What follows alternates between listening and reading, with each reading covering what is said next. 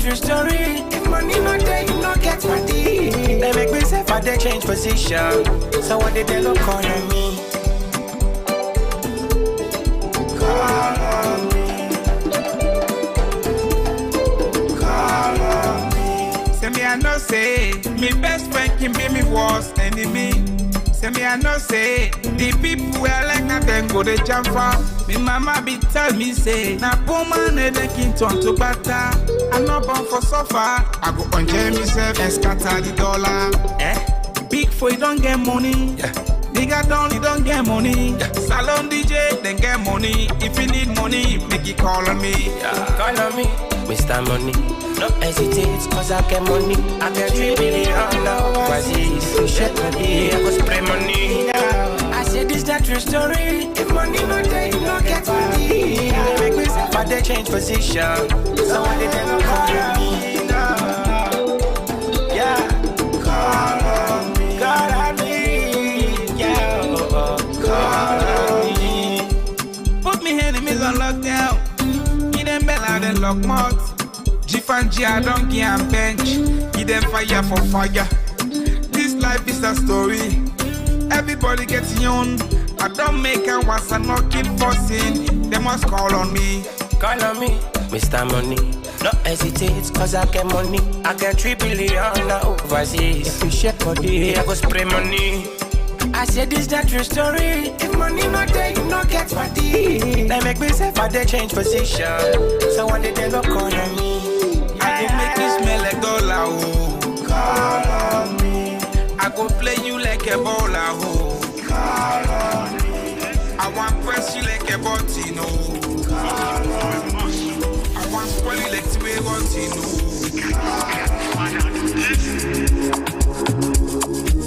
It's your boy Muscle. Says on the mix, then you know it's a hit.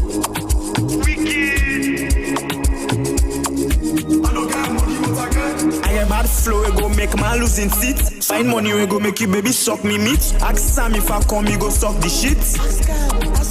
Bad man want sky, waiting go on co-sign. But now me on time, me then sky next time. I go give them headline, me punchline the box spine. Senorita wine, money man, not the ask if you find. Anything what you want, I design. Big boys, not the car, got the line. So, my baby Cinderella, after spending, I go taking on me collar. Missionary, plus doggy, after coming, then I go all like cookada. Man, for they give me applause, my boy, big engine and then I got 5 girls na me DM, cause I guess she goes on my neck, real ice when they blink past stadion. Bitch then go 10, a ball pass Messi, na me mama and girls where they always protect me, so me not see anybody will go come test me. Must to pull up in a jet ski. I don't get money, but I get God. I don't get money, but I get God. I don't get money, but I get God. I get God, me I get God. I don't get money, but I get God. I don't get money, but I get God. I don't get money, but I get God. I get God. I get God.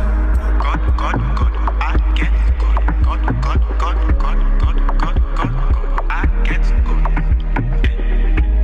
I get God. God, I get God.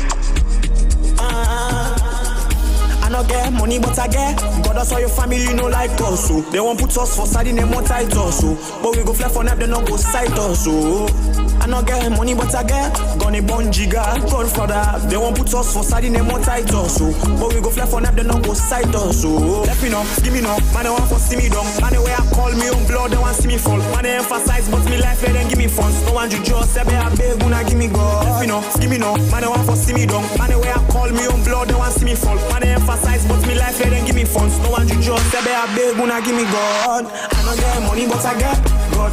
I don't get money, but I get God. I don't get money, but I get God. I get God, me I get God. I don't get money, but I get God. I don't get money, but I get God. I don't get money, but I get God. I get God. I get God. I don't get money, but I get God.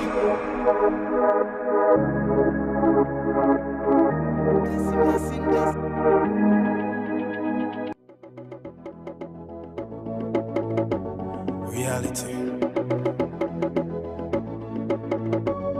AC, V-Flex, out in the Rap King. Reality, baby, I'm far away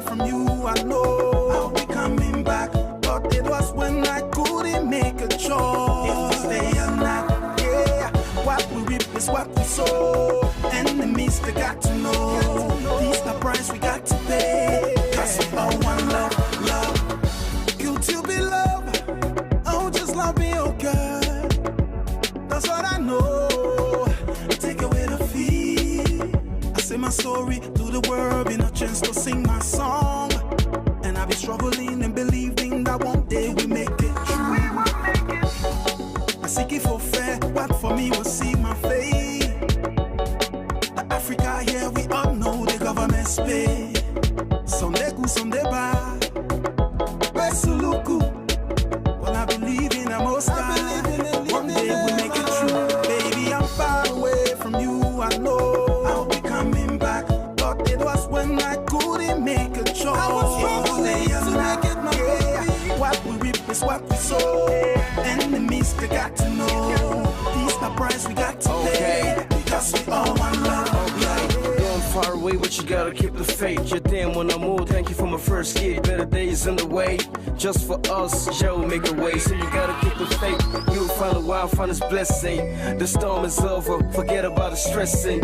Amen. Forget about the stressing. When there was nothing, she still call me honey. Laugh without you, I'm feeling so funny. Laugh without you, I miss my corny. Flexing the hook, we keep the fire burning. Fine girl that you are admiring. Fine girl, you deserve my diamond ring. Fine girl that you are admire. Reality, you deserve my diamond ring. AC. Baby, I'm far away from you. I know I'll be coming back. But it was when I couldn't make a choice. I was struggling to make it my way. What we reap is what we sow. Enemies, they got to know.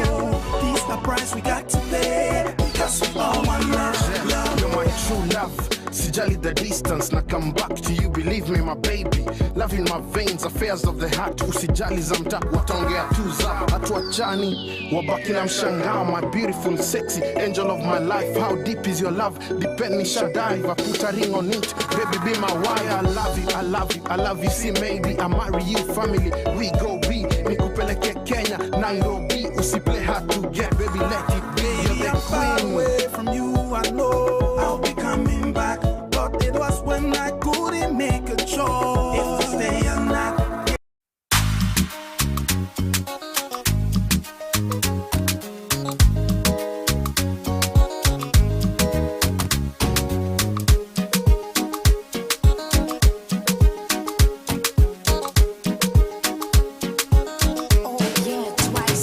Okay. Girl, I want me a ghetto. I say no pull and pa me. Nice have you make me sweat so. Baby, no pull and pa me. I say no pull and pa me. No, I say no pull and pa me. No, I say no pull and pa me. Baby, no pull and pa me. I say no pull up, no pull up, no pull and pa me. I say no pull and pa me. No pull up, no pull up, no pull and pa me. Baby, but no pull up. I say no pull up, no pull up, no pull and pa me. I say no pull and pa me. No pull up, no pull up, no pull and pa me. Baby, but no pull and pa me. Oh yo, for me baby yo. Don't let me go. See, okay, see. Now you sabi pretty pata.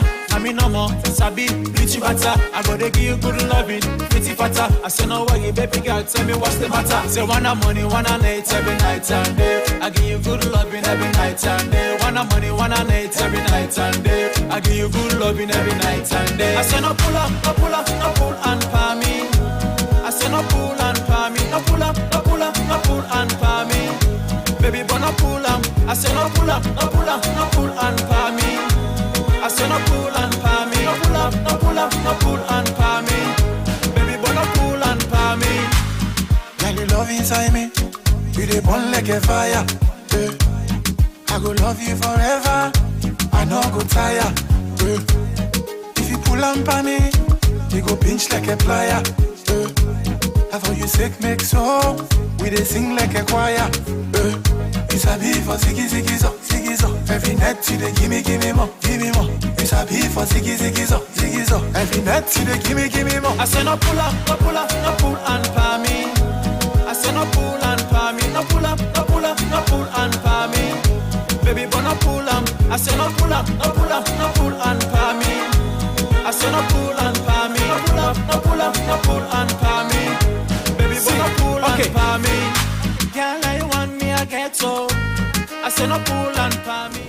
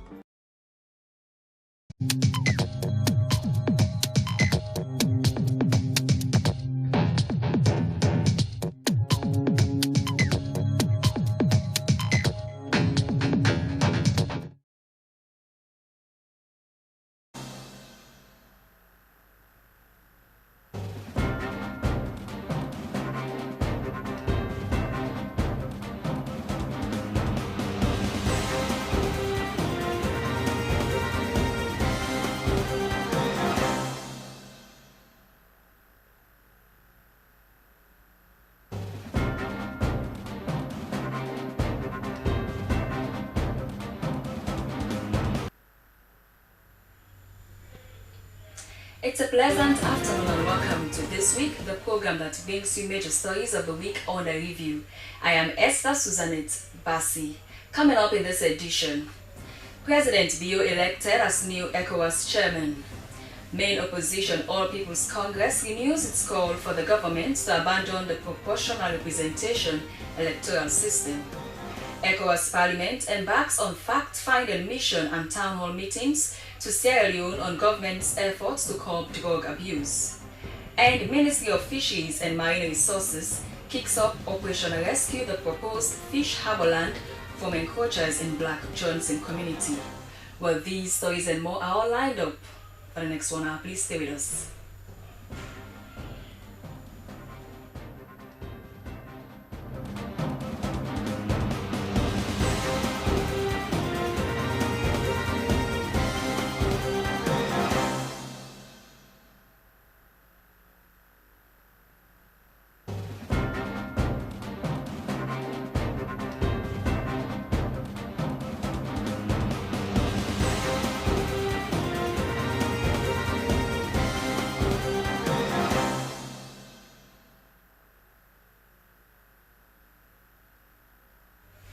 Welcome back, and now for our first story.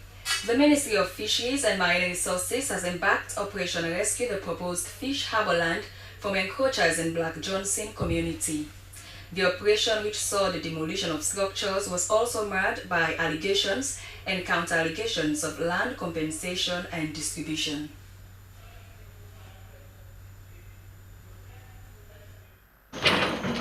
Beneath the blazing sun of Black Johnson community in Ward C, dust spiraled skyward, marking the harrowing start of a state-sanctioned demolition exercise.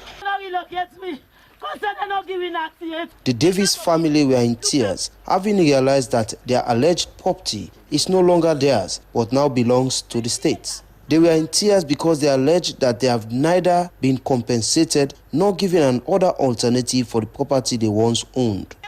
They not talk to we get legal land now. They not give for talk to we, no nothing. Until we hear no more now see, then they can't go. Before the commencement of the demolition exercise, the 3rd Brigade Commander of Western Area, Alslav Colonel Moriba M. Osoa, engaged the community on the specific roles of the assigned military officers, which is limited to protecting the proposed demarcated fish harbor land. Government don't ready for can day, the people that don't ready for can do the job. Maybe sometime in September or November. In September. So they don't say we can secure the place. We will not soldier them. Now order will take. We will not get flower. Nobody. During the engagement, the Black Johnson community head woman, Awana Tubla, and other community members expressed the similar sentiment of the Davis family. Awana Tubla said they were shocked to see the commencement of the work when none of their requests has been met.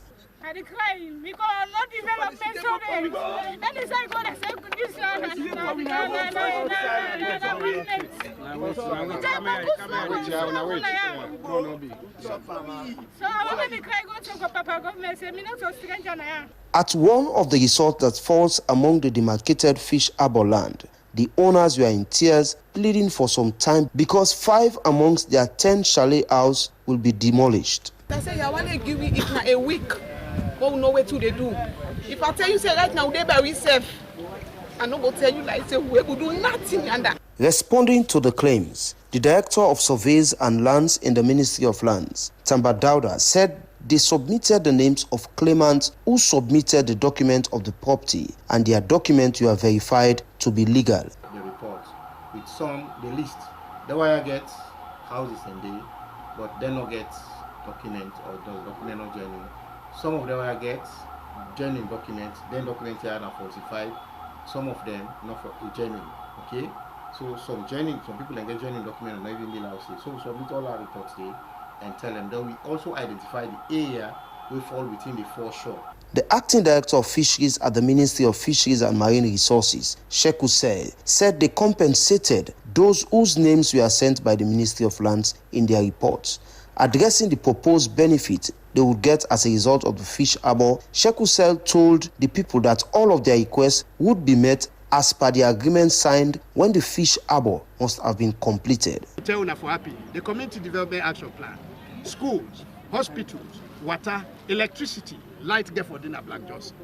The project document say, for clear the land for us, let the one day we can build the harbor, make sure see that land we will say government don't get. It did it. Both Tamba Dauda and Sheku say raised concern that plenty people continue to construct houses on the said property, despite several warnings that the said land now belongs to the state. As the demolition exercise continues, the controversy that is yet to be resolved borders around compensation. Emmanuel Samura, SLBC.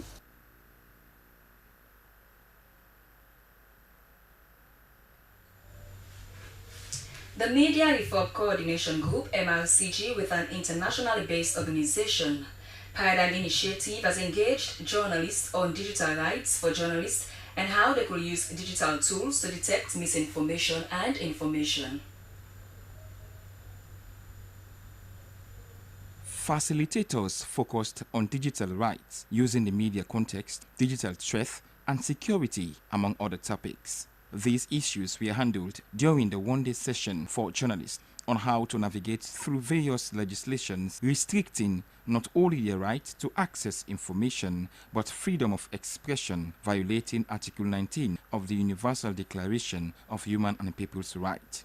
Regional Lead, Paradigm Initiative, West Africa Region, Khadija El-Usman said it was the right of journalists to express themselves freely and not a privilege. She said the session was also to educate media people on their right to access information. Access to the internet, the ability to express yourself freely, securely, and without fear is not a privilege, it is a fundamental human right. So what we do is to support communities, organizations, and governments in building a digital space that is safe, inclusive, and respectful of all rights. According to the coordinator, Media Reform Coordinating Group, Dr. Francis Soa, such an opportunity was for media practitioners to embrace, adding that was the right path for the media landscape to thrive. We are confident that with these kinds of sessions, we'll try to achieve the big goal, which is to ensure the challenges in the digital space are addressed. If we continue to do this, I am sure we'll get to a point in which we'll be able to understand our digital rights, protect them, and also use them for the furtherance of our work. The session ended with a clear call on authorities to reverse, enact, amend, and remove certain legislations that are barriers to media freedom and access to information. Moses Conte, SLBC.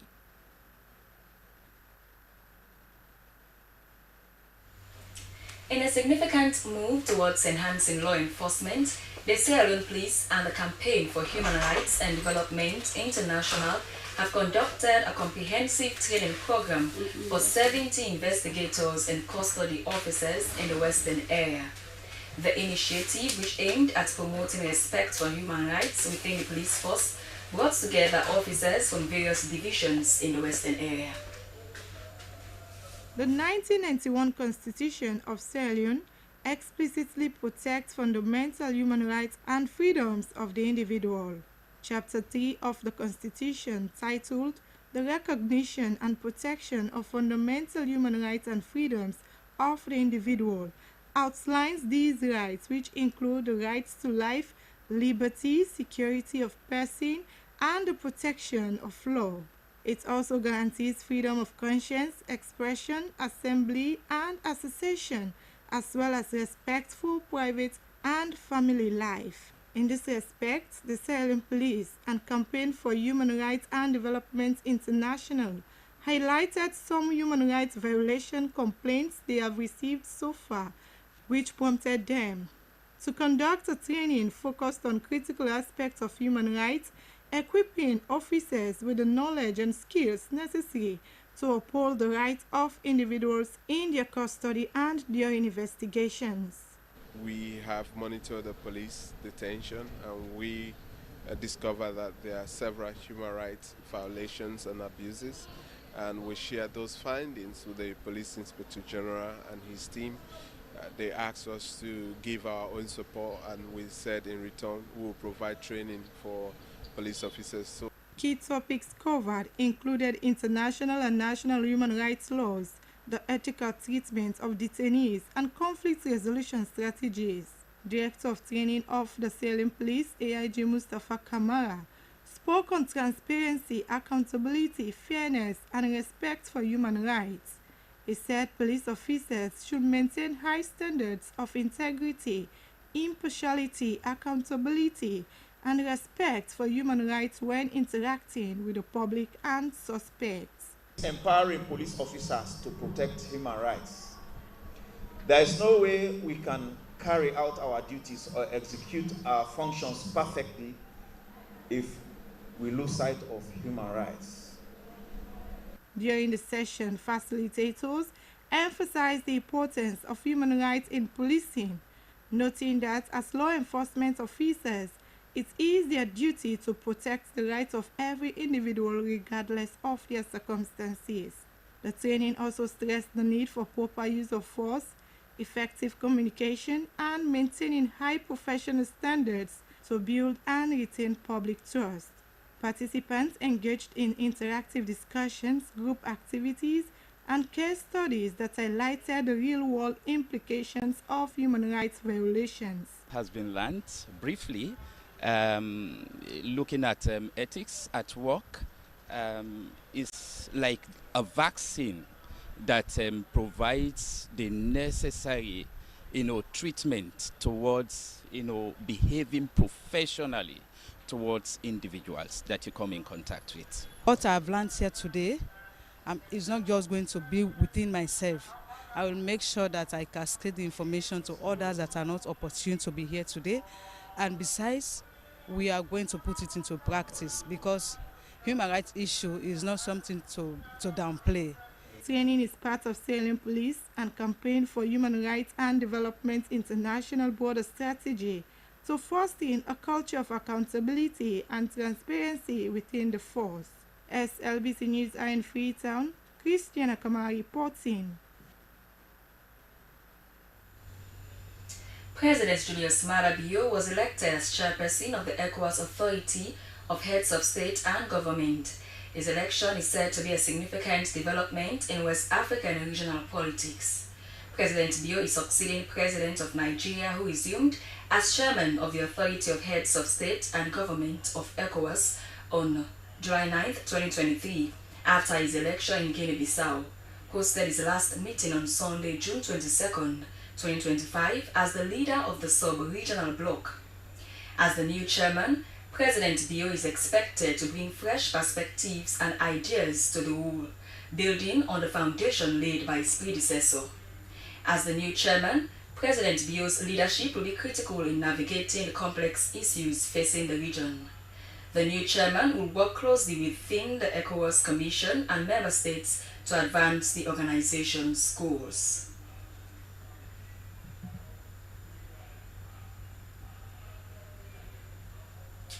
For years, the Hanabeka Coca Street in central Freetown was known for its chaotic atmosphere.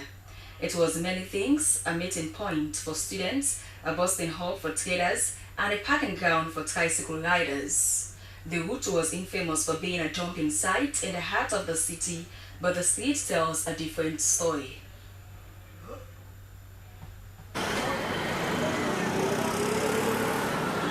I'm currently at Hanabeka Coca Street, looking at the latest development that has been ongoing for the past 3 months. This place, as you can see, used to be a dump site. This place used to be a parking space for commercial vehicles, especially the keke riders and drivers.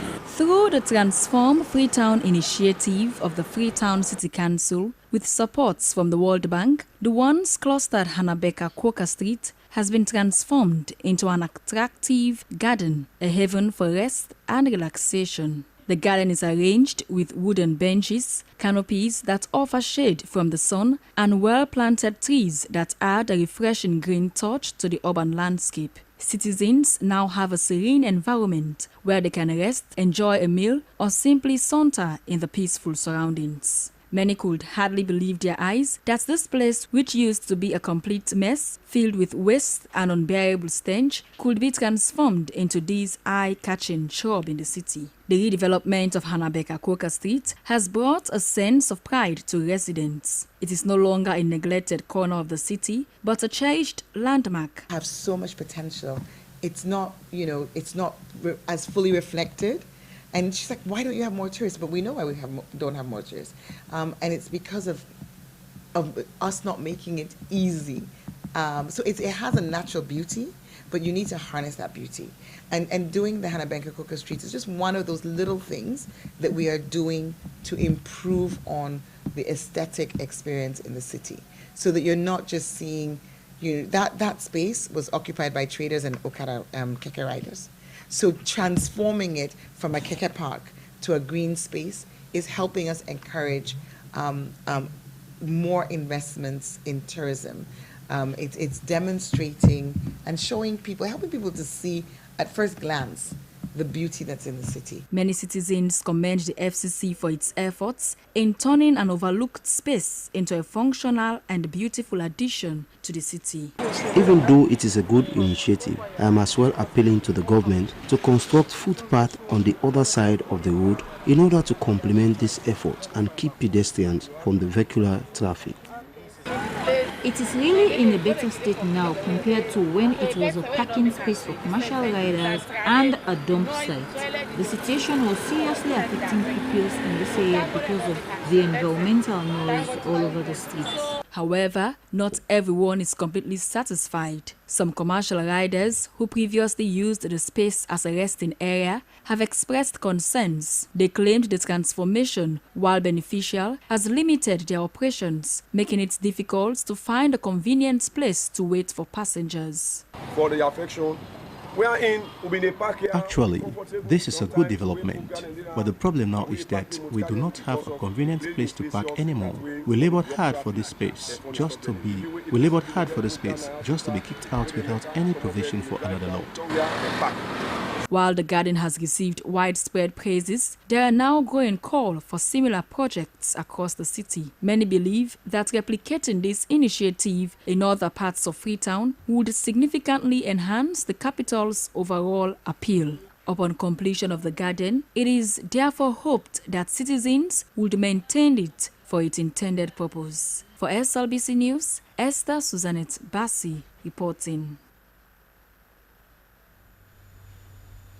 The shortage of specialized mental health services and the vital role families play in the lives of young people were key among discussions held during a town hall meeting organized by the ECOWAS Parliamentary Mission to Sierra Leone.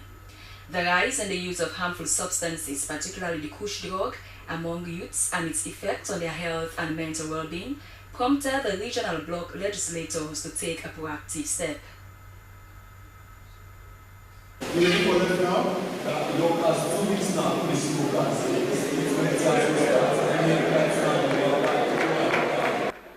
The town hall meeting on psychoactive substances and mental health, organized by ECOWAS Parliamentary Mission to Sierra Leone, was part of its response and ongoing sensitization to curb substance abuse and mental health conditions prevalent in many West African nations, especially in Sierra Leone. We commend the ECOWAS Parliament for convening this town hall meeting. It presents a vital platform for dialogue, information sharing, and coordinated action. This is particularly important as we confront new and emerging substances such as kush. The gathering, aimed at reducing the use of harmful substances, brought together government officials, civil society organizations, youth representatives, and those affected by the kush menace. The roundtable discussion was to develop strategies to combat the pressing issue. The data for 2024, that is from January to December 2024, it shows that there is still a rise in kush, even though we are making efforts to tackle the crisis. Young people that we consider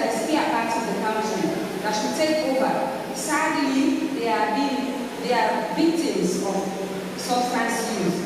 So we are now targeting the younger ones, the school children from age 10 to 24 within primary schools and junior secondary schools and SSS to raise their awareness of the dangers of these substances. Presenting a summarized version of key recommendations from the fruitful deliberations and ECOWAS's commitment to effectively address the issue, Honorable Abdul Kagbo, a member of the ECOWAS Parliament, stressed willingness by both the ECOWAS and Sierra Leone Parliament to stop the kush drug by legislations. Support the establishment of integrated reception and rehabilitation center with qualified staff and non-stigmatizing approaches, promoting the development of harmonized national legislation in line with ECOWAS regional commitment. The town hall meeting concluded with the demonstration of a vivid picture of the dire situation and the effects of drug abuse on young people. They emphasized on the importance of fostering a healthier population and promoting sustainable development through interventions like what ECOWAS Parliament has done.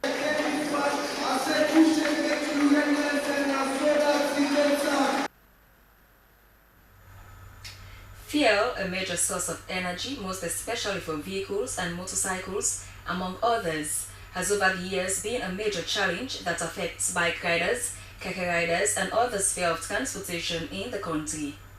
In a bid to know about fuel operations and its effects on public transportation, Slbc took the camera to bike riders and fuel station workers to get their own view.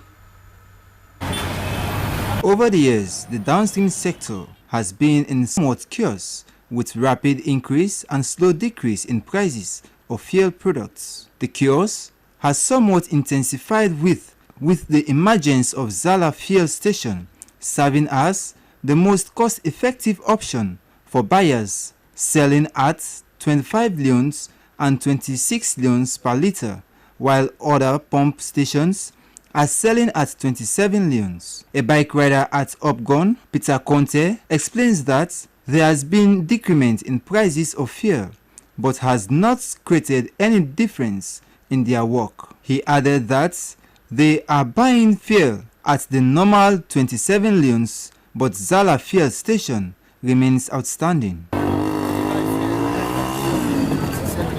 Yes, people do buy fuel at 27 leones, but there is only one station, Zala, that sells fuel at 26, and we around this area now go to buy fuel to them at Bome by Upgon area.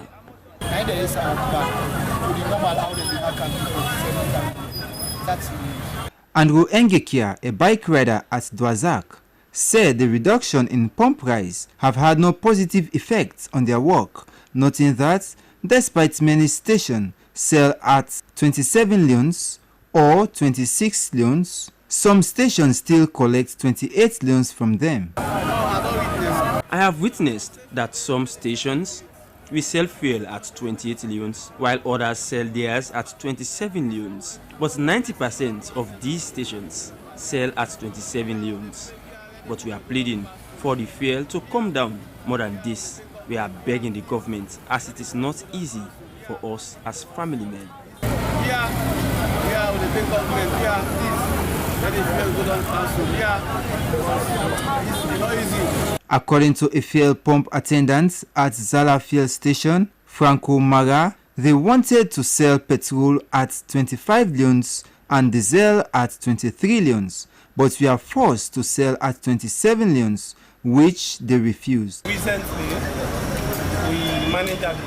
Recently, our manager told us to sell our petrol at 25 leones and diesel at 23 leones, but there was a meeting for fuel dealers. They told them to change and raise their price to 27 leones, but our manager said because he sympathizes with the masses, he will only sell as 26 leones and not as the other companies. Your manager said because of the sorry for the people in the country, we go decide for sell 26. As the fuel market and downstream sector evolve, customers hope for more satisfactory price to foster their work and be able to create more earning to support them and their families, SLBC News, Abdul Mansari reporting.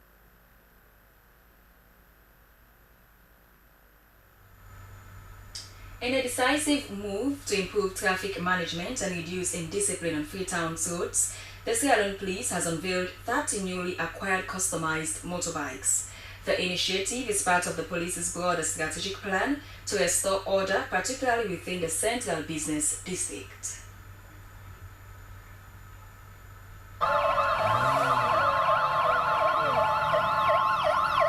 The 30 motorbikes, purpose-built for durability and agility, are designed to empower officers to navigate heavy traffic and respond swiftly to emergencies, equipped with reinforced frames, highly visible markings, and secure mounts for communication devices. The bikes will support real-time coordination during patrols. The initiative aligns with the SLP ongoing efforts to improve police visibility, enhance response times, and address lawlessness in densely populated areas like the Central Business District. At the official handing over, Inspector General of Police William Fayaseru highlighted the challenges of reckless driving, illegal parking, and general non-compliance with traffic rules. He said the new fleets will play a vital role in enforcing road safety and discipline.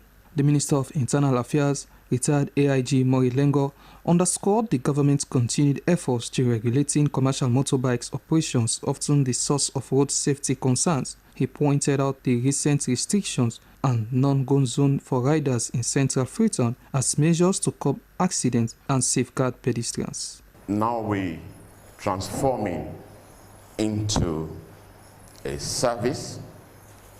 It means we have to be responsive to the needs of our people. And some of the needs of our people today is to address lawlessness and indiscipline, and also to address the needless injuries and deaths occurring on our roads. The Director of Traffic Management and Road Safety, Commissioner of Police Abdul Mojoy, assured the public that officers will undergo specialized training to use the motorbikes responsibly and professionally during enforcement operations. SLBC News, Mohamed Lamintu reporting.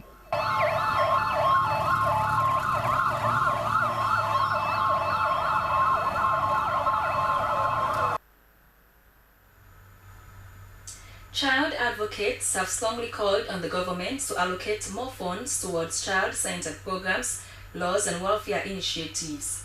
This passionate plea was made during the Justice Freedom Children's Conference held at the Buxton Memorial Methodist Church Hall, Charles Street, Freetown, as part of the post-commemoration of the Day of the African Child 2025. As the banner boldly reads, "Children are future, invest in them," was a call on governments to prioritize their welfare through increased budget allocation. The event was organized by the National Commission for Children in collaboration with World Hope International, Gold Sierra Leone, and other partners under the theme Planning and Budgeting for Children's Rights, Progress since 2010. Vice President of the Children's Forum Network, Maurice Mbokari, stressed the importance of direct investments in children's rights and development. He said children were the future, and if governments and partners did not invest in them, the country will lose a generation of leaders, inventors, and change makers. For the Ministry of Gender and Children Affairs for 2025, there is only 0.8% budget allocation to the ministry, which we feel like there should be more to be allocated. So this is a call to concern to the Ministry of Finance, the members of parliament, stakeholders, to ensure that more funding needs to be allocated to children in terms of realizing the children's rights. Deputy Public Relations Officer, Children's Forum Network, May Julius, called for urgent policy actions and strategic resource allocation. She said children deserve a seat at the decision-making table, especially when the decisions will affect their education, health, and protection. Well, the government needs to allocate more budgets for children so that we can be able to defend children's rights, because we can do things, but sometimes we need money for the allocations and implementations, and also for the passing of the Child Rights Bill of 2024. Chairperson, National Commission for Children, Joyce Tijan Keller, said could a society where children will be safe, happy and have equal opportunities to strive, but only through proper planning and budgeting. Protection of the rights of children and the welfare of children, especially girls. So many activities are being done by several child protection partners, but there is still yet more to be done. And that cannot be done if we don't have the required resources, if we don't have the required funding. So we hope that by the end of the day, when we must have gone through these activities, the government will also look at it. We know it is they are a listing government. They will look at it and see the need that they should do more in terms of providing more resources on a timely basis. The conference attracted senior officials from Ministries of Gender and Children's Affairs, Basic Senior Secondary School Education, Finance, and the Human Rights Commission of Sierra Leone. They all pledged renewed commitment to advancing the rights and welfare of children. The program served as both a reflective and action-driven platform, calling on all stakeholders from policy makers to civil society to treat children's development not as a charity but as a national investment. For SLBC News, Jonathan Turner reporting. The Church of Jesus Christ of Latter-day Saints, in partnership with the government of Sierra Leone, has handed over the rehabilitated intensive care unit at Connaught Hospital. The facility now has modern equipment that meets the needs of patients and improve on service delivery.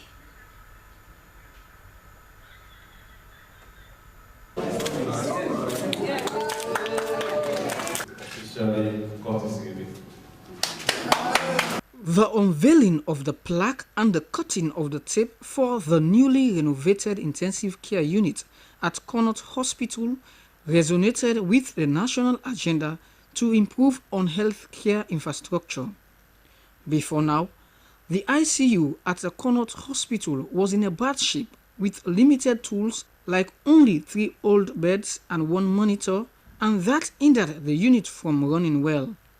However, the intervention of the Church of Jesus Christ of Latter-day Saints to provide funds for its rehabilitation has changed the narrative. This is what you see from the outside.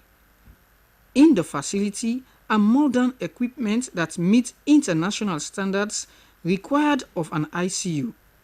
There are about 12 beds with abundant monitors, ventilators, combined oxygen systems, and blood pressure machines, among other things. Dr. Ibrahim Makapua, the hospital care manager at Connaught Hospital, described the church's intervention as timely and one that would make a great difference in saving lives. This will make significant difference because if you had an ICU that only have 4 beds, only 3 ICU beds, and 1 normal hospital bed, now we have 10 ICU beds, electric and electronic operated.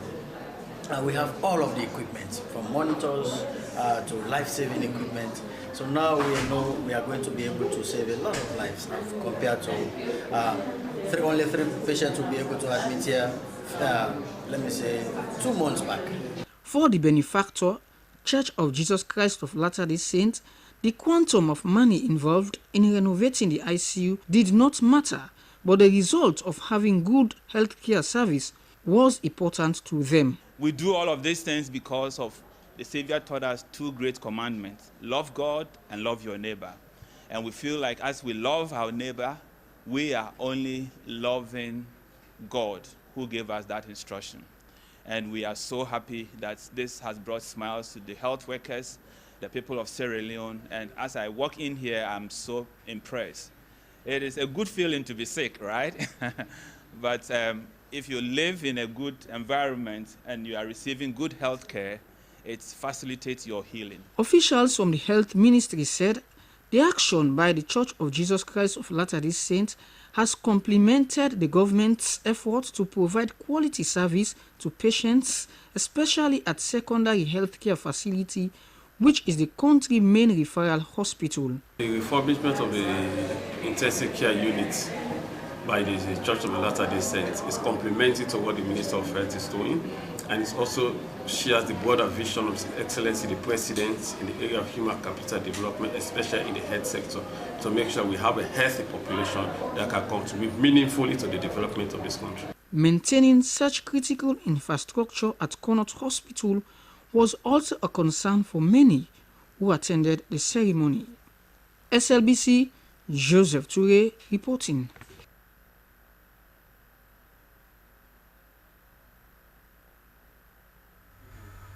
The main opposition All People's Congress has renewed its call for the government to abandon the proportional representation electoral system and reinstate the first-past-the-post model, citing concerns over transparency, accountability, and democratic representation.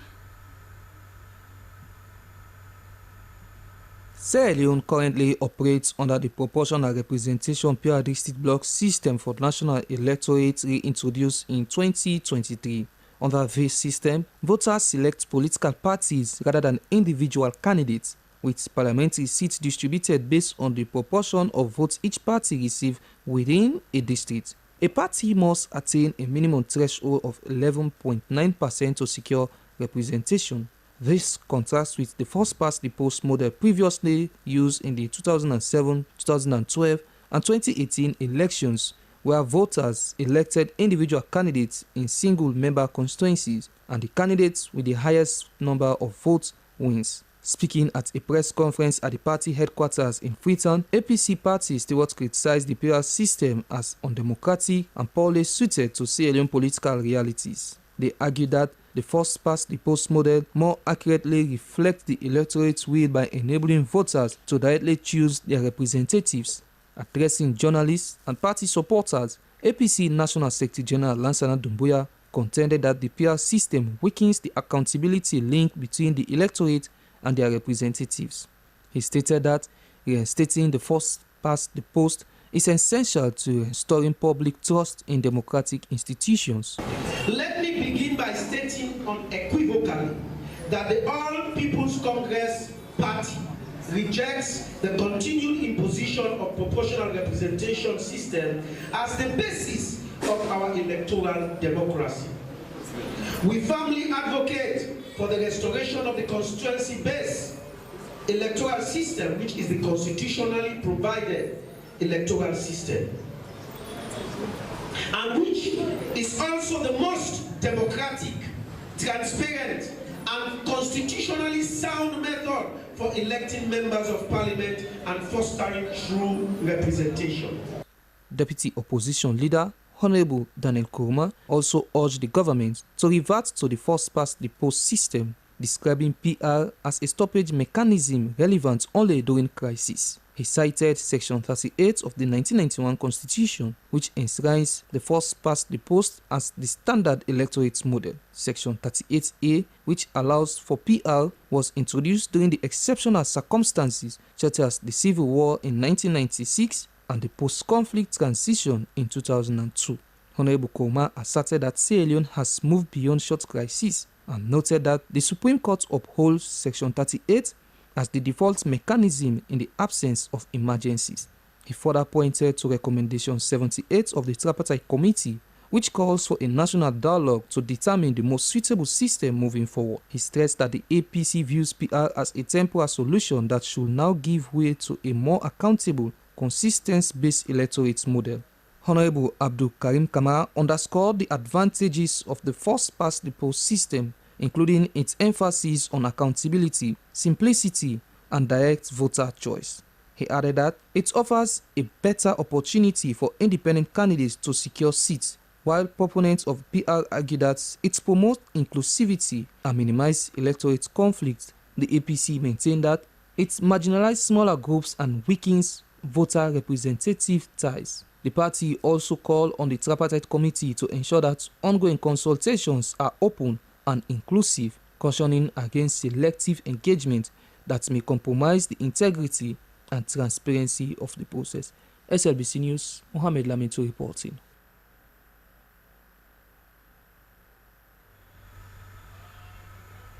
Well, you are watching This Week live on the Sierra Leone Broadcasting Corporation on Channel 31. I am Esther Suzanette Bassi. Still to come, Ministry of Fisheries unveils plans to position Sierra Leone as a regional leader in sustainable fisheries and aquaculture by 2035. And Sierra Leone joins other countries in observing International Day Against Drug Abuse and Illicit Trafficking. But first, let's take a short break.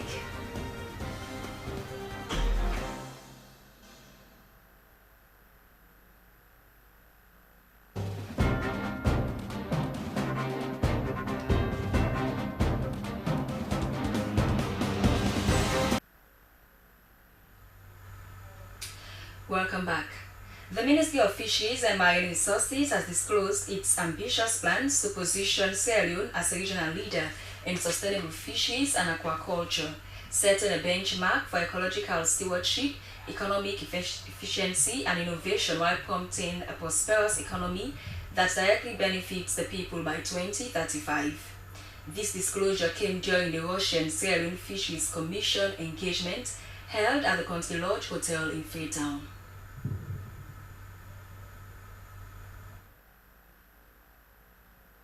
In 2013, Sierra Leone and Russia established a framework aimed at promoting mutual respect and shared interests to strengthen institutional cooperation, aligning the two countries' management practices of their resources and promote sustainable development. 12 years after the establishment of the framework, the Russian Sierra Leone Fisheries Commission met to look at gains made and explore possible investment opportunities in the sector. Sierra Leone's Minister of Fisheries, Princess Dugba, reported that some aspects of the fisheries cooperation have been implemented, among which is the construction of Fisheries and Marine Trade Institute for the ministry, aimed at developing the middle-level manpower in the sector. Despite its construction, President Dugba said that the institute has not been able to meet its required objective, even though they temporarily handed over the institute to the university. She, however, called for more support from the Russian Federation in a bid to strengthen Sierra Leone's fisheries and marine sector. One will want to have a fishery corporation for Russia fishing vessels to come to Sierra Leone and conduct fishing in the EEZ of Sierra Leone. We also want them to support to establish cold chain in the artisanal fishery sector by providing ice-making machines and cold storage facilities in our sector. Acting Director of Fisheries Sheikh Hussein unearthed the investment opportunities that are currently in the country's fishing sector, among which is the proposed fishing harbour, fishing boat and net manufacturing, among others. Sheikh Hussein told the visitors that their ministry's broader vision is to make Sierra Leone a regional leader in sustainable fisheries and aquaculture, setting a benchmark for ecological stewardship, economic efficiency and innovation, while promoting a prosperous economy that directly benefits the people by 2035. The head of the Russian delegation acknowledged the presentation on possible investment in the country's fishing sector, adding that the Joint Fisheries Research Initiative is one of the best possible areas for collaboration, something the Russian ambassador Alexei Popov also acknowledged. The Russian side has financed the renovation of the Freetown Fisheries Institute, and this year scientific vessels of the Federal Agency for Fisheries assessed biological resources in the Sierra Leone exclusive economic zone. The Russian side also pledged commitment to support in strengthening education in Sierra Leone's fishing sector, among others. Emmanuel Samoa, SLBC.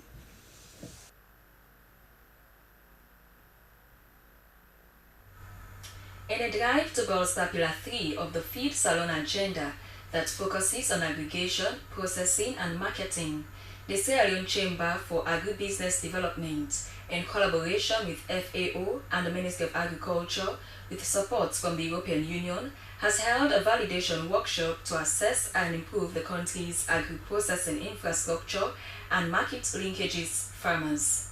The event took place at the Family Kingdom, Aberdeen. The workshop served as a platform to present and review key findings from an ongoing nationwide assessment of the country's agri-processing and market infrastructure. Participants included representatives from farmer-based organizations, processors, companies, and development partners. According to the report presented, processing facilities with better road connectivity tend to be more productive and efficient. However, it was revealed that about 23% of these facilities remain more than 20 miles from the nearest feeder roads, significantly limiting the access to markets and raw materials. Furthermore, the report highlighted that both the outer scheme and the inner scheme of the aggregation and processing models are not functioning as intended. Challenges such as poor infrastructure, limited technical capacity, and weak coordination among stakeholders were cited as major challenges. The government needs to work with the BMO as an SPV that can bring in input dealer companies like Syngenta, like Lima Grain, like UPL, that can bring in seeds that are of high quality, insured, that can give us more yield. You remember somebody saying, local product is expensive than the imported one. Why? Because the yields are low. A representative from FAO emphasized the importance of creating sustainable value chains that support farmers, boost local processing, and ensure market access for agricultural products. Officials from the Ministry of Agriculture and Food Security also reaffirmed the government's commitment to making the Faith Salon project a cornerstone of national food security and rural development. These studies actually have documented good lessons in making sure that we have an efficient and inclusive agri-food system value chain operations, particularly for Pillar 3. So these facilities, the studies has been done in terms of our processing. We need to take them very seriously because as a government, Pillar 1 and 2 will have to support Pillar 3. Participants at the workshop made key recommendations aimed at improving infrastructure, strengthening institutional support for agri-businesses, and fostering public-private partnership to drive innovation in the sector. The validation workshop is expected to inform final strategies for implementing Faith Salon Project's third pillar more effectively and ensuring inclusive growth across the agricultural value chain. For Slbc News, Estanine Kamara reporting. The Food System Resilience Program, together with the Ministry of Trade and Industry, has sensitized cross-border stakeholders in trade and agricultural sectors on harmonizing sanitary and phytosanitary standards. It was designed to facilitate the free movement of agricultural products.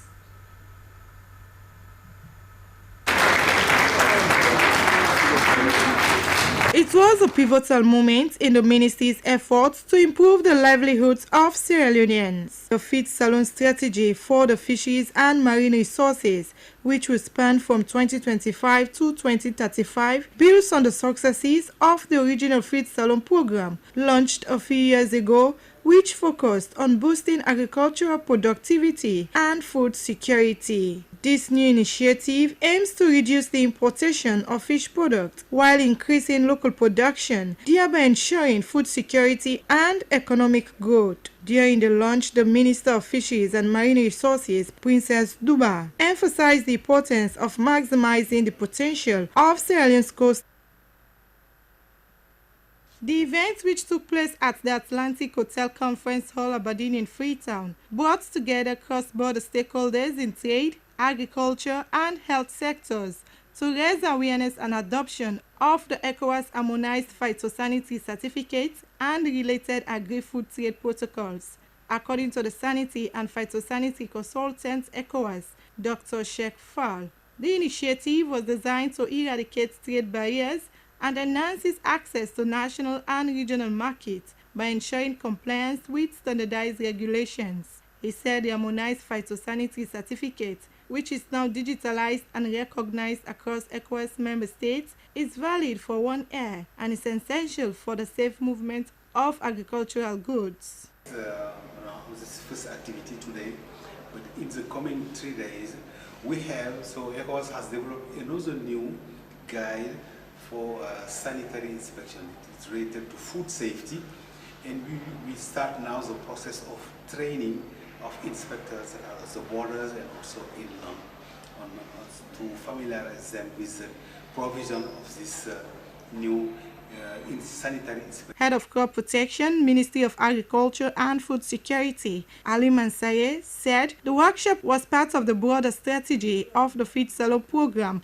noting they are taking significant steps toward eliminating traffic and non-traffic barriers that have long affected regional agri-food trade. He said the ministry is committed to disseminating those protocols, working closely with the Ministry of Trade and Industry to ensure producers and traders comply with safe trade requirements under ECOWAS frameworks.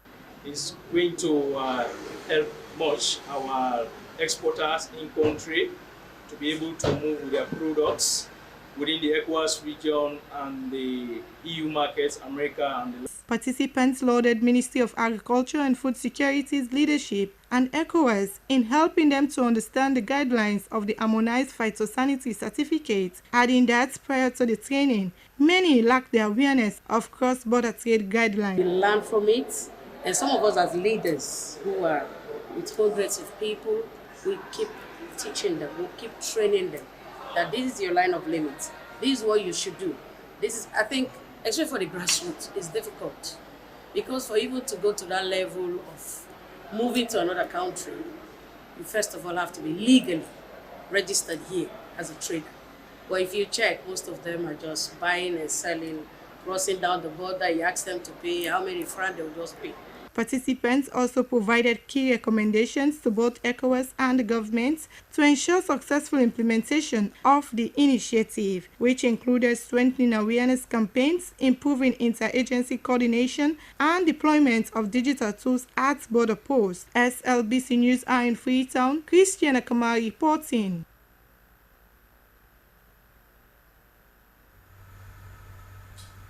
Well, that's all we have time for in this edition of This Week, the program that brings you major stories of the week on the review. Many thanks to the newsroom and the reporters, of course, and thanks as well to the producer, Sam Mataba. I am Esther Susanette Bassi. Thanks for watching. Goodbye.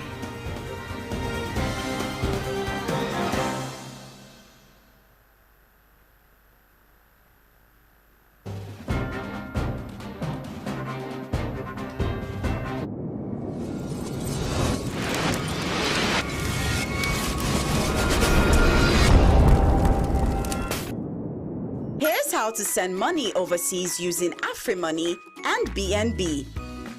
Dial *161#. Select option 1. Go to option 6 for overseas money. Press 1 for BNB. You'll see the list of countries you can send to. Enter receiver's full name. Enter the receiver's phone number. Enter the amount you want to send. Enter your PIN to confirm. You will receive an SMS confirming your transaction. Terms and conditions applied.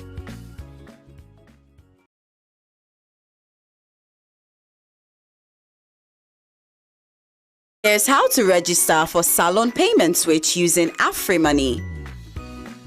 Dial *161#. Select option 1. Go to option 4 for Salon Payment Switch. Select option 2 for account registration. Select 1 to register your alias, which is your phone number. Enter your PIN to confirm. You will receive an SMS confirming.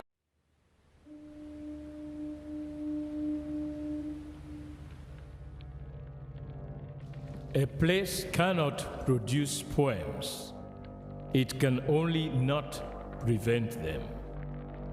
And Freetown is good at that, for Freetown has its own sudden elegances. People are slow to leave it, quick to return. And there are others who come for a year or two and stay for a lifetime, sensing that they found a city that is in the world, yet sufficiently on the edge of it to have a different resonance. Let me tell you something about this city. All of us, we're all just passing through, and we've all been here forever. Those who came, those who stayed, those who never returned. Tides turn, seasons change, we've waited and we've watched. But we've always been here. We've always listened, because there is a different resonance here. It comes from the river, and the land, and the sky. It's our place, all of us. This city belongs to everyone. And you know when it's your time. And it's our time. Listen, we are Freetown. The golden rules of Freetown. Don't pretend you're something that you're not. Don't go thinking you're better than anyone else. Or that anyone else is better than you. Don't shout about it. Get on with it. We are Freetown. Freetown. Freetown. Yeah. We found our voice again. I'm from India and Freetown. I'm from China and Freetown. I'm from the UK and Freetown. I am from Nigeria and Freetown. I am from home and Freetown. This city belongs to everyone. The fishermen, The taxi driver, the barber, the drummers, the dancers. All of us. All of us. Everybody. We are Freetown. The past is ours. the future is ours. It's our time again. And this city belongs to everyone. The playwright, The greengrocer, The teacher, the dog. This space is ours. this light is ours. The beaches are ours. the rivers now we own. The roads are ours. The bridges now we own. We are Freetown. We are all visitors and we've all been here forever. We've got the mightiest river. And the biggest sky. And there's a resonance again. Freetown, Freetown. We are proud of this place. We love this.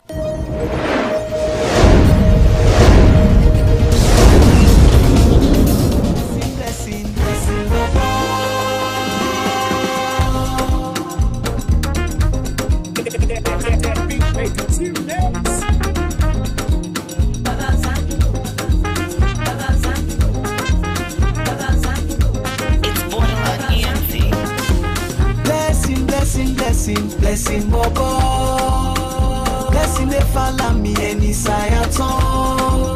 From up me take go down me footy they rock on. In a blessing Bobo. Call me blessing Bobo. And they wish for see me fall, but I still not fall down. Them try to challenge me, but I beat say whoa. Call me blessing Bobo. Any saya go, blessing they follow. It's a like water, it just a flow. Outside the show, ain't no hearts for no. Blessing up on me, just like my Donny. It a throw away, blessing they throw away. Don't need a throw away, couple they throw away. It a throw away, blessing they throw away. Don't need a throw away, couple they throw away. Blessing Bobo. Blessing they follow me any sayaton. From up me take go down me footy they rock on. In a blessing Bobo. Call me blessing Bobo. And they wish for see me fall, but I still not fall down. They try to challenge me, but I beat say whoa. Call me blessing Bobo.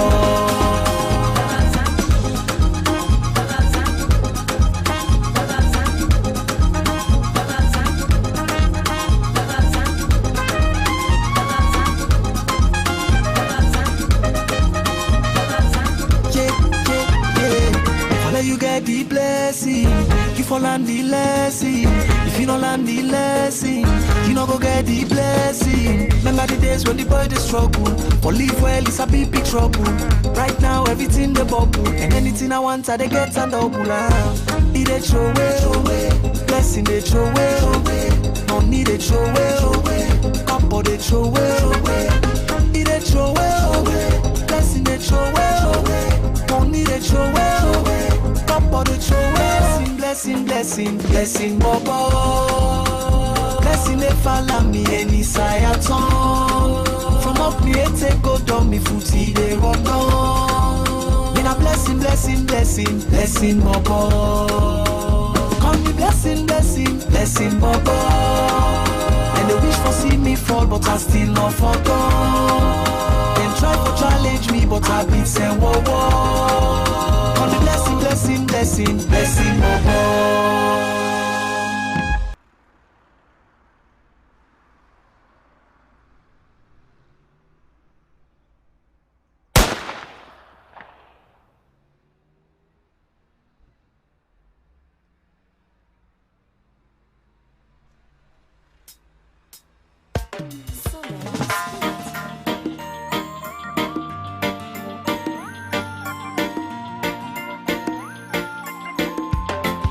So unfaithful, yeah.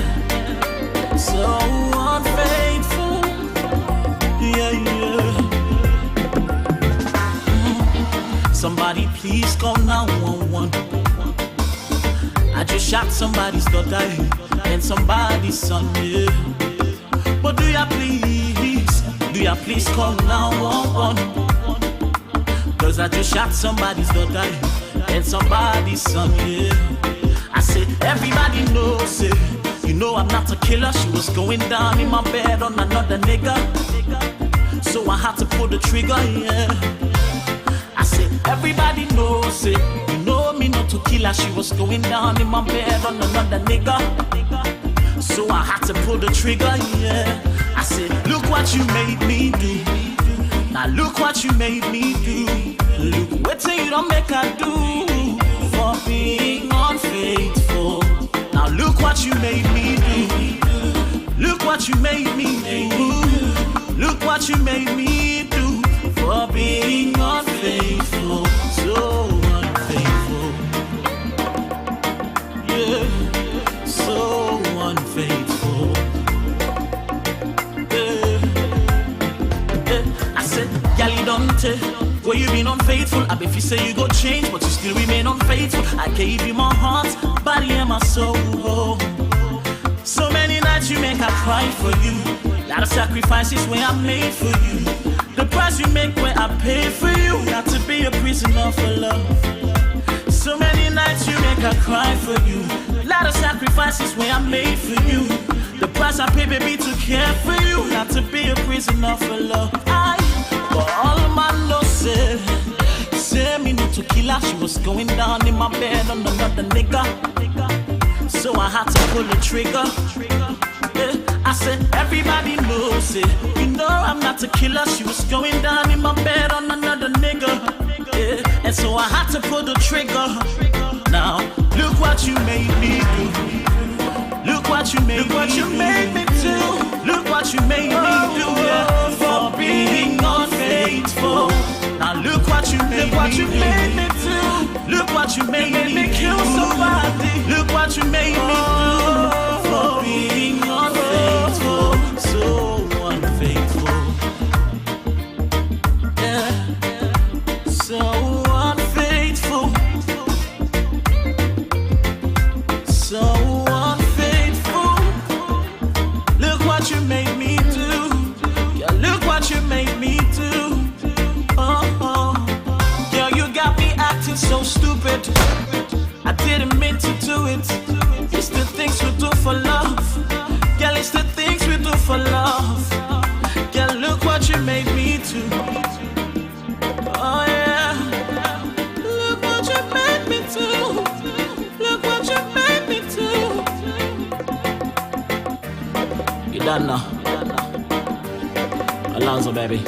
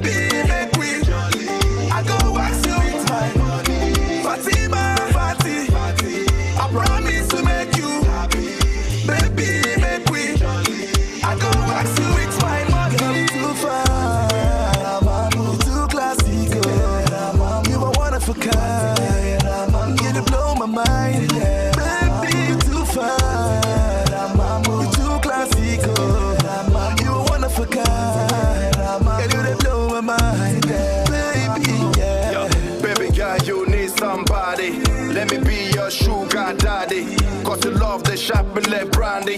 Same time it sweets me like candy. Classic shot a beautiful lady. Sexy, if not to love you, I'm ready. Take it to the club, rock it slow and steady. And the key have the key to my Mercedes. If you want, I go do for you. Baby girl, I go do amor. If you give me love, you give me one time. Baby girl, I give you 2 times. Baby, wanna go lumbo. You dey sweet me like fresh tomato. Baby, take the keys to my heart, go. Cause you don't capture my heart, go.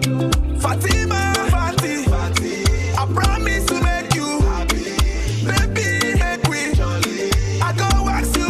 My money. Fatima, Fati, I promise to make you happy. Baby, make we I go wax you. It's my money. You're too far, you're too classic. You are one of a kind.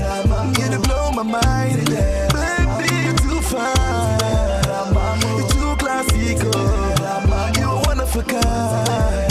You blow my mind. Baby, you're my sexy Fatima, the love of my life. I fall in love with you and the feeling of the hype. The feeling so real and I they feel the vibe. Imagine this life, yeah, without the type. And any morning I wakes and I love you, I go type. From now on, baby girl, you love, not go wipe. I teach you like a queen, I bring you on a dream. I can't wait the day we go born in between. I fight for me queen, I die for me queen. And nobody else no go come between. I kiss you now the first date, you know me first bets. Fatima, no worry, bro. Now you may ask. Anything you want, I go do for you.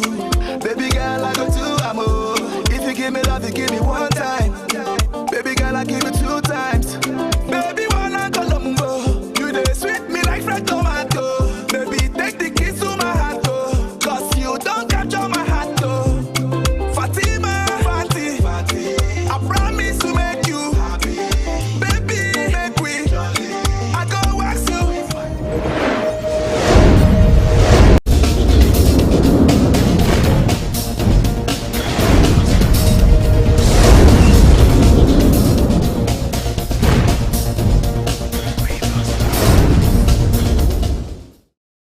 Partner and collaborate with the economic community of West Africa State ECOWAS in areas of common interest. In the earlier part of year, February 2025, elected a new leadership with a new steering committee which members comprises 2 first ladies elected from each region as outlined below.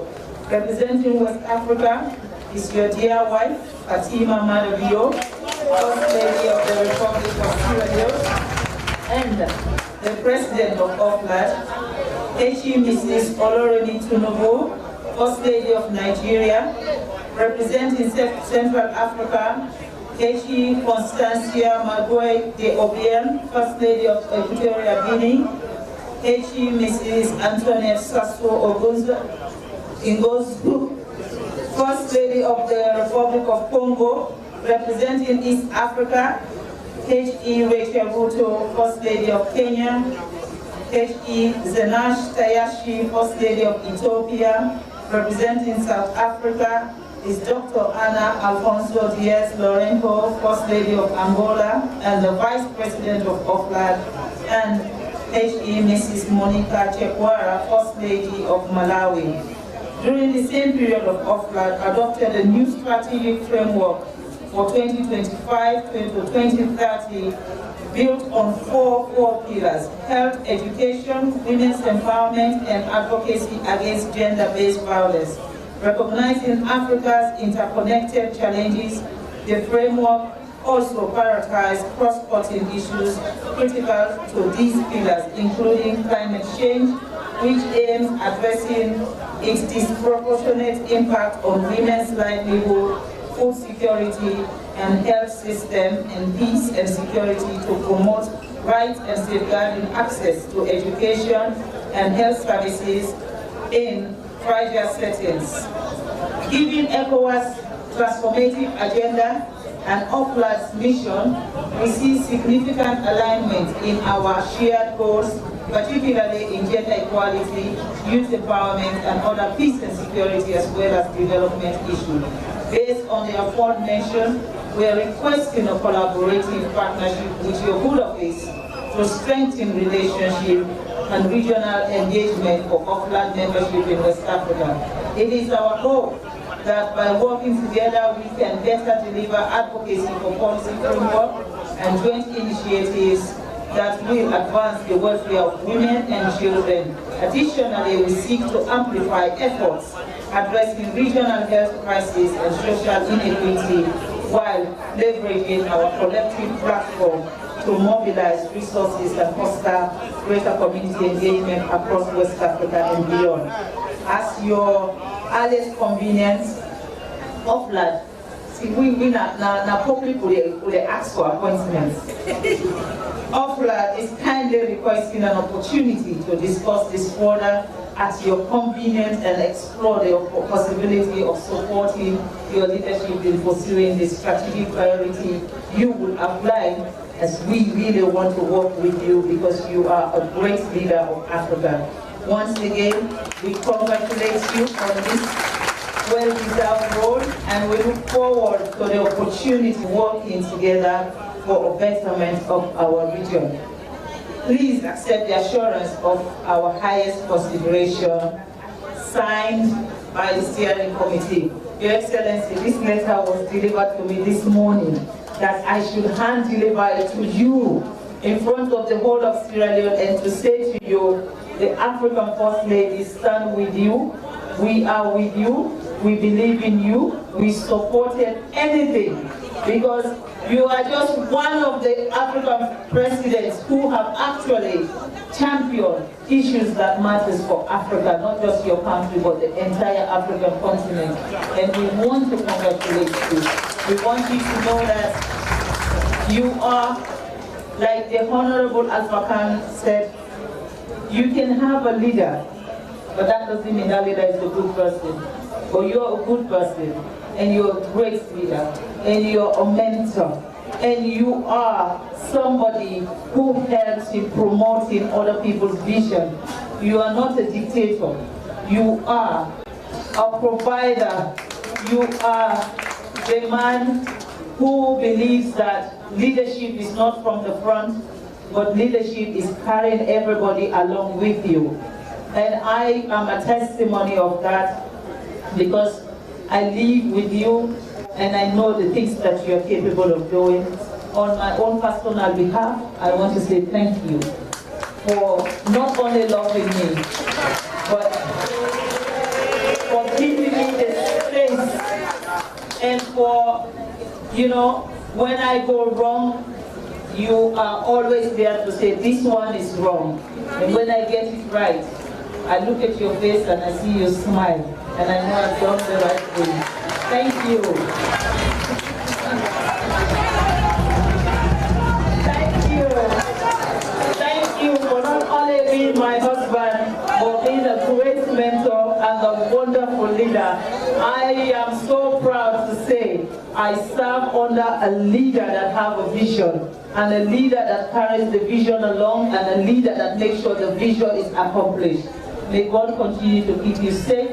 May God continue to provide for you, and that your legacy will stand the test of time, and that every one of us that went through your mentorship will actually make you proud in the future. Distinguished ladies and gentlemen, please allow me to present to you the love of my life.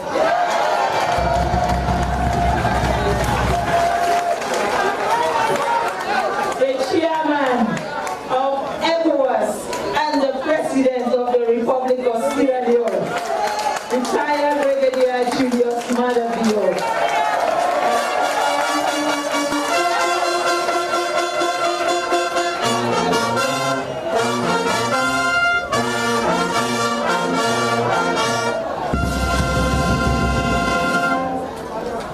Thank you. Let's sit down, please.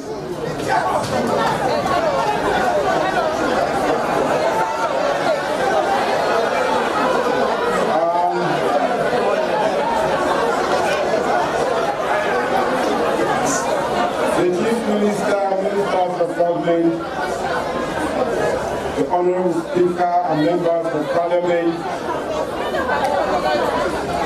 the Chief of Staff and the IG, senior officers, both of ASLAF and SLB, distinguished ladies and gentlemen, let me start by saying a big thank you to all of you.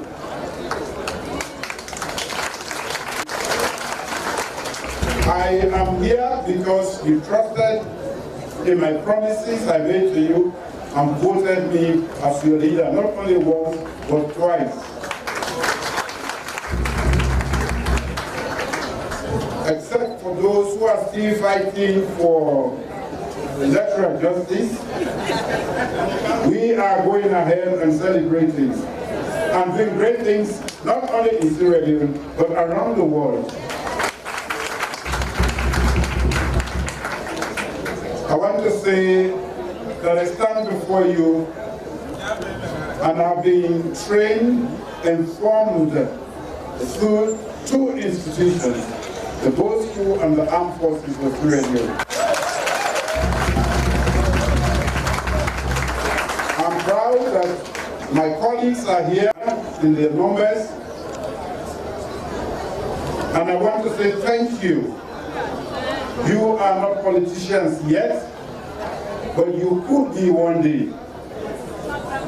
I am the trailblazer, and I've shown you that when you take off your uniform, you can be better politicians. So don't come with the uniform. And with that gone. Quite a lot has gone on, ladies and gentlemen, and as a country, we should be proud of ourselves. I have always said, and I, at the risk of sounding like a broken record, let me say so again. We are great people in this country. We have not manifested our greatness because we have not had the leadership that will push us so that our potential can come out. Now, we have the opportunity. All of what I have done so far are things that I promised I will do. There is nothing I have done that I did not promise. That is why, for me, why I appreciate you coming together to celebrate it and to say thank you. I see this as fulfilling a promise that I made to this country. Many said he doesn't know anything, he doesn't even have a degree, he doesn't have money, he cannot live, he cannot go out. Well, that is why I don't only live within Sierra Leone, I live outside of Sierra Leone. And this has taken quite a lot of work to clean up our image as that country which was termed as one of the most corrupt countries, where pregnant women were destined to die. You had a 50% chance to die if you became pregnant. Where nobody wanted to deal with us. I've had to, in the past 7 years, clean up that image so that we can shine as a small nation and to be elected to the Security Council after 53 years of absence. And to be trusted to lead the West African region when we have been there for 50 years and none of our leaders had the audacity to vie for the leadership and say, we can lead. That is not fair to this country, I must say. We are elected to represent you, and we should have the audacity, the strength to say, my people are part of this region, and therefore we should lead. All other countries have led 3 or 4 or 5 times, but never in the history of ECOWAS has Sierra Leone been elected chair of the authority of ECOWAS.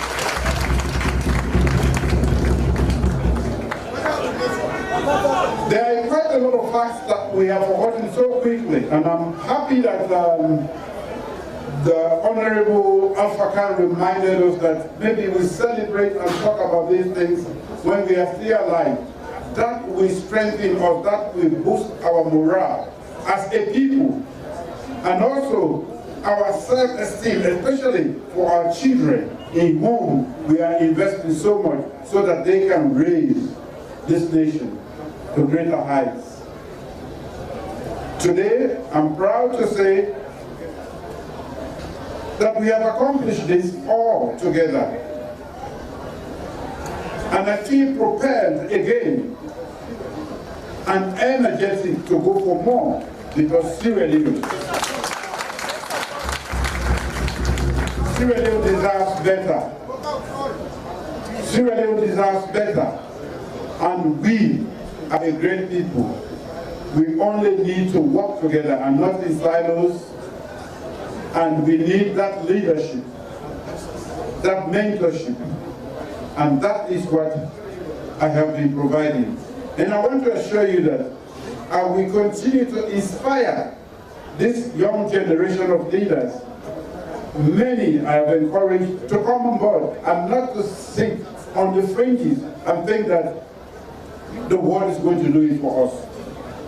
We have to do it for ourselves. And for we, the politicians, let's be good politicians. Let the people be at the fore of whatever we want to do in the public space. Then and only can we benefit in a very short time. So ladies and gentlemen, I say thank you for coming together, not only to welcome me, but also show gratitude. I think this was an election pledge. When many said he would not venture out of this country, I said, I will put you back on the map.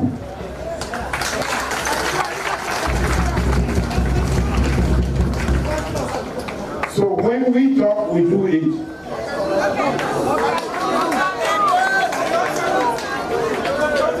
I want to encourage all of us. I cannot accomplish this, and nobody that coming in future will be able to do this all alone. We have to do it together. When I lead, I show direction, and it is left with us all to follow that direction. If you trust in my leadership, and in my judgment, and in my temperament, which have shown great fruits to date, we will be heading for greater things. I'm not saying this to flatter you, but I see a lot of potential in people in this country. But we are always working in silos or diametrically opposed to the good forces that exist among us. We should support that which is good and oppose as hard as possible and as vehemently as possible that which we think is not good for our country. Ladies and gentlemen, I am proud and honored to be your leader. And I started off by saying that I have been formed, trained by 2 institutions only. Maybe I will add a third one. The boys' school, the army, and now you, the people.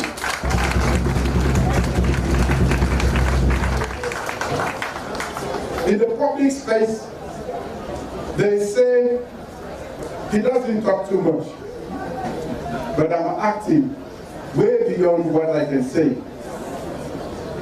Yes, politics is about talking. You have to talk, but this is part of my own leadership style. When you talk, I read what you say, and I also try to understand what you don't want to say. So this is how I learn. When you talk too much, I can read. You create a window into yourself, and I can read those things you are hesitant to say or don't want to say at all.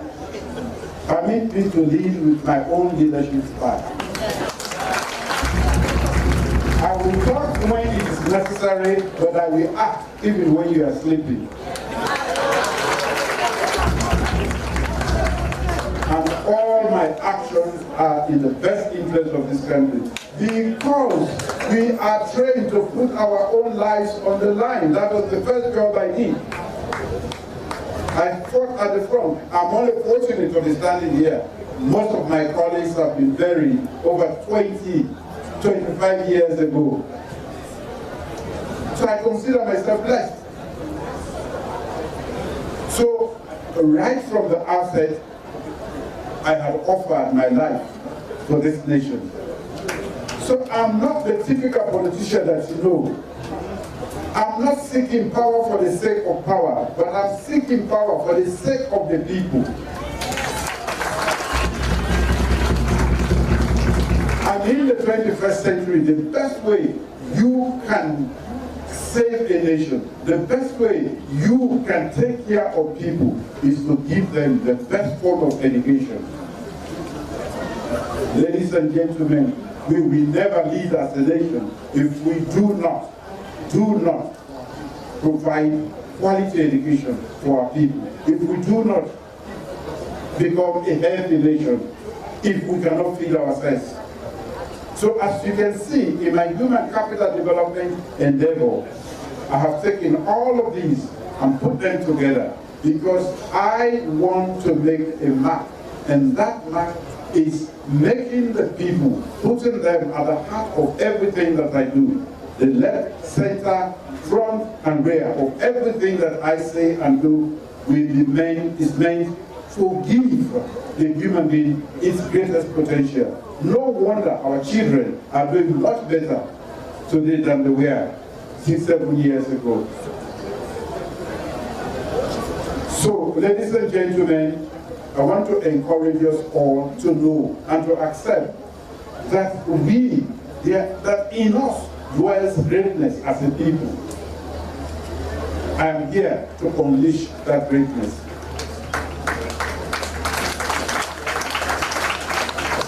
And that is why I take our women seriously.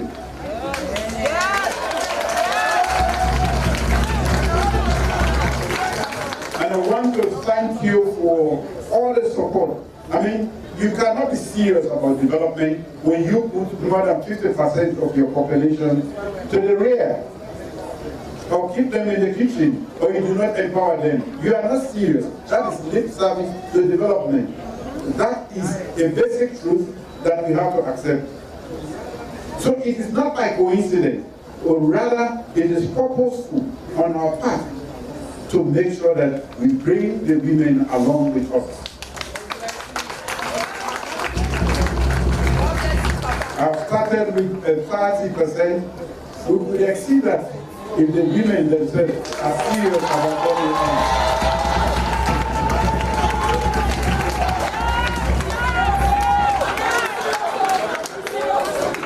I can say that now because I'm not going to go for votes again. Everyone is going to vote for me. Then I have enough women to vote for me. But I think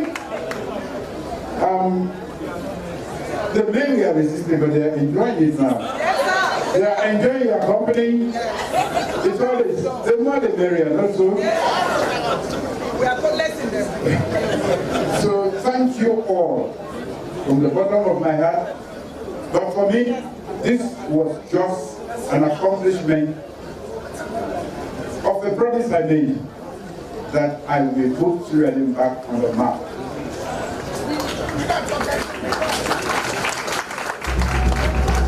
Madam First Lady, now in this state lodge, we have the chair of the ECOWAS Authority of State. And we have the president of all the women, First Ladies in Africa. Sierra Leone should be proud. We are setting the target high, the bar high. So, as you gear up to elect your new leaders, and finally our next president of the Republic of Sierra Leone, that is for the SLPP, don't do so on emotion. don't do so on emotion. I am going to vote in that election, and I am a delegate.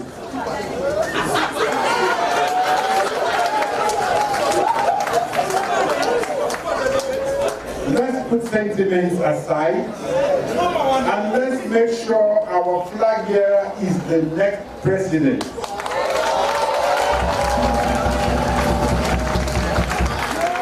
No apologies about that. I have a party that does well. In its weakest form, it's better.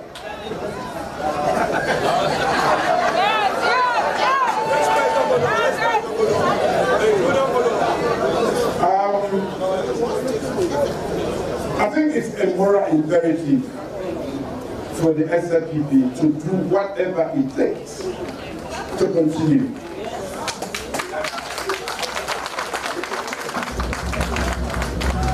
Which means when it comes to choosing our leader, I can see many faces here and I know how hard you fought in the trenches to elect me. And now you are vindicated. There were some who said he cannot lead. There were some who said he cannot even lead this country. There was nothing that they didn't throw at me. But I think today you are vindicated. So when they say, very peacefully they say, that day when I elected, they had to go holiday for. I remember that.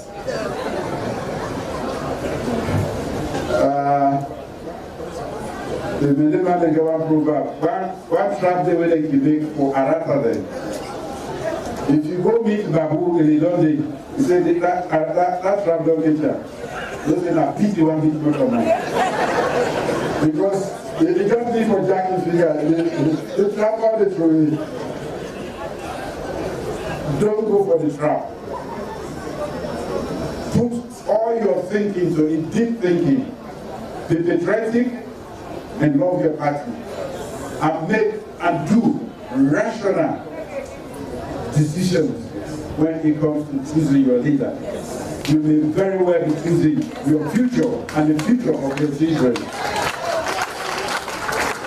On that note, I want to truly thank all of you, Madam First Lady, for working with the women to put this together, and for all of you who have come, and for all of you who are with me on this journey. I take credit, but I know I'm not alone. I have so many lieutenants. Like the IG said, he has automatically become the chair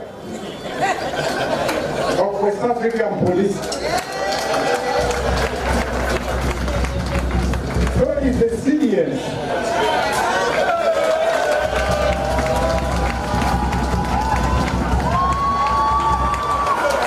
My Minister of Foreign Affairs is now the chairperson. And he is doing very well. He is well respected. I must say that. You know, I was accused of being biased, that I'm bringing too many young people. And sometimes they say women, and the other time they say young people. But our performance out there, I had great reviews about the performance of our Security Council team that we put together. One of the permanent representatives, Imra Khan. This is to tell you that why we need the experience of us who are older. In that mix, you still can mentor, train, and coach our youth who are in their large numbers, so that there is no deficit when we will leave finally. If we don't do that, then there will be a gap. And that will be the time when we the most vulnerable. Some of us, you may not be able to talk anymore. But if you train there now, you are assured that you have a pair of hands capable to take over, maybe better than what we are doing now. So I'm proud to work with you, the young people of this country, who are responsible and fit for leadership. And I want to encourage us who are older to help mentor, because that is the natural trend if we care for our legacy and the future of Sierra Leone. On that note, I thank all of you for the great things we are doing together. Thank you.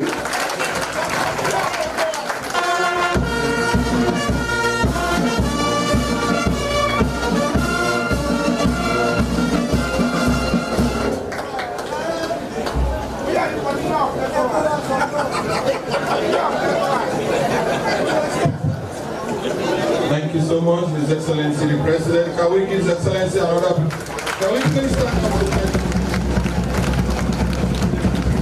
This is going on. We now have the President, the Chairman of ECOWAS, the President of Sierra Leone, the President of OFLAC in this compound. So that makes this compound more secure.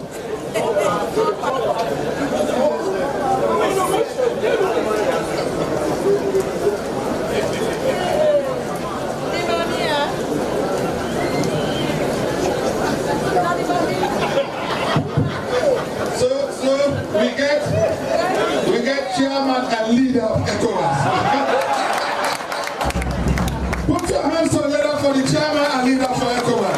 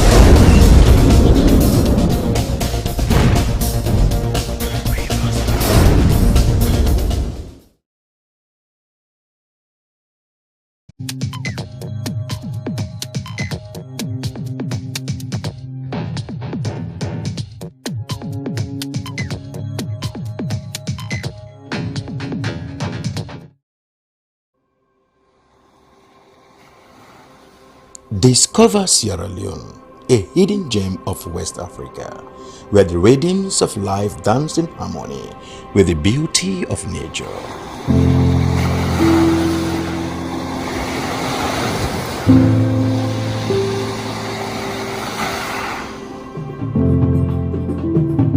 Feel the heartbeat of our culture in every beat of the drum, in every step of the dance.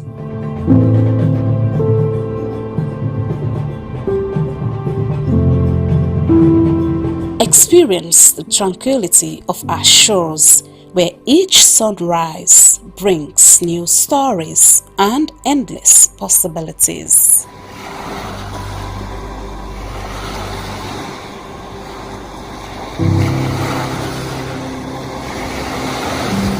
Immerse yourself in the vibrant tapestry of our daily life, where every color tells a tale and every face a friend.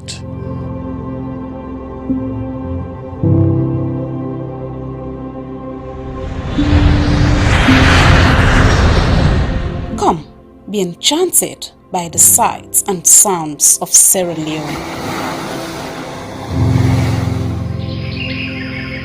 A place where your adventure awaits.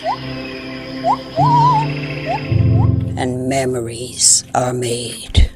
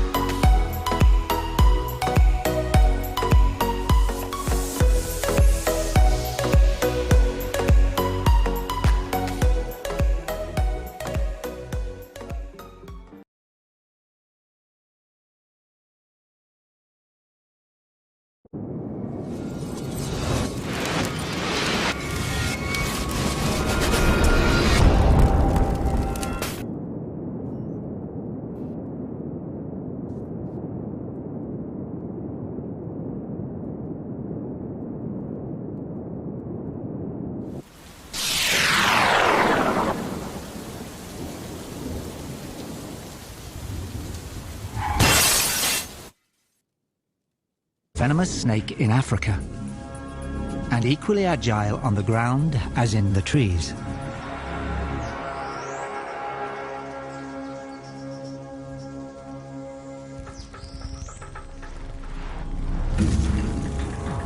Across the globe, mambas have a reputation for being unpredictable, aggressive, and deadly.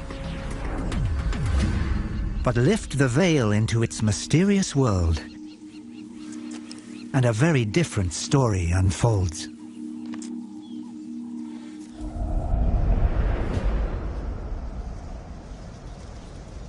On the southeastern coastline of Africa, spring has arrived.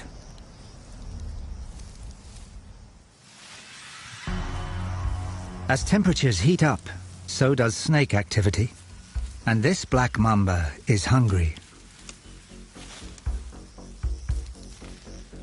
But there's no such thing as an easy meal. His world has become a constant barrage of challenges. Reaching his favorite hunting grounds can be deadly.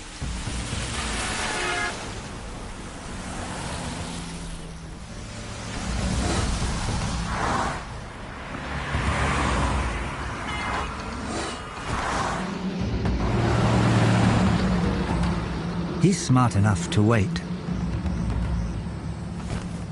and fast enough to take the gap. At top speeds of 20 kilometers an hour, he's one of the fastest snakes on the planet. This used to be pristine coastal forest, ideal habitat for a mamba, but it's been replaced by sugarcane. Agriculture is taking over. But he'll make the most of it. He's equipped with supersensory hunting skills.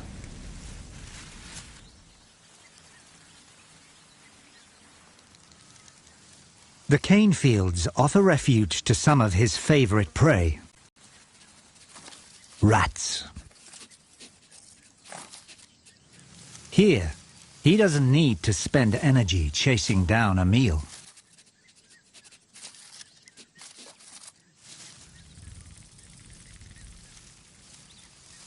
He picks a vantage point and waits. But there's a catch. Workers. To them, his deadly reputation is a death warrant.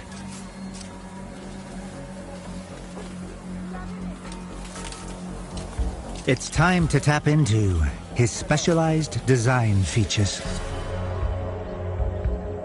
Large, round pupils for diurnal vision detect the slightest movement.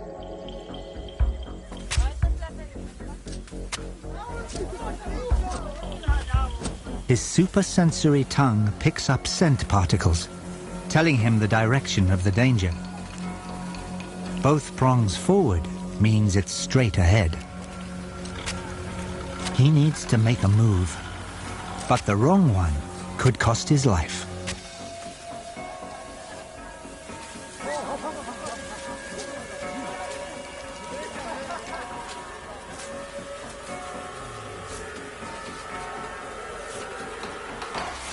Contrary to his reputation, he beats a hasty retreat.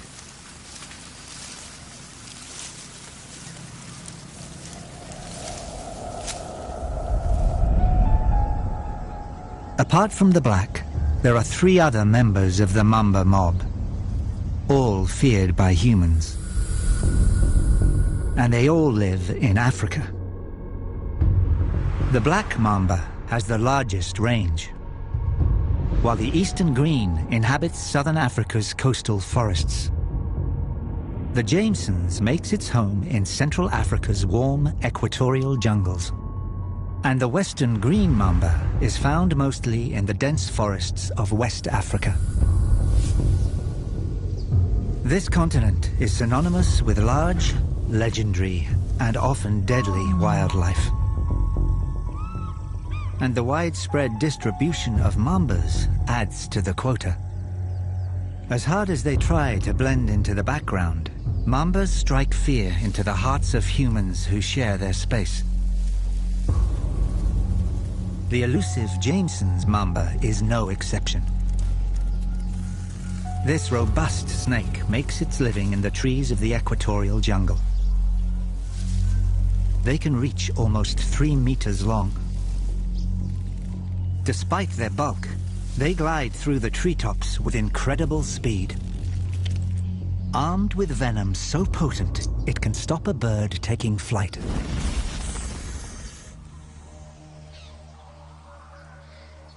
Legends claim they drop from branches to ambush passers-by. But just like the black mamba, the Jameson's avoids conflict at all costs.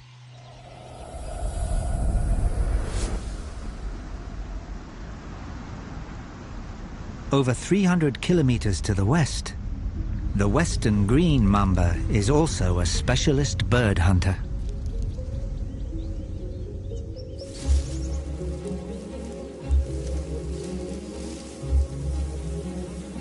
Their feathered prey often lures them into suburban gardens, where humans entice wild birds with feeders.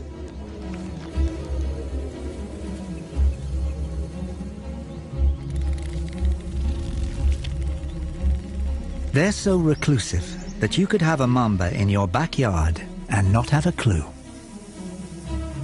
And that's the way the snakes prefer it. As a result, very few people die at the fangs of mambas.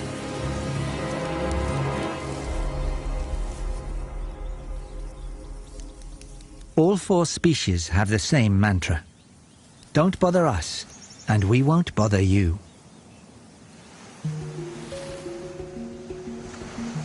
From the moment they are born, every action they take is driven by this focus: to keep to themselves, reproduce, and find a safe space, so that the next brood of mambas can take their first breaths and continue the legend of their species.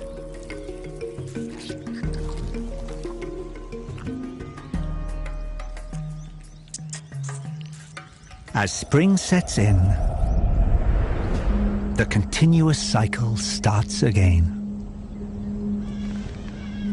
Fresh from his narrow escape in the sugarcane, the male mamba no longer smells fear, but pheromones. High above, a young female glides through the treetops, leaving a trail of scent in her wake.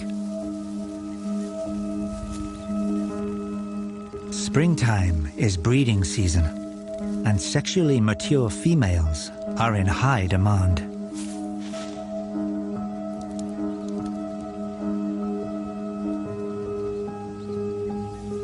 He can raise a third of his length off the ground, enough to strike a man in the heart, or fast-track himself to a desirable destination.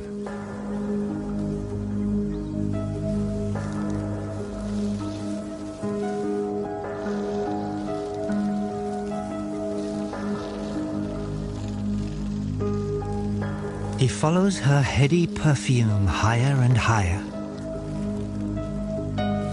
But he's late to the party. Another male has his eyes set on the female, and he'll fight to get to her first.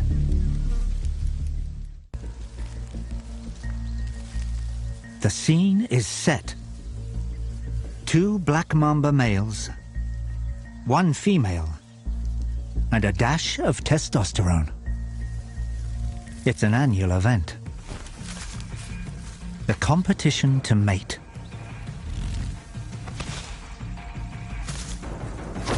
The first to pin his opponent's head down wins breeding rights.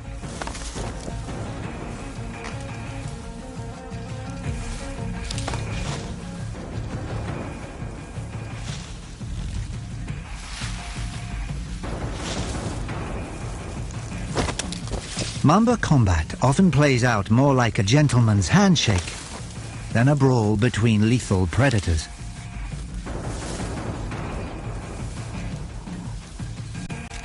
Sometimes the score is settled merely by bowing out.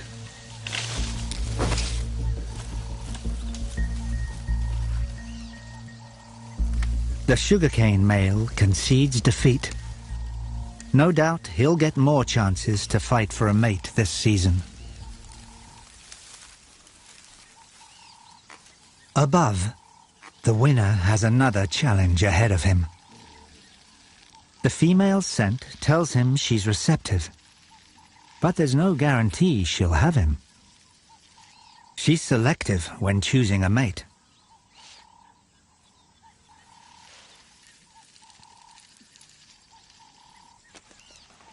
Good genes are key.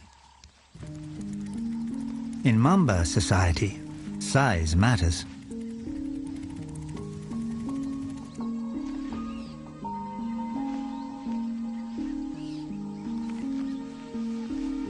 So far, so good.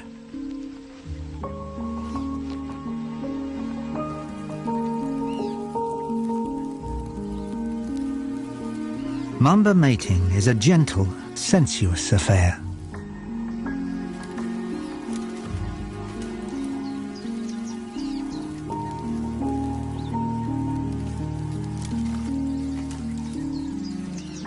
They writhe and intertwine until their sexual organs align.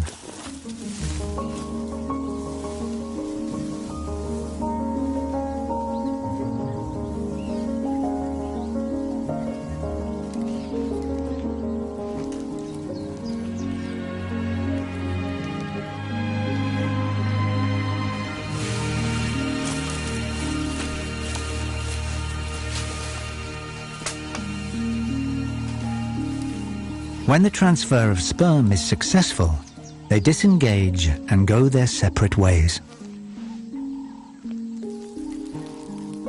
She may still mate with other males, storing their sperm separately before finally choosing the fittest to fertilize her eggs. She controls whose genes she passes on.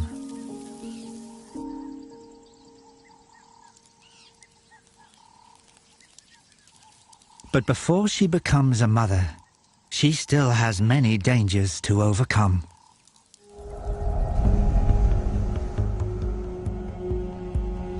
Her home on the east coast of South Africa is densely vegetated, prey-rich habitat. But it comes at a price. It's also prime real estate for humans.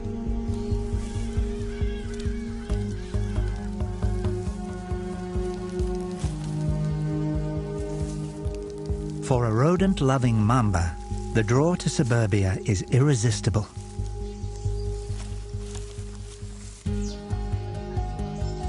Where there are humans, rats and mice follow.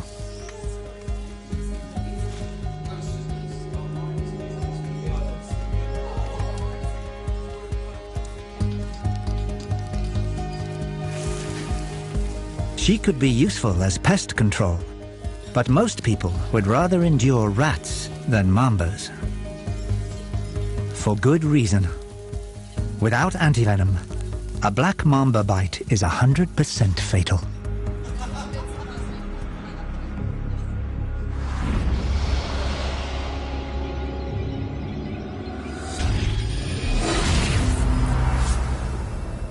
Within minutes, fingers tingle as neurotoxins enter the bloodstream.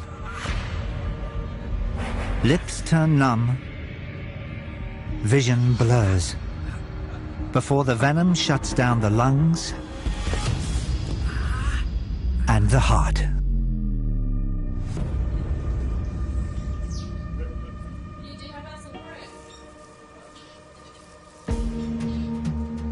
Yes, she's deadly as a silver bullet. But these are her survival skills. She has a new generation of offspring growing inside her, and she'll need to draw on all her superpowers to protect them.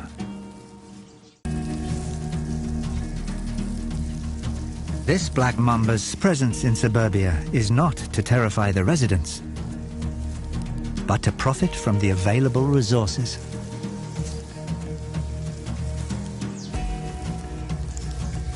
And use human structures to sneak up on twitchy prey.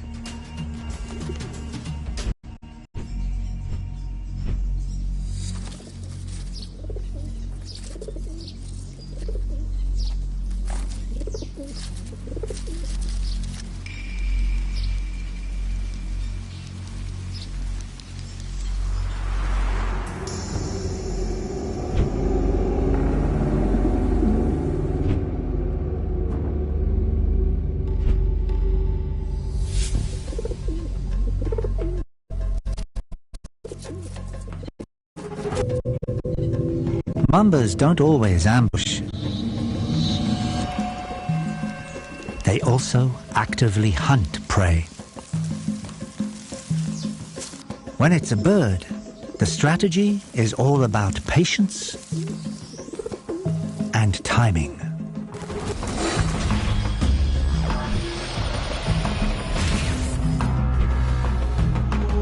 It doesn't always pay off, but the failed hunt is the least of her challenges now. She's attracted attention,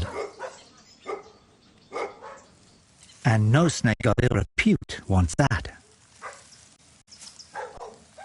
Her best strategy is to lay low and hide.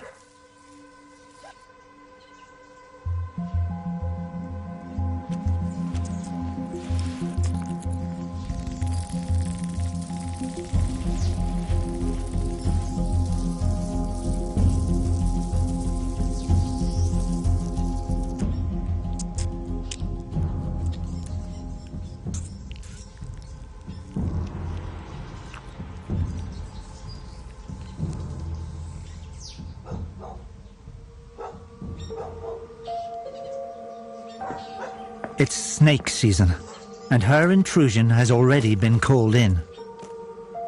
A snake catcher is right on her tail.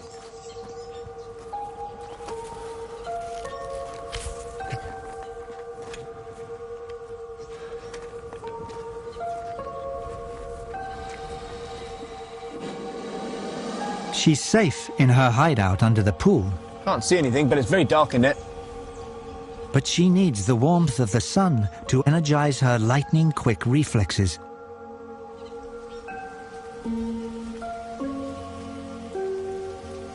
It's only a matter of time before she comes out to recharge her batteries.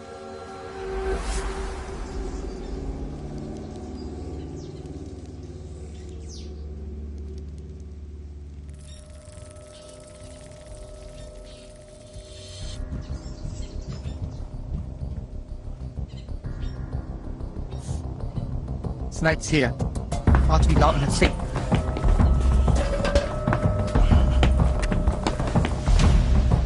Her tongue places particles in her mouth, detected by her Jacobson's organ. When danger comes within a few meters, her brain deciphers the scent and sends her the cue to flee or fight.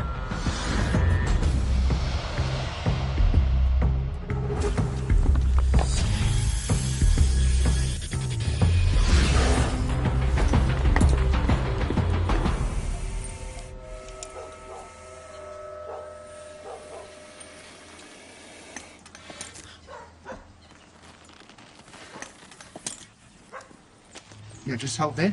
I think she might be grabbing. I'm sure this snake's got eggs.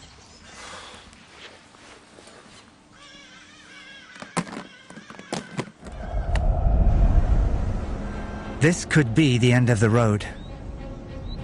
She's full of eggs, empty of energy, and trapped in a bag, in a box, in a moving vehicle. For a deadly, misunderstood snake, capture can have unpredictable consequences.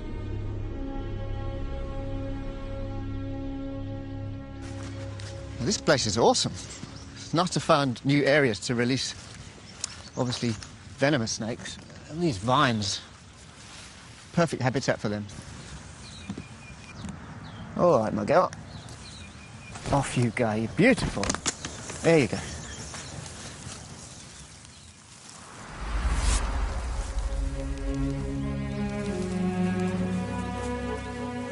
The pregnant mamba focuses her sights on safer surroundings to lay her eggs.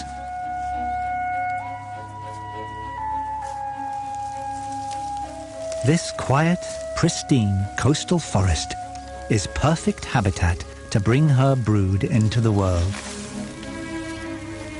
Inside her abdomen, 16 eggs are expanding daily and taking up space.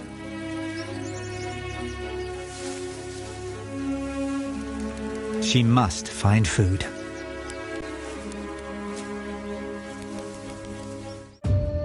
For over 135 years, National Geographic has gone to the ends of the earth to bring you the most stunning footage of nature ever put to film.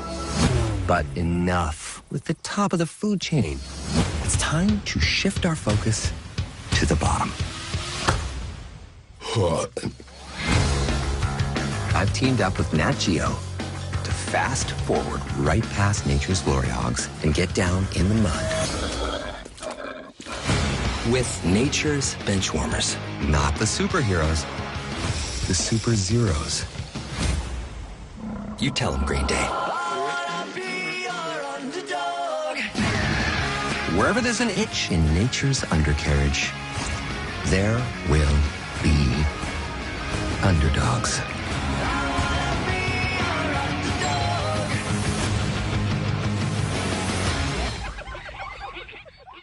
To celebrate the 30th anniversary of The Lion King, Disney was excited to collaborate with Sunshine Cinema to develop this screening program, creating brand new, shared moments and memories between families and communities. Sunshine Cinema was so excited to screen The Lion King in Zulu across 5 provinces in South Africa. Kuhlukile, screen is cool, is soundy, sanikezwa ne VIP treatment. Beku top.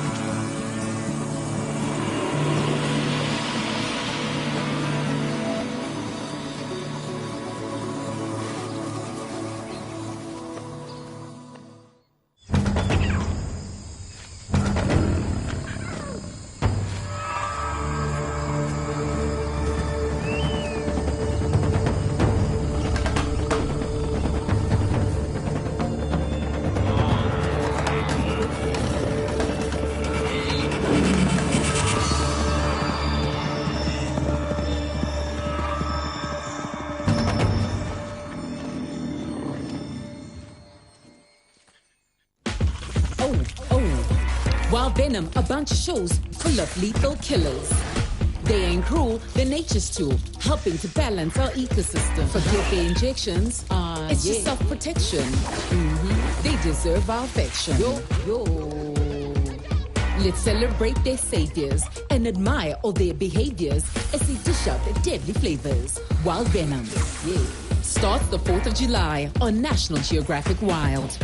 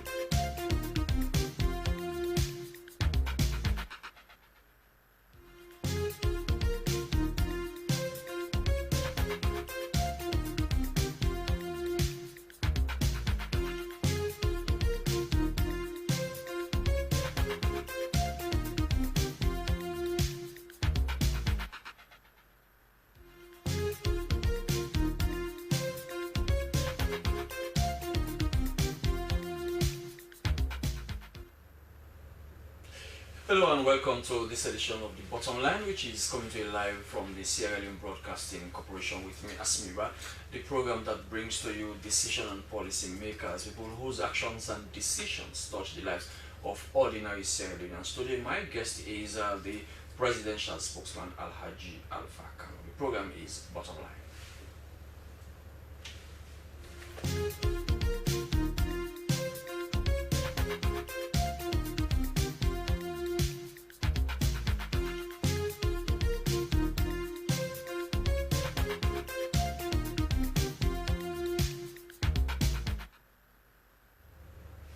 You can be part of this program by sending your SMS to the number you see on the screen and also on our SLBC Facebook page. Don't forget, this program is also being simulcast on radio SLBC 99.9 FM and also our regional stations in Bo, Kenema, Makeni, Magburka and Kono. You can also send us a message to the number 034 104444. 034 104444 is the number you can send your text messages to. He left Sierra Leone over the weekend to attend the ECOWAS annual summit in Abuja as president of Sierra Leone, but returned home shortly with a hero's welcome as the newly elected chairman of the ECOWAS. West Africa's premier institution, the Economic Committee of West African States, was founded to promote regional integration and is one of the most respected regional institutions in Africa. Sierra Leone, as a founding member, has always played a critical role in the community's activities, either by providing leadership or technical expertise. For instance, the former Speaker of Parliament, Dr. Cherno Abbas-Bodo, was one-time Executive Secretary of ECOWAS. Well, the election of President Julius Maada Bio has been widely celebrated by Sierra Leoneans as citizens say it is a prestige for the country. He's taking over from President Tinubu of Nigeria. President Bio is coming at a time when the region is faced with monumental challenges from political to economic. For instance, 3 countries, especially from the Francophone region, have withdrawn from the ECOWAS bloc, and also others are threatening to follow suit. How is President Bio going to steer the ship of ECOWAS for the next 1 year? Well, to answer this and many more questions tonight is the presidential spokesman, Alhaji Alpha Kam. It's a pleasure having you, sir. Thank you very much, Asnil. Okay. My pleasure too. As someone who speaks for the president, people may want to know what was President Bio's reaction when it was pronounced that he had been elected as the new chairman of ECOWAS. It did not leave Sierra Leone specifically to go and contest for the position of chairman of ECOWAS. You know that along his domestic duties, he already has a full plate. Sierra Leone is currently a member of the Security Council. He is also the chairman of the Committee of 10 African heads of state to canvass the position of Africa for the reform of the United Nations. He's also chairman of the APRN, the Continental Oversight, peer oversight over presidents at the APRN, and so many more. But of course, he went there to attend a general ordinary summit, and it was the time for the baton to change. Somebody nominated him. 2 other people were nominated. President of Ghana and the President of Senegal. I'm actually told that the President of Senegal had left Senegal with the real belief that he was going to return as chairman. ECOWAS. So when the cards were cast, certain criteria were put alongside by which to measure the ability, experience, and knowledge, and the skill of the next chairman. But at this point in time, ECOWAS faces a plethora of problems. One of the most important is the fact that you just mentioned the AES states of Burkina Faso, Niger, and Mali had seceded from ECOWAS to form an alliance called the Alliance of Sahelian States. But that is not the objective of ECOWAS. ECOWAS wants to remain as a family for West Africa. They tried several things to try and convince them to come back. At the end of the day, they tried sanctions. The people ignored the sanctions instead.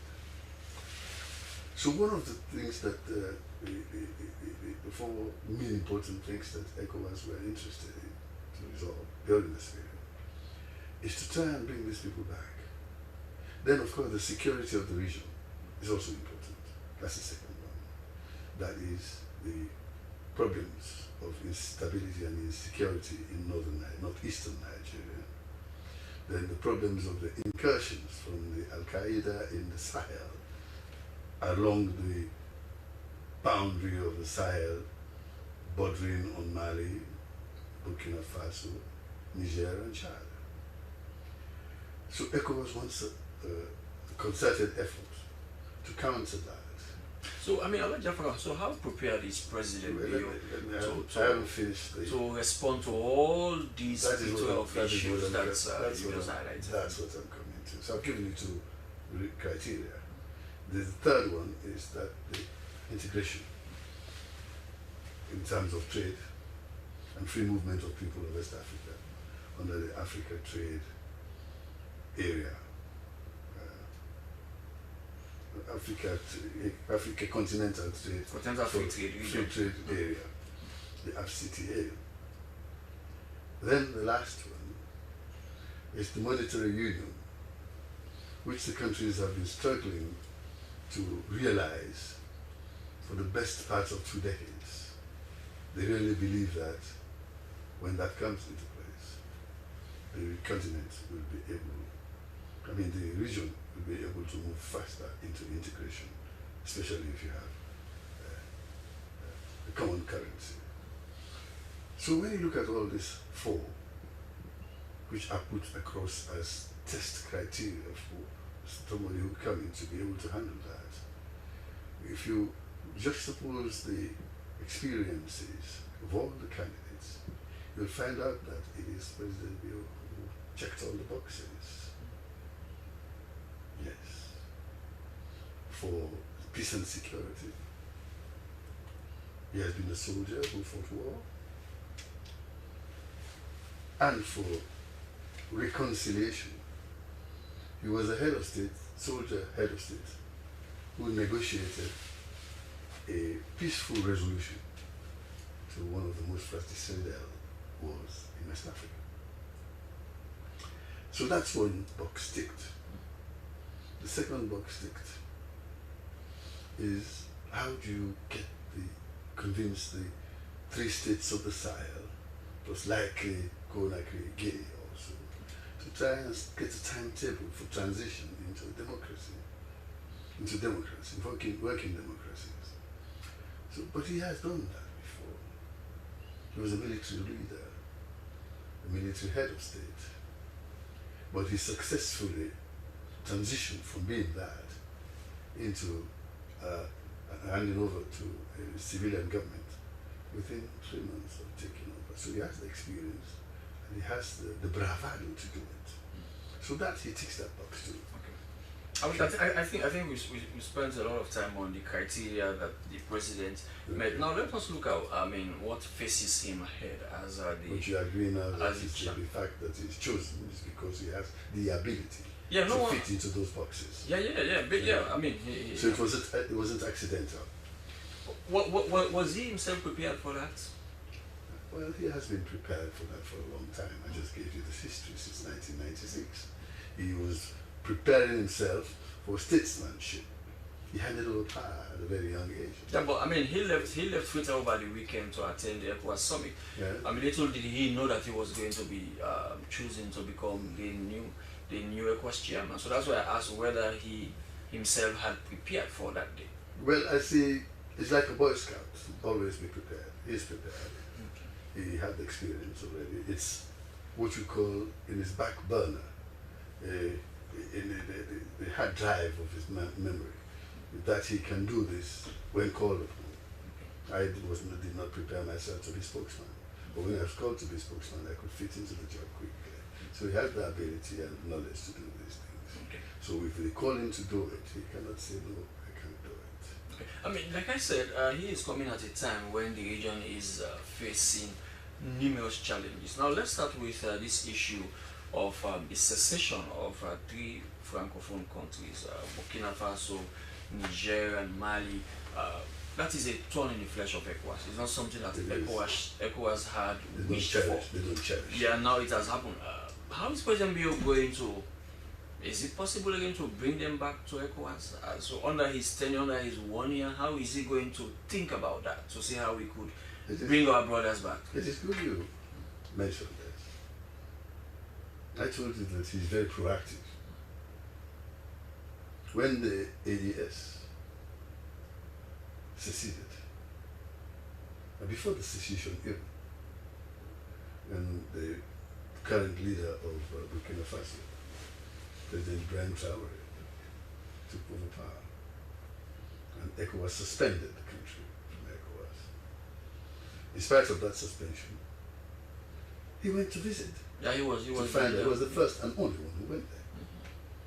It is only now, in fact, incidentally, when the ferry coming, on the boat coming, and we're talking about it, and he said when he went there, the president actually told him, so that when we did this, he said, ECOWAS didn't reach out to us. They only sanctioned us, and nobody asked us why we did this. He said, but you have come, which means you really are interested in knowing what our problems are and why we are here. He said that. This afternoon, so what was his interest when he went? What was his own interest when he went? Peace and security, and the maintenance of democracy in the sub-region. He has done it before. Like I said, he was a soldier leader, but he handed over power. So he could teach new entrants into that guild some tricks how it can be done without getting yourself into an imbroglio of problems. He's done it before, and he thought he would share his ideas. He also did that with the president of Guinea now. When they were suspended from ECOWAS, he also went there. And that, I think, is very proactive. Somebody who has interest in maintaining peace and security within the sub-region. So for me, I think he was already prepared, trained himself. But one year is a very short time to address a key issue like cessation of states. He has the opportunity, he has the possibility of a second term. They will allow you a second term. It's been done before. So there's a possibility. If he's doing well and he's in the middle of getting a breakthrough or something like that, I am sure ECOWAS, since this is something that is thorny in their flesh, like you said, they would probably most likely be asked to continue. Yes. Is this going to be top in the chairman's agenda? It is. It is. It is top in the chairman's agenda. It is top in the agenda of ECOWAS. And he has to go according to the agenda of ECOWAS. What he's doing is just a driver. Right? The roadmap has been set, so it's for him to drive it safely to that destination. Well, Alaji Alfakan, what also you will not disagree with me that when it comes to diplomacy and international relations, the power of one of the negotiator, the influence he wields is also very key. For example, a big nation like Nigeria, President Tinubu, one will say, with the military might, the economic might, the population, whatever you think of Nigeria is the biggest in West Africa in terms of economy and what have you. They could not achieve what we are discussing now. So how a president of Sierra Leone with an economy that we have, with a population that we have, with a military also that we have, what influence do you think we can wield? I think you should concentrate on influence rather than the economy of the country, size of the country, something like that. I've just told you the impression President Traore has about our president. He said, thank you for coming. You came. When we did this, nobody sent anybody from ECOWAS. They just slammed sanctions on us.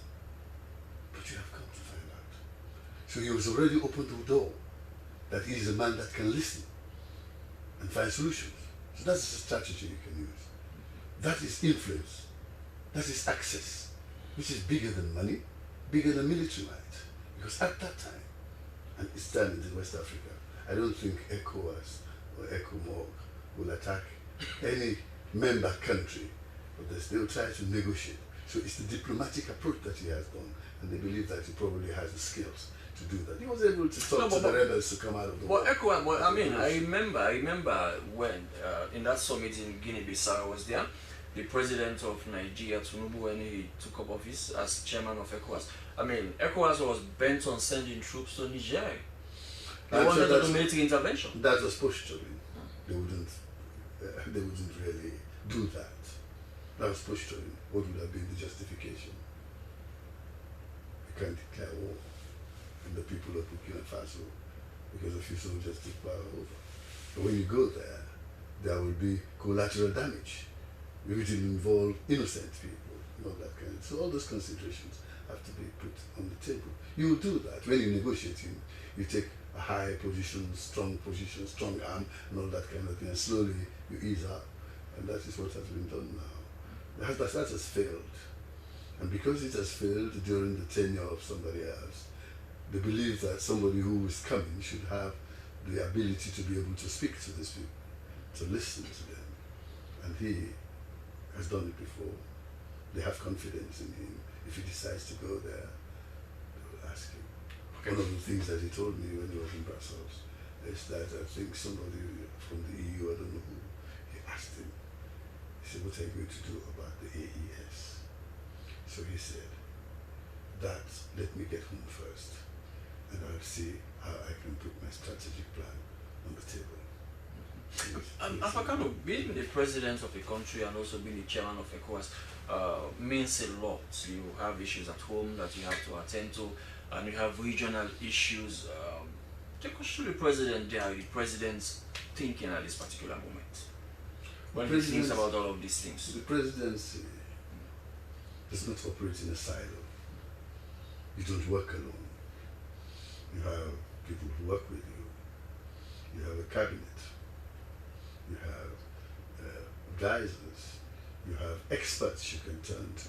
You have colleagues you can turn to. And all that kind of thing. It is the power of consultation and collaboration that one has to bring into these offices. Consultation, collaboration, and cooperation. And I believe that when you have that ability to join all those three together, it gives you a lot more advantage than somebody with military might. Okay. So now, what does it mean for Sierra Leone? First of all, it's rebranding the country, which is very important. Nobody will come to a country that they know they have known for war. Nobody will come to a country that is known for pandemics and endemics. Nobody will come to a country that they know that it is mostly unstable. Always problems. But for the fact that the ECOWAS, which is the regional body comprising of 13 countries, used to be 16 when it was 17 with Mauritania inside, now has been put at the top of it. It means that there is enough confidence in the ability of the leadership of the country and the safety and security of the country for them to be able to manage regional issues as well. So for me, I think the rebranding which President Bill promised us is beginning to show dividends. And we also saw how we've just been rated according to the Peace Index of the world, that we are out of 183 countries in the world, we are the 57th most peaceful. It's a big accolade, and about the 4th or 5th in Africa. So that is already showing that this country is peaceful. Even rated above Ghana, became 6th and all that. And people go to Ghana. So it shows that Sierra Leone is open for business. And people can come here, and the country is safe enough to do business. And there is enough confidence that we can handle matters of geopolitical nature. There are skeptics who say no matter who was at State House, Sierra Leone was going to have the chairmanship of ECOWAS at this particular time. Is that true? That's false. I just gave you the reason why. There are strong presidents who were there from strong countries. President John Mahama. This is his second inning, not his second term. He's had 2 terms in Ghana, exceeded the necessary 2 terms in Ghana, but he has come back as a president. It's a second inning, which means he's a strong president. He can handle those things. There was a strong president from a strong country also, very popular. President Bassirou Diomaye Faye of Senegal. He was also a contender.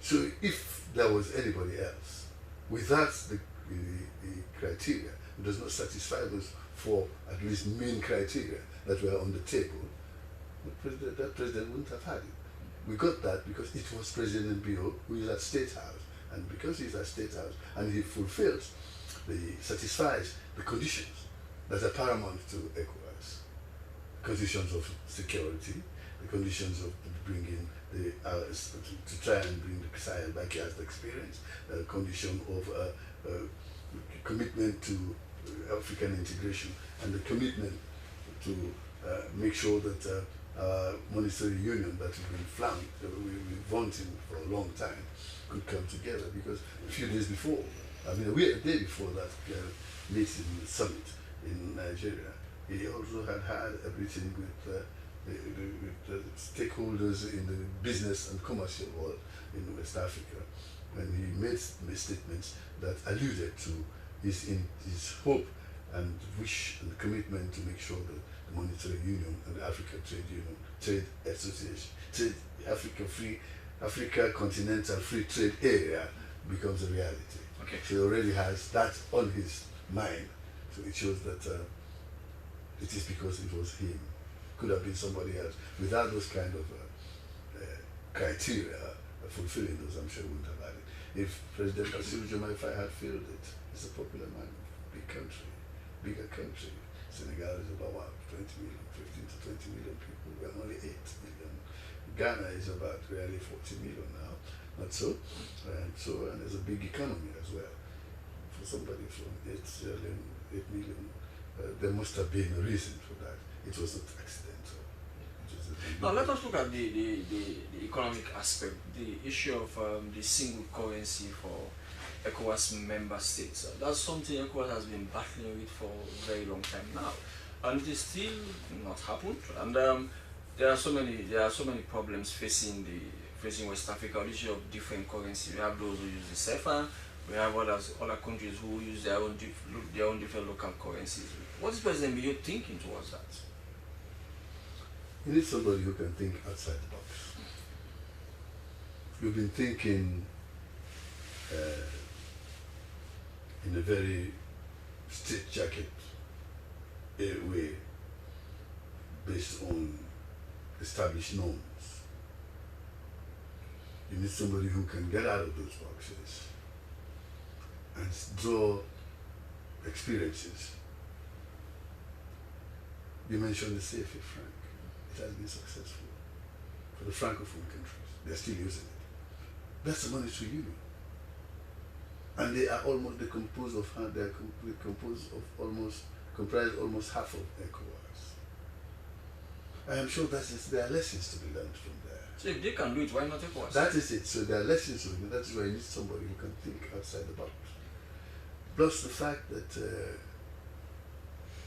it's already here.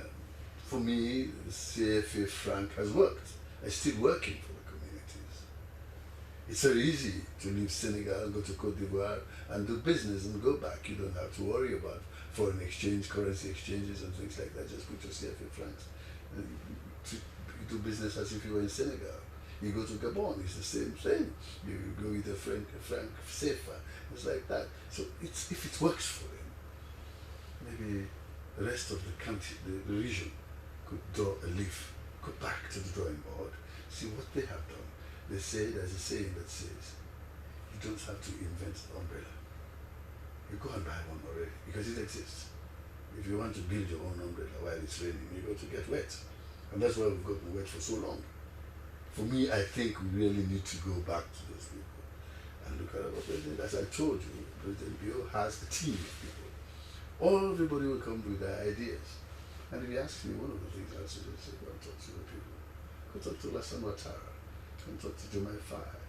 Go and talk to Patrice Talon and Ford Nasingbe. They will tell you how their currencies have been stabilized over since independence. It's worked for them. But we've spent 2 decades trying to do. So all we had to do is to see how West Africa could and make it a common currency for all of us. I'm not saying it has to be the CFA. It can still be called the ECO. We'll probably change the name. But the policy and the strategy, we could pick something from that and tweak it to fit modern day norms. Okay, here is Alhaji Alpha Kanu, the presidential spokesman. We are discussing about the chairmanship of President Julius Maada Bio, who has just returned home from Abuja, where he was elected as the new chairman of ECOWAS, the Economic Community of West African States. The program is Bottom Line from the Sierra Leone Broadcasting Corporation. With me, Asimba. We are going for a short break. After the break, we are back.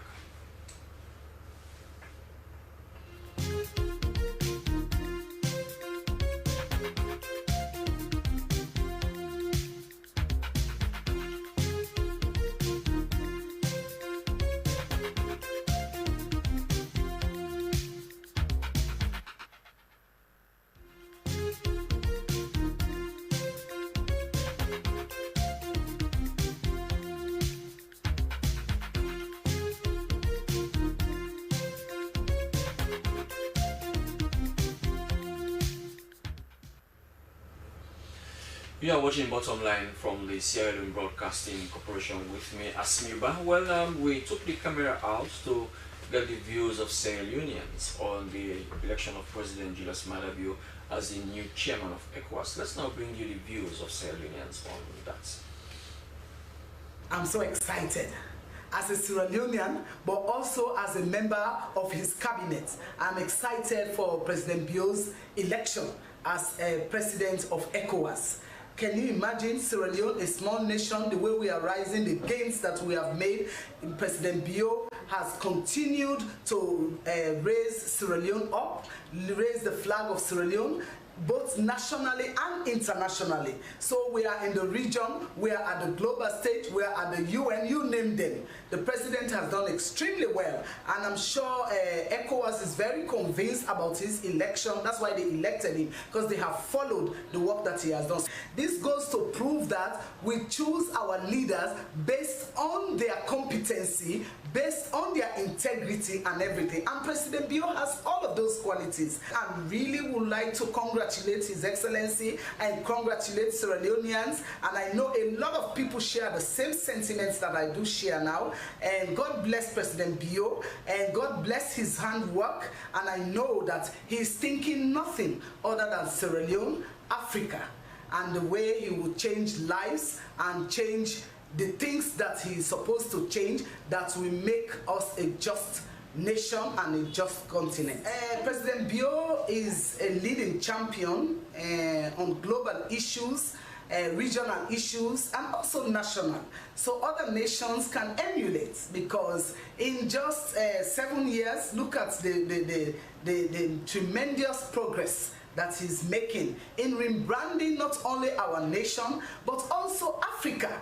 Look at his position at the UN Security Council. Look at the proposals he's putting across. President Bio, we love you. Thank you so much for taking Sierra Leone to the next level. We have been yearning for this, and you are indeed that leader that God has sent to this country, and you're doing extremely well. We love our hearts to you. Thank you, sir. Power and God is good person. Right?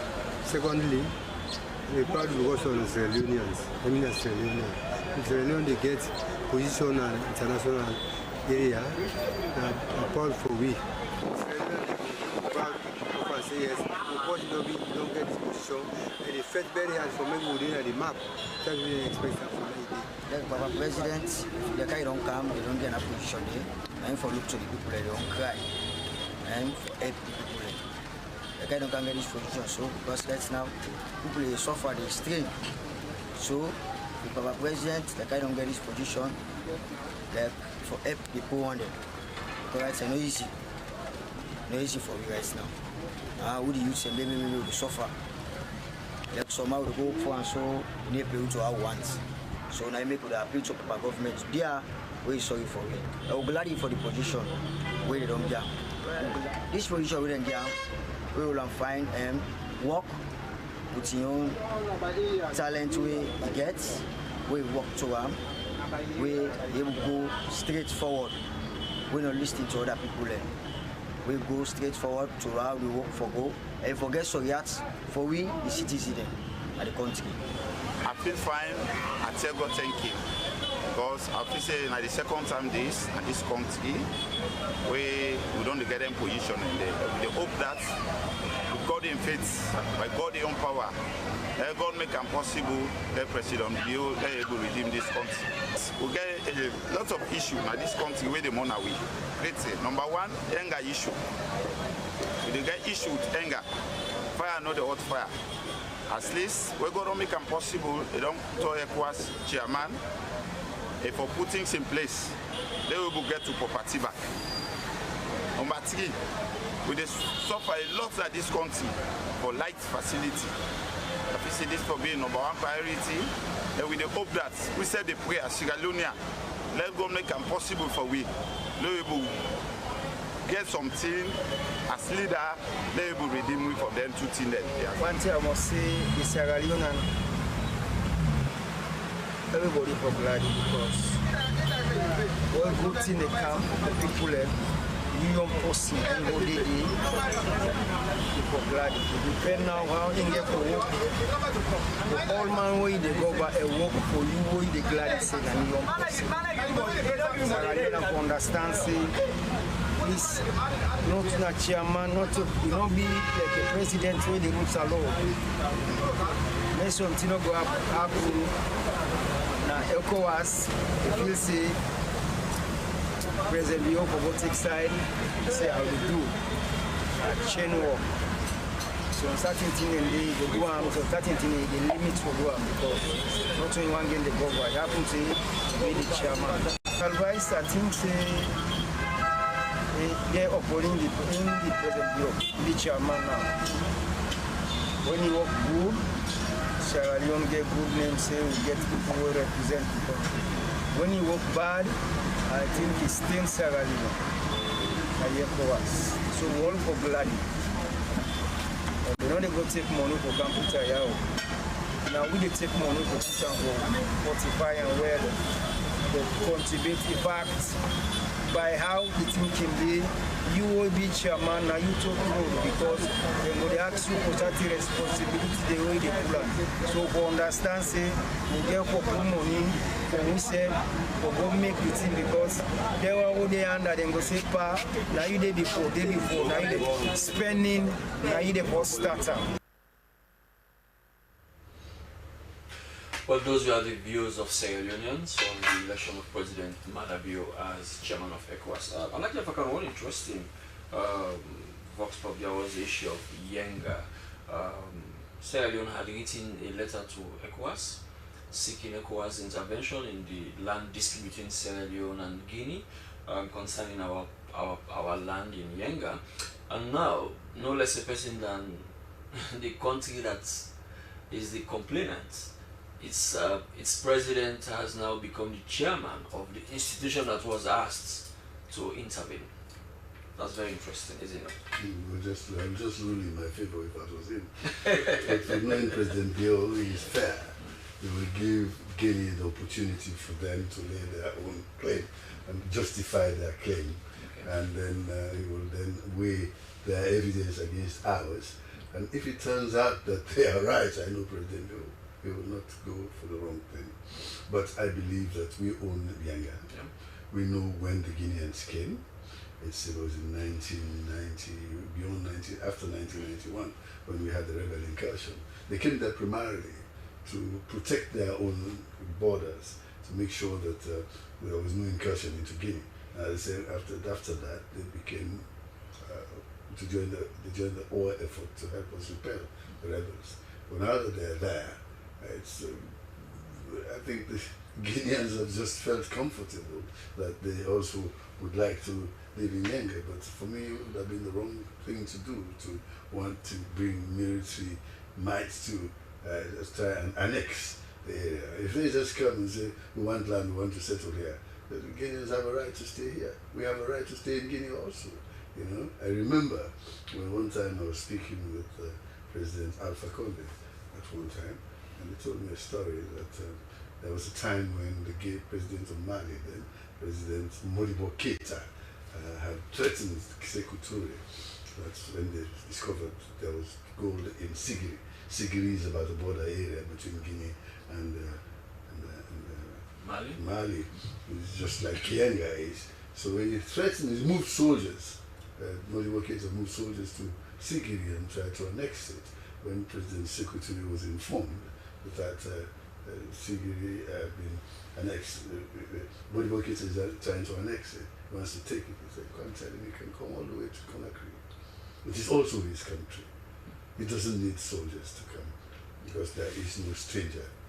An African is not a stranger. So what's a good way to pacify Modibo Keita? That's what it said. He went back. He pulled his soldiers back, you know, because he made it look trivialized. Yeah. Why do you fight for something you own, you know?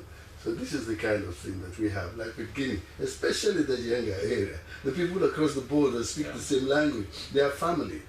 We contracted the border from them.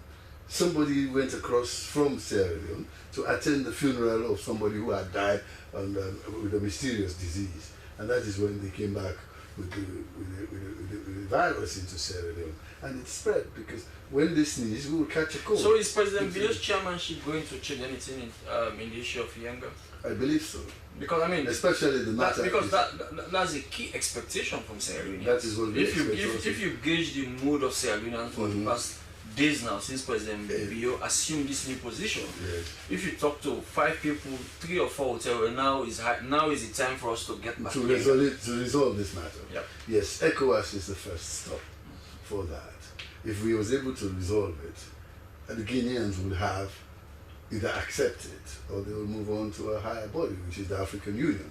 You know, there are several levels we can go into. So ECOWAS is the first, but I'm sure when people sit back and think that these two countries, there's really nothing to choose from that. There is an Asni Oba here.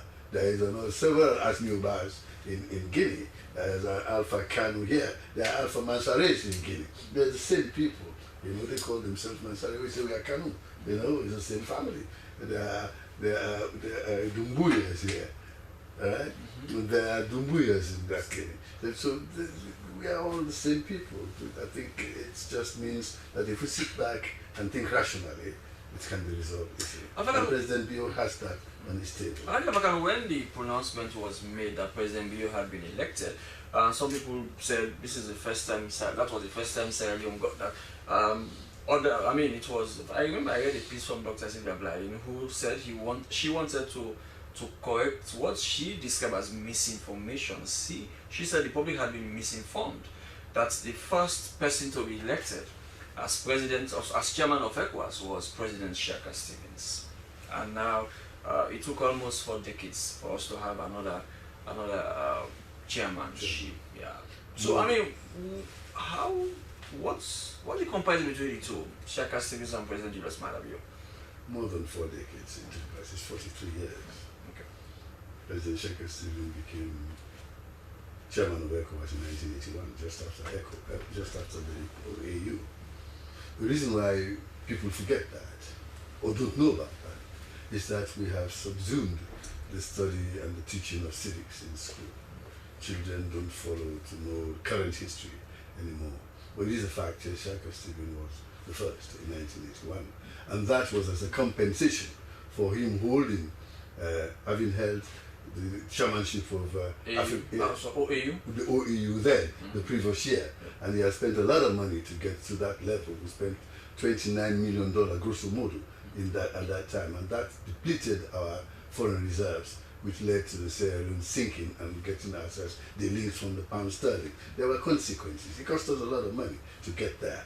Well, this one didn't cost us a penny. So that is why people think it's the first time.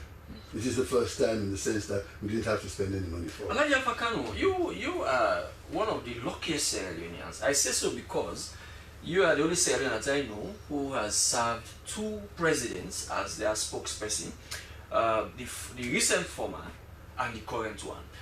President Nkrumah was Sierra Leone for 10 years. Did he ever vie for the chairmanship of ECOWAS? No, he didn't. And I asked him, I suggested it once. I said, why don't we go for the chairmanship? He said to me, we don't have the infrastructure. We will have to host people in this country.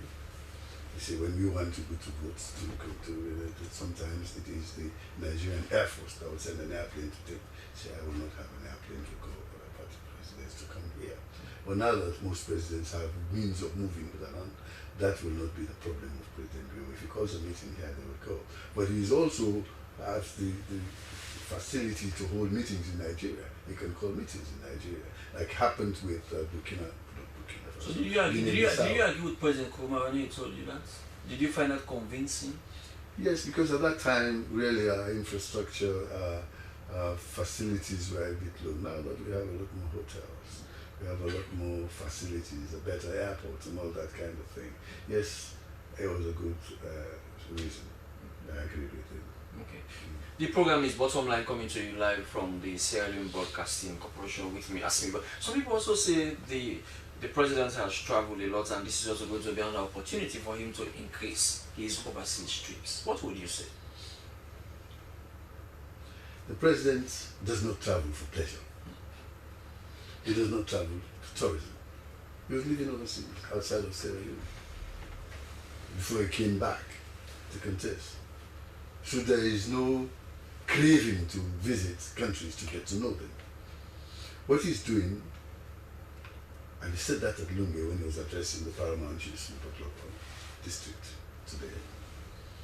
He said, I as the chief spokesman of the country, I as the chief salesman of the country, I as the chief diplomat of the country, I have to travel One, to change the image of the country, because we are only known for not good reasons, for war, Ebola, all sorts of things, and internecine fighting among ourselves. He says, so I have to be the chief spokesman, the chief way to go there, and that's what I've been doing. And also it is when I travel that I am able to bring benefit back to the country. He said, I've just been to process. I could have come back on Monday from Nigeria. He said, but the Alliance for Vaccines in the World pleaded with me to go to process and attend their fundraising led by the Bill Gates Foundation, the Gavi, and the European Union. He said, and when I went there as chief guests, we were able to raise $9 billion in 4 days for vaccines. And vaccines are so important. At the moment, we are being ravaged by the Mpox. Sierra Leone has more than half the cases of Mpox in the world today. And it is spreading faster than anywhere else. That is why I will use this opportunity to tell people to be careful. Be restrained from body contact. And you wash your hands often. Because Mpox is real and it is here. So they have raised money, $9 billion. And he said he had to write a personal, because Britain didn't attend. He had to write a personal letter to Sir Keir Starmer to ask him to get Britain to contribute. And before he left, Britain pledged $1.6 billion before he left. And part of that will come here, because the vaccines we receive, we don't pay for them. I think only first time we received vaccines was 20,000, then we received another 60,000. And I heard that the DRC also has offered us... Are you saying these vaccines will come as a result of his trip to Brussels? These vaccines come as a result of the fact that we are also vulnerable to diseases. So meaning whether he went to Brussels or not, vaccines will definitely come? They may not come. And they may not come when you want them. Because vaccines are expensive. And they are not enough. So it is he who goes to ask who is remembered first. If you lock yourself in a room and you wait, they don't know you're there. You have to go out and hustle, as you said. And he went there to hustle for us. I just give that as an example. But every single trip that President Bill has been out of this country to come back, he has always come back with something that's beneficial to Sierra Leone. So we will say that the return on investment, you will say, the ROI, is a lot higher if he goes out. Maybe it costs $200,000-300,000 to go and come back. And if he comes back with $10 million, that is a very high rate of return. If he comes back with $100 million, that is an astronomically high rate of return. So that is what he's been doing. He goes out there, you know, like they say, you throw a sprout to catch a mackerel. I mean, some of these responsibilities also come with a lot of cost. Normally it is said, when you're a big man, you pay for the lunch, for example. When big man invites boys to dinner, he pays for the dinner. The other day I read an article written by Mohamed Jibril Sisse, a former Deputy Foreign Affairs Minister. And former advisor. Yeah, he said the cost of chairmanship of ECOWAS. And I will not bore you with the whole article, but one of the last sentences he quoted was that prestige without power is vanity. Leadership without leverage is theater. Don't forget that he's talking from the point of view of opposition, not constructive opposition, that's destructive opposition. When something good comes for the country, don't try to spin it. This is a spin. But he looks at the cost of being chairman of ECOWAS. Who pays? Inviting, for example, hosting conferences, hosting meetings. You don't pay. ECOWAS has its own fund. ECOWAS pays. When you're chairman, ECOWAS pays. This is all scaremongering. I would not take that for granted. It's speaking from a point of view of an opposition hoping to replace Madabio from his seat. So he can do anything. And he's a good writer. understands English, he knows how to spin words. Unfortunately, this one is an exercise in futility. So don't you think it comes with any cost? Yes, it will come with costs, but those are not astronomical. The cost of buying lunch, probably, for somebody who comes to visit you, that will not kill Sierra Leone. The cost of providing dinner, a state dinner, but the cost of hosting conferences and things like that, that's borne by ECOWAS, by an ECOWAS commission, not even ECOWAS authority of heads of state. There's an ECOWAS commission. That ECOWAS commission is led by a president. The president we have is Aliou Touré, is now there. And he's a friend of President Bio. He's a president of Sierra Leone. He went to school, he went to Fabi College in Sierra Leone, so he's like a Sierra Leonean also. So he will also be over the moon that he is now Sierra Leone. I am sure that, and I know him very well, when it comes to having to, I will talk to him and say, Aliou, you think you can increase this budget for us so that it doesn't impinge, this cost don't impinge on our own meager budget in this country, as ECOWAS don't have. Is it as smooth as you are putting it? Well, I have to make it smooth as I'm putting it. If there are any obstacles, then later we'll smooth them. But I believe that the way it is, other people have been there. Guinea-Bissau was there. And Guinea-Bissau is a much poorer country than we are. President Umaru Sissoko Mbalo has been chairman of ECOWAS for 2 years. He had an extension. If he can do it, why not Sierra Leone? I believe that we have the ability to do it. And ECOWAS is there to bankroll whatever that ECOWAS has to do. Okay. Well, what about the president's democratic credentials? I mean, back home you look at what the opposition says about him, the outcome of the 2023 elections and what have you, and they are now saying, they are questioning his credentials to lead. I just told you, they're in the opposition, they want his seats. They used to be a They don't say anything, that's why I left them. Because they don't speak the truth. That's why I left them. Seriously. But when you were part of them, were you not speaking the truth? I was. And that is why I had a lot of enemies within. And I told you that one time you interviewed me, you said, if APC doesn't give you the on podium, yep. If APC doesn't give you the flag, what will happen? I said they will lose. This particular election will only go to APC if I was the flag bearer. Otherwise we'll lose. And we did. Because I look at things, I strategize, I research things. So they don't speak the truth in this. Okay. So they another interesting issue before we go also is the issue of former President by Nkrumah. I mean, ECOWAS played a role in what happened between President for him to leave Sierra Leone when he left this country. And now President Bio is the chairman. What's going to happen? That ECOWAS agreement with the government of Sierra Leone. By then, President Bio was not the chairman of ECOWAS, and now he is the chairman of ECOWAS. President Bio will be heading the ECOWAS institution. Okay. He will not go there with his own criteria. He will go with the laid down rules and any commitments and treaties and conventions that ECOWAS has ascribed to. He will not change anything. President Nkrumah being there is there under the auspices of ECOWAS. President Bio will treat him as his guest as well. And the man who alleged that he supported the coup against him is now the chairman of ECOWAS. So that would be a personal consideration. He is not going there to take personal issues. The problem. But he's a human being, mind you. Well, that is how you should be able to be a leader.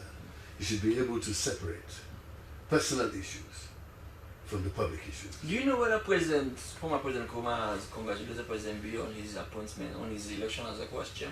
I don't know, but I know President Nkrumah and President Bio. I'm sure they talk from time to time. Really? Do they? I'm sure they will. They are presidents of Sierra Leone. President Nkrumah may, if he doesn't reach out to him, he'll reach out maybe to the vice president or somebody like that.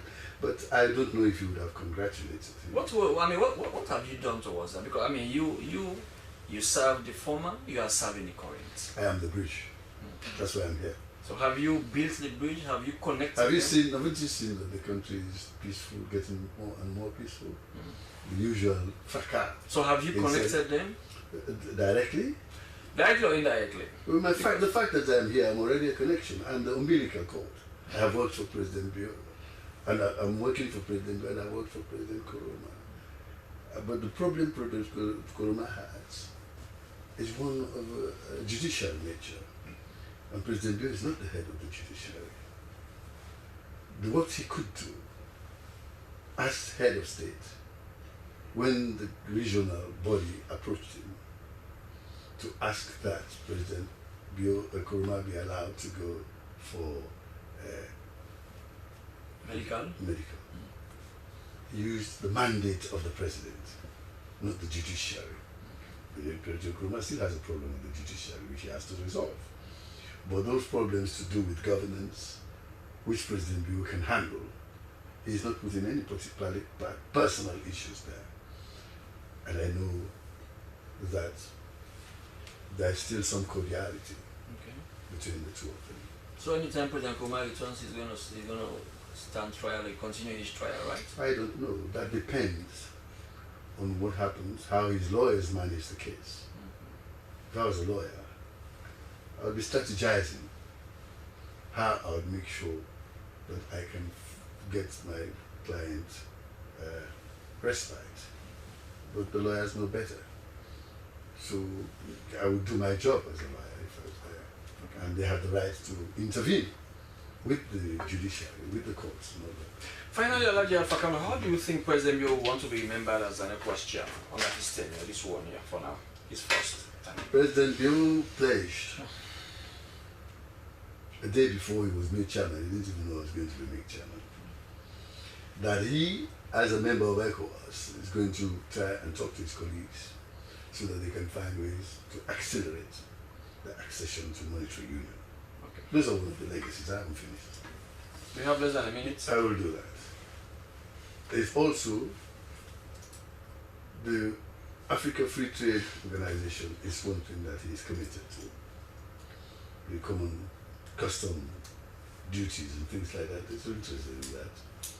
The peace and security of the country, which has been recognized outside, makes us the 57th most peaceful country in the world. And of course, to try and find headway in the try to reintegrate the EES, the states of the Sahel, into Sierra Leone. Before you close, you brought the case of President Koroma. President Koroma and myself are friends and brothers. And he's my uncle even. My uncle married his elder sister. So by extension in Africa, he's my uncle. And he was my friend before that happened. What do you call childhood friend. Those still exist. I thought you were one of his batsmen or so when he... Yeah, well, we used to sleep on the same bed, man. It is only when we got married that we separated. Yeah, sleep in the same room, the same bed, he's my man. But we have three types of relationships. We are family, we are friends, and we have a political relationship. The family is still intact because there's a Koroma who has children inside our own family. Then the friendship is still there. That will not go. It is the political relationship that was broken. That was or that is? It was broken and has it been mended? It will not be mended. It hasn't been mended. When last did you speak to him? Sorry? When last did you speak with President Koroma? The last time I spoke to him, I think it was when he turned 70. I called him directly and said, congratulations, you are now 70 years old. I said, you should now drop everything or every pretense to want to go back into governance or anything like that and be a statesman. We are here, we can work together. I think that. Yeah? But you know, he's a taciturn man. When you speak, he doesn't say anything. You know that. That is his strength. So you don't know what he's thinking of. I said, but I know him for very, very long years. Okay. Over 50, going 60 years. We've been very good friends. That hasn't been broken. Okay. The friendship is not broken. The family is not broken. In fact, his children and his wife. They love me more than they love him. Up till today. Yes, just recently I was in a conference with my daughter, Alice Kuruma, and you should see her jumping all over me. Uncle Alpha, Uncle Alpha. I say, go tell your father that I say hello, I'm still here. Well, what a good way to end this edition of Bottom Line. Well, my guest has been Alhaji Alpha Khan, where we are discussing about the chairmanship of President Julius Maada. Well, I think it's a good time for Sierra Leone. It's a good moment, I think, as a country. It's a moment that we can be proud of, because, I mean, it's an achievement for you to see one of your citizens, especially your president, to serve as chairman of ECOWAS. I think that's no mean feat. So I think on behalf of Bottom Line and SLBC, I think we want to also extend our congratulations to the president. I saw the hero's welcome that they gave him. I think so. We also want to... Thank you. All of it started from Port Loko district. Yep.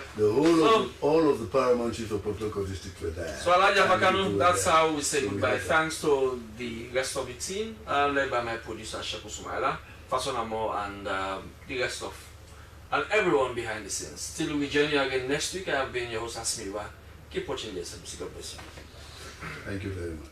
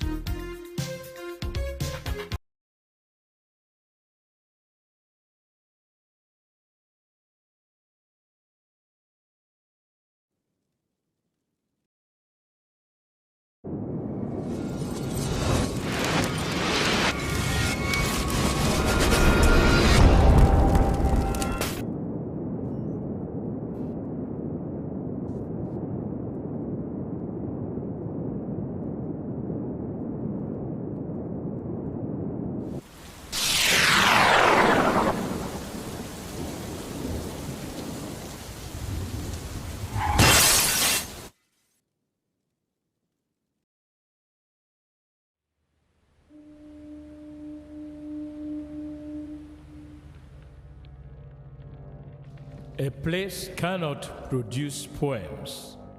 It can only not prevent them. And Freetown is good at that, for Freetown has its own sudden elegances. People are slow to leave it, quick to return. And there are others who come for a year or two and stay for a lifetime, sensing that they've found a city that is in the world, yet sufficiently on the edge of it to have a different resonance. Let me tell you something about this city. All of us, we're all just passing through, and we've all been here forever. Those who came, those who stayed, those who never returned. Tides turn, seasons change, we've waited and we've watched. But we've always been here. We've always listened, because there is a different resonance here. It comes from the river, and the land, and the sky. It's our place. All of us. This city belongs to everyone. And you know when it's your time. And it's our time. Listen, we are Freetown. We are Freetown! The golden rules of Freetown. Don't pretend you're something that you're not. Don't go thinking you're better than anyone else. Or that anyone else is better than you. Don't shout about it. Get on with it. We are Freetown! Freetown! Freetown! Yeah! We found our voice again. I'm from India and Freetown. I'm from China and Freetown. I'm from the UK and Freetown. I am from Nigeria and Freetown. I am from home and Freetown. This city belongs to everyone. The fishermen, the taxi driver, the barber, the drummers, the dancers. All of us. All of us. everybody. We are Freetown. The past is ours. The future is ours. It's our time again. And this city belongs to everyone. The playwright, the greengrocer, the teacher, the dog. This space is ours. This light is ours. The beaches are ours. The rivers now we own. The roads are ours. The bridges now we own. We are Freetown. We are all visitors and we've all been here forever. We've got the mightiest river. And the biggest sky. And there's a resonance again. Freetown. Freetown. We are proud of this place. We love this city. And we want you to love it too. We are proud of this place. Na pass we all they pass like stranger them. But we all don't dare from them.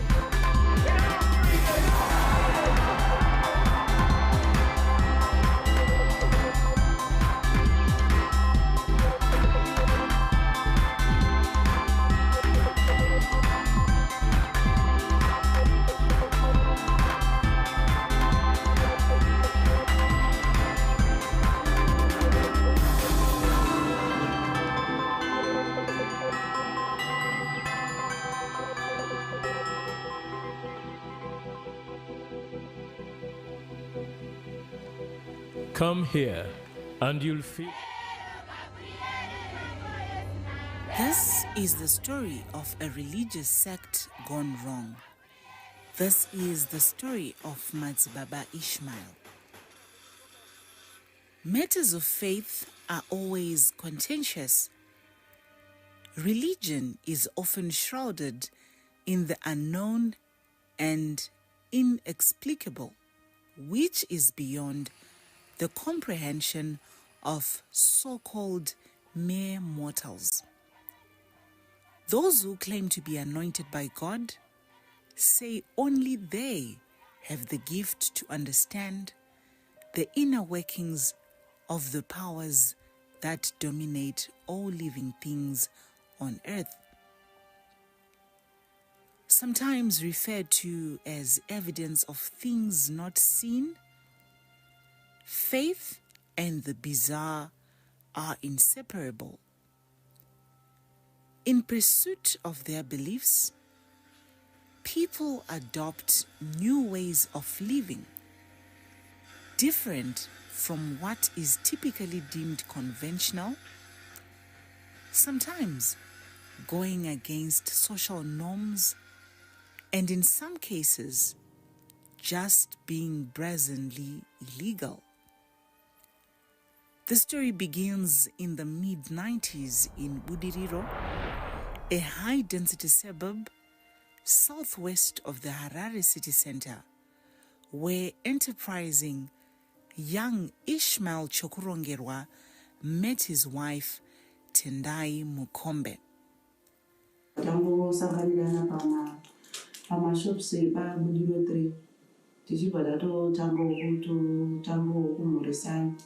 Ivo ndo vakatotanga kutondomhoresa muchigona tovadaira chibva tatotanga kutaudza tochibva tatotanga kufambidzana tese ini ndichienda kwandaitoenda wachibva watondiperekedza kusvika ndasvika kumba kwandaigara wachibva watoita sei wachibva watodzokera rimwewo rezuva tichibva tazoita sei tichibva tazosangana futi razuva rechitu pazuva rechitu ipapa ndo patakabva tazokaseta patakabva tazoverera kuti akutotanga kutofambidzana ivo vachinokumba kwandaita sei kwandaishandei kugreen people. Their love was fresh, blossoming, and promising. It was rooted in a shared Christian faith. As is the case with many believers, they faced their fair challenges, including a child who needed to have complicated surgery very early in their marriage. Together, they held firm, trying to navigate the curveball life had thrown their way. The episode, which luckily for them had a happy ending. The family believed that the medical intervention that had happened was part of God's expression of grace towards them. Their faith got stronger. Their life took a wild change in 2003 when the leader of their church died and Madzibaba Ishmael had to take over the reins.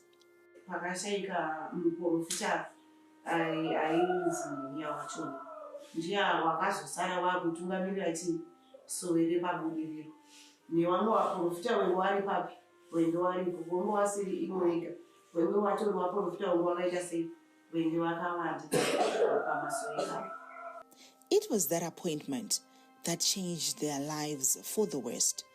The newfound status as leader of the Joanna Masowe Gorejena Apostolic Sect. As soon as he assumed his tenure, Madzibaba Ishmael, working off a revelation, set strict rules for the congregation. Mbeda yanga isingatenderwi vanhu vakanga vasingatenderwi kuti vange vaine watch kana kuti vange vaine phone. Vanga vafana ngova vanhu vanongogara vachitarisa zuva vega kuti iye zvinenge yanguvai nokuti zvinhu zvese vachena zvava zvichirambo. Vakutanga nezvitona vachienda kuchikoro takapedzisira kutaura navo tiri parufu rwatete vakanga vashaya handadzi yatezvara vedu.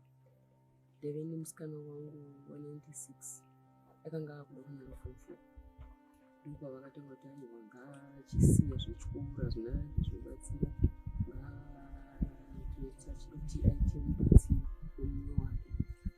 Mumwe wake wayairehwa akanga ari mwana wavo festival yamusikana vese. Saka baba ndipo vakati kwete inini handina matechechi kwako. Unlike other church leaders who read difficult rules for their congregants while flouting them in private, Madzibaba Ishmael took the vision to change his church doctrine seriously. Even his children dropped out of school. His wife, who in the past had been in hospitals with pregnancies, was now forced to deliver at home based on divine instruction. Mweya unototaura kuti mwana wenyu madzimai zvanzi nemweya akunzi nyingi anotopiwa zita. As his extremism grew, it courted the attention of the state. In 2014, officials from the government sought answers on several issues, including allegations of child marriages, barring children from going to school, and blocking women from accessing health care and other related issues. They were met with a degree of hostility that made national headlines. Among those who visited the shrine, no one was spared from a headline-making beating, from police officers to journalists. Ndindakazoita witness mapurisa vakarohwa havana kutomboziva kuti varohwa nani nokuti vanhu voya kana takapfeka magemenzi iya titakaita kunge bhora remachaina.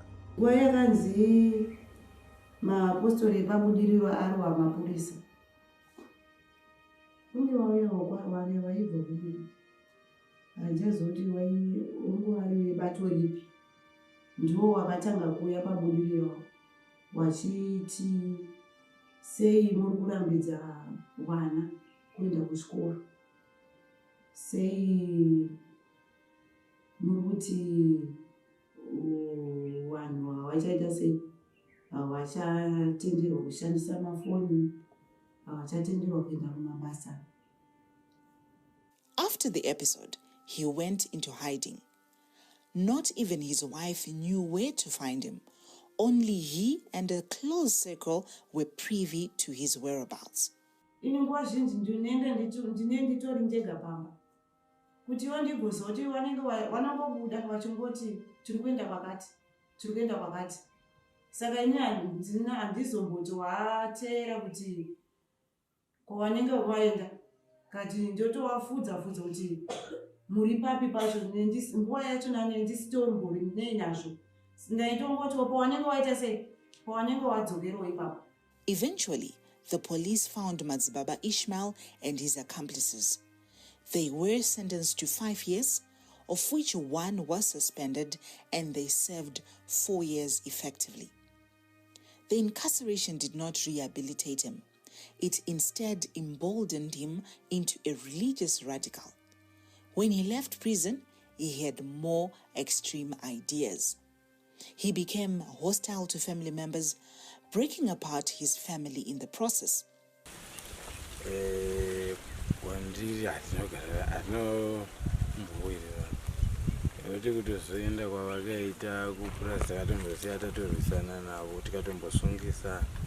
Armed with his team of religious enforcers, believers in his divine gift and comrades, he allegedly wrestled his aging parents from the family and moved with them to his farm in Nyabira.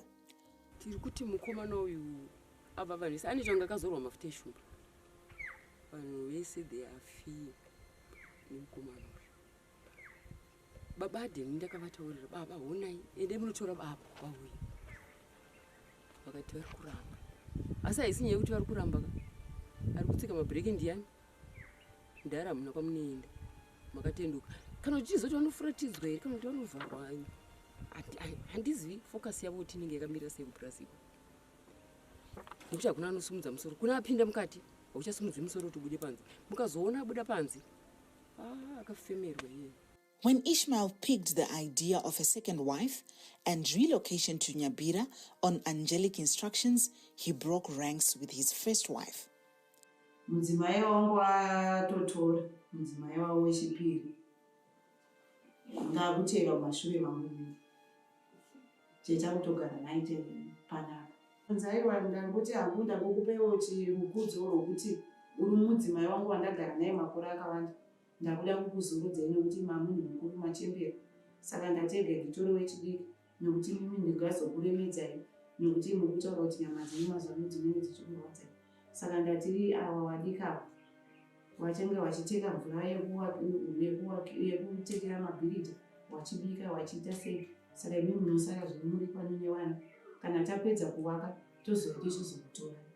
Their 5 children immediately became fodder in the fight between parents. He adopted this domineering stance and no one in his family dared to stand up to him. Noti inini nevana vangu watori ikoko wakatobva panapa ndisati ndakatsaukune ndisati ndapedza kutaura waenda ikoko kunogara ikoko kuplazi namainina noti amainina vanga watovapa simba rototi iwo ndiwo wakutotonga papi kuplazi uko nokuti ndiwo wenga wawakana kuti musha. About 3 years into the odd setup at Lily Farm in Nyabira, a radio program on one of the country's radio stations brought to light practices. Subsequently, Madzibaba Ishmael was arrested. Madzibaba Ishmael, together with his churchmates, are facing 3 counts of ill-treating children, conducting a burial without a burial order, and failing to give notice of the birth and death of a person. Saka vanhu vakanga vakashingiswa kuti vachimirira Kenani yanga yakumozambiki ichiuya. Vodziko varume kana pane akaroora mukadzi ava aroora asina akamuwana asiri mhandara,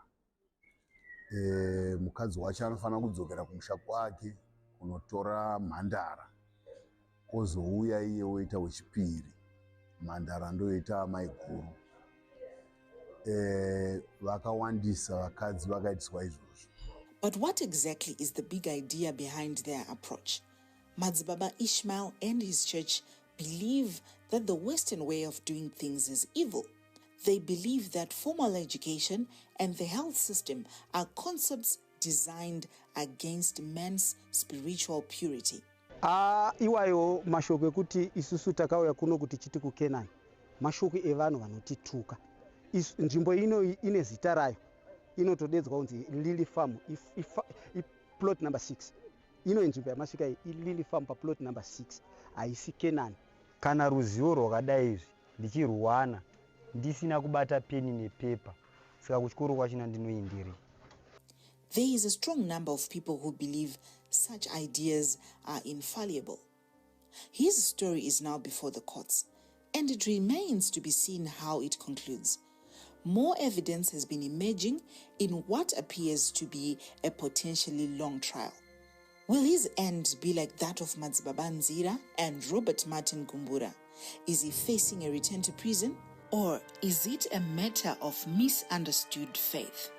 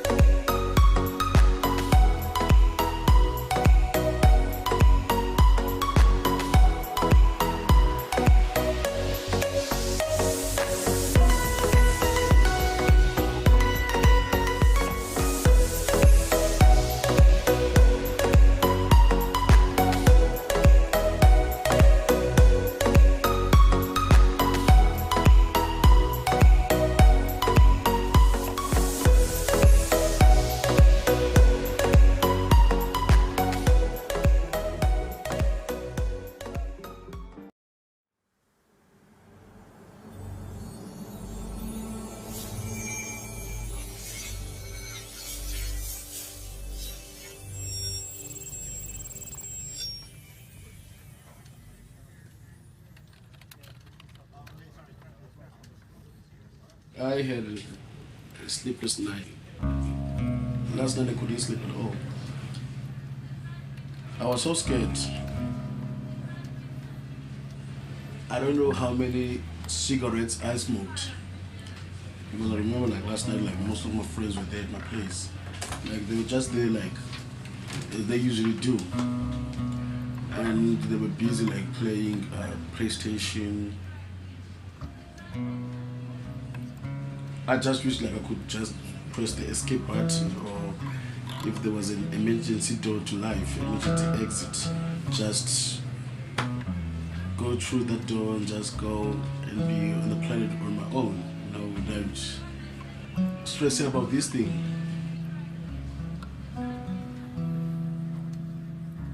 The closer we were driving, a few kilometers, like we were heading to the center, it was like I'm digging my own grave, you know? Fear is natural. You asked me last night, right, that do you want to do this? So I said, oh yeah, I will. Then I doubted that. No, I'll not do it. Decisions like this, they're not made overnight, you know?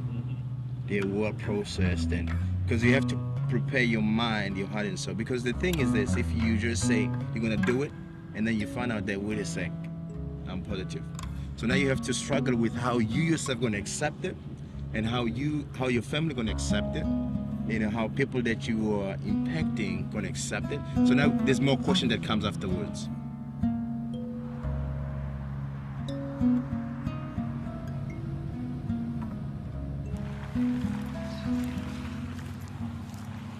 I have a feeling really privately. I don't want to be alone here.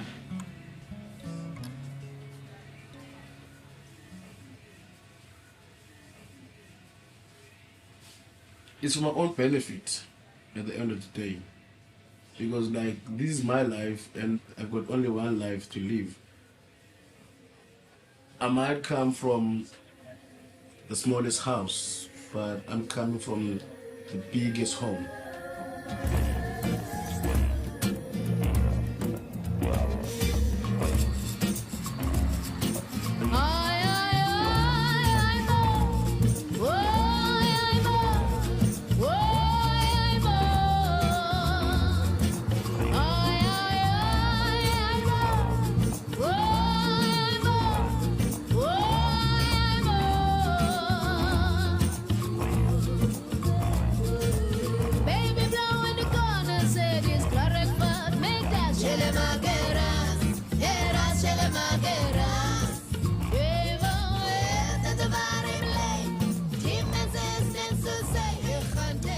My name is Busiso Jali, but here in the township I'm living in, I'm known as Spoo.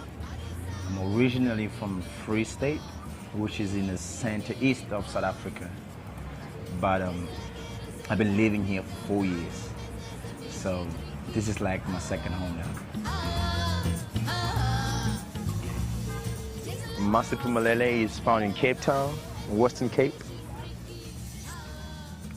So this was a forest, but it ended up becoming a registered township. It was the 5th township registered in Cape Town called Site 5.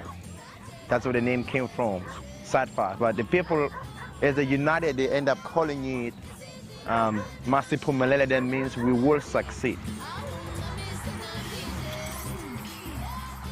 I'm from Kailicha, Cape Town, and I'm part of World View Collective Crew.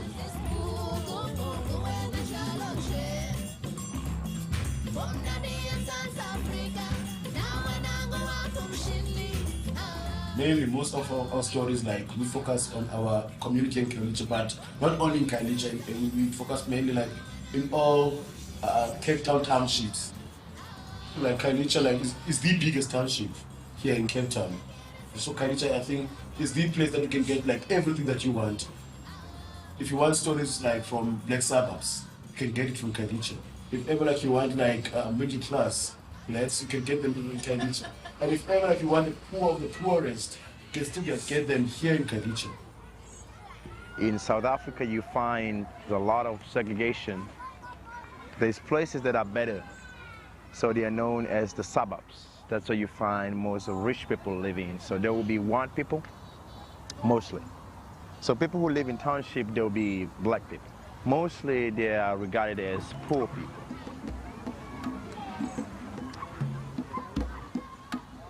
Africans, especially as you find them here in Masi, they don't even know that they're poor. You come to them and say, you're poor, you don't have food, you don't have da-da-da. They're like, what are you talking about? I'm satisfied. They're always warm welcoming you. Even if they had the last food in their house, they're gonna give them to you anyway, because they're a giving community. There's a lot of needs in this community. I really felt that I wanted to be part of that. And we believe that the cornerstones, or the people that can be, the assets, people that can really help meet the needs are locals. So I've been really working with men who've been reaching out to other men. I call them my leaders, I call them my friends. They call themselves mighty men of Masi,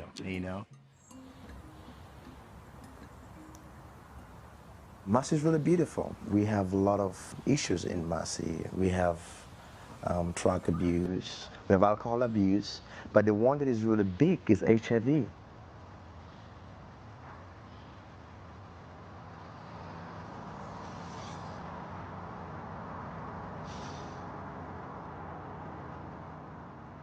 Africa still remains the epicenter of the AIDS epidemic, particularly this part of the region, sub-Saharan Africa, where over 70% of the new infections actually occur in this part of the world.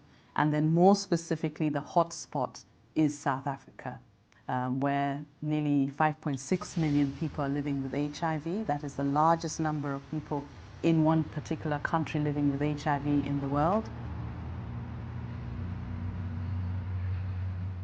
So South Africa is actually categorized as hyper-epidemic country. We have the adult population, about 17% of the adult population average are living with HIV and AIDS. Just about 29% of pregnant women who go to antenatal clinics are actually HIV positive. Some of the provinces actually carry the burden of disease for South Africa. We were talking about a prevalence of coming up to 40%, with some districts reporting above 40%. So, coming up to every second woman in that district will have HIV.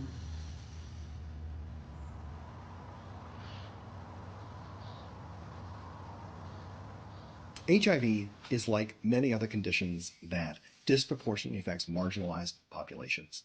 And if you don't have power, you can't necessarily affect change that's necessary to prevent new transmissions and to treat the disease.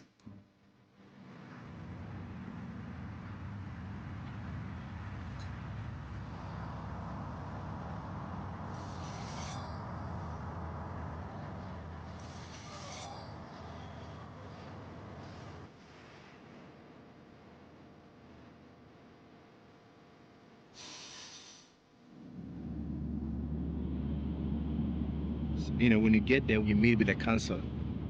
But then when you're sitting with the counselor and explain, you know, the whole process and everything, so it's kind of, it becomes more intense, right?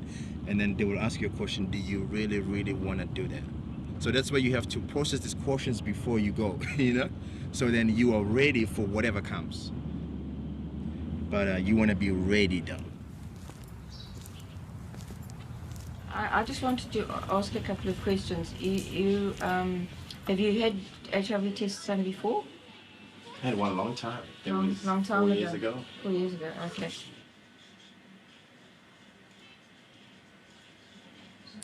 This is just for the records. It's here, okay. no? Get the record.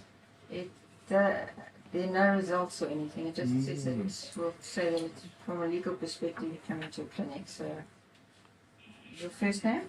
SIBU. SISO. Spusiso. It's a beautiful name. Yeah, absolutely. It's a zero name. Are you African or English? Yes. Which one? Yes, both. Think about it. There's a whole questionnaire that we're going to go through. So it will be a personal, one-on-one explanation. If you've been living dangerously, or if you've been living with HIV in any way, if you've taken any chances or anything, that's what we're going to be taking a look at. How deep do you go? Pardon? How deep do you dig? Well, it can get a little bit hairy, but we'll see. I'll try as fast as possible not to get too deep, okay? Let's go deep.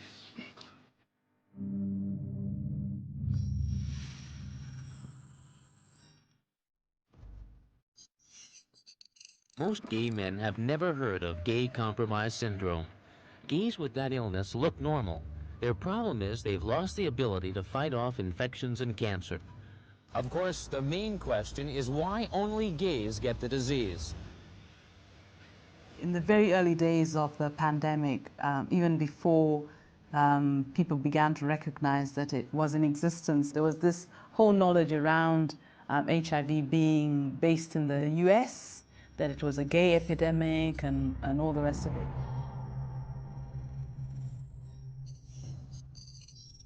The risk for AIDS is not being a homosexual man, and the risk for AIDS is not any of the other groups. The risk is the behavior. By the time in the late 80s, when scientists really came to recognize that, oh, you know, people are losing a lot of weight, there's this whole, you know, the diarrhea, what we called slim disease. It took a little while before scientists put 2 and 2 to make 4. I lost, I think, a third of my primary school class during the 80s and early 90s. A lot of people lost, a lot of lives gone.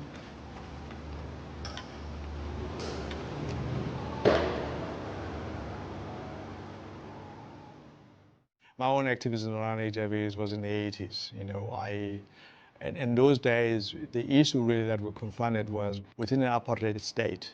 HIV and AIDS has really the great potentials of creating the division further and racializing it as a black issue.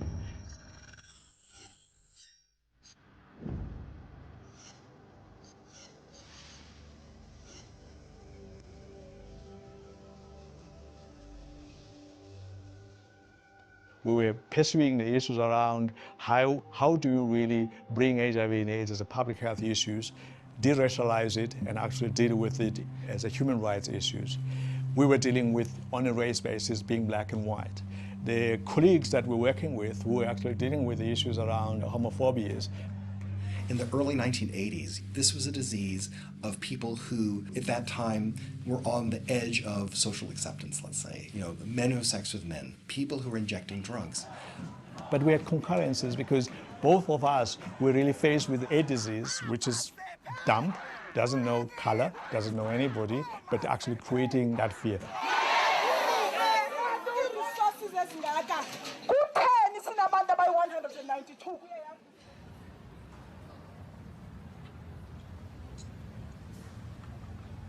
I never really liked white people because of what happened. So when I was 8, there was all the black people, community where I was from, they were marching, recruiting everyone to vote for ANC, which is Nelson Mandela's party. But then they were like, all these big trucks of white people came and police, and they said, go home, stop what you're doing. I was little at the time. And so, but they didn't listen, and they kept staying there. So they started shooting at us. So everyone was like, running into houses. So my grandma came and grabbed me because we were watching the whole thing. She came and grabbed me and went with me in the room and then went to the bathroom and locked the bathroom. And then she was holding my mouth because I was really frightened by what was happening. Grandma, people are running and then all of a sudden it's like... So that's the memory I have of white people.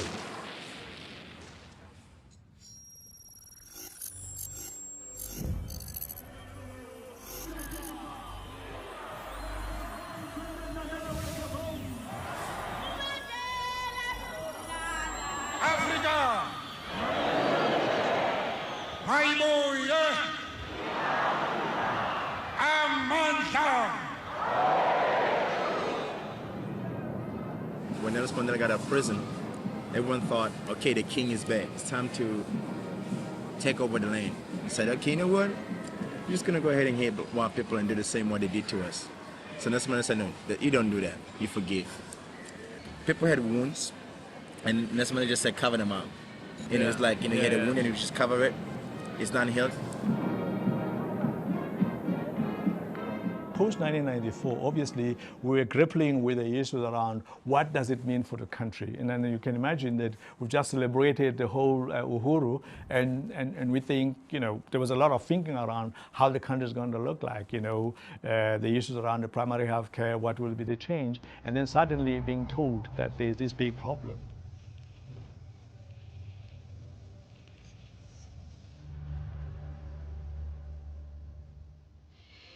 President Mandela has attended his final cabinet meeting in Pretoria. President-elect Thabo Mbeki will announce the new government before his inauguration next week.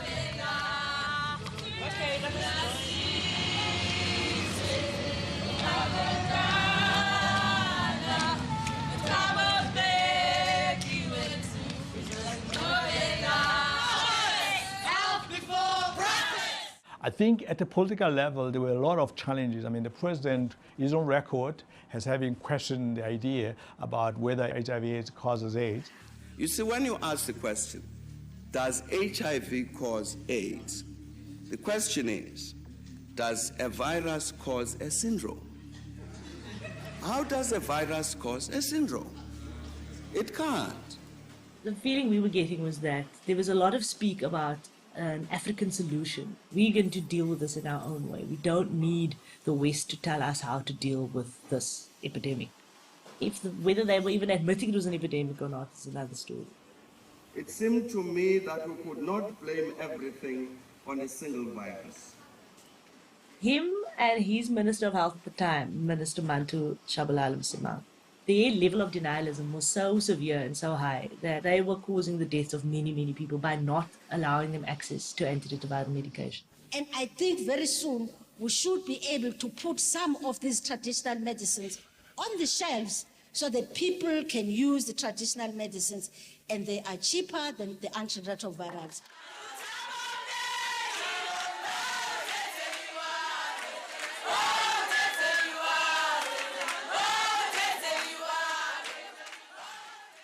There was almost like an unwillingness to believe science. It was as if science, we have our own science, Thabo Mbeki was somehow, I don't know, he's going to make his own rules, like science didn't exist here. It existed everywhere else. And even when there were hundreds and thousands of people dying all over the place.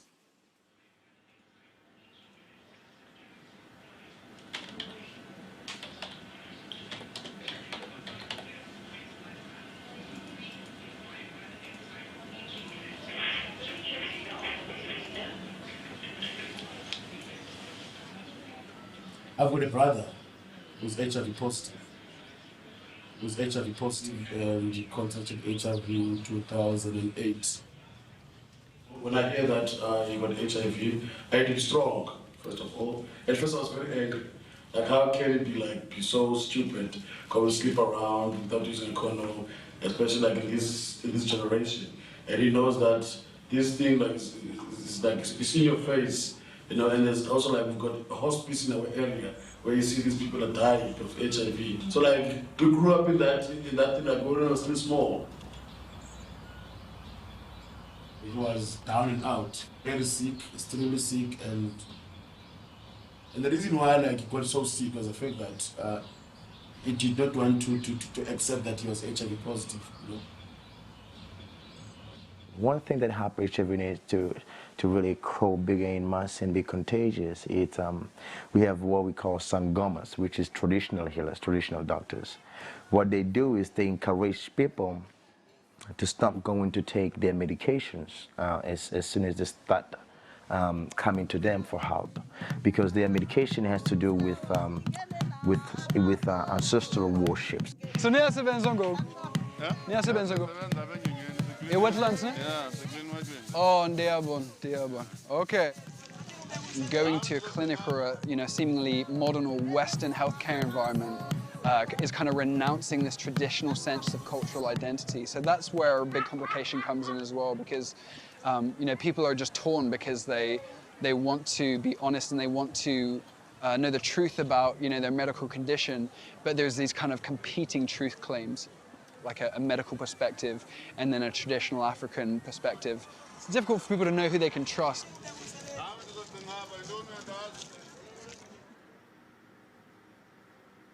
First thing that I need to tell you is that as far as confidentiality is concerned, what gets done in here stays in here.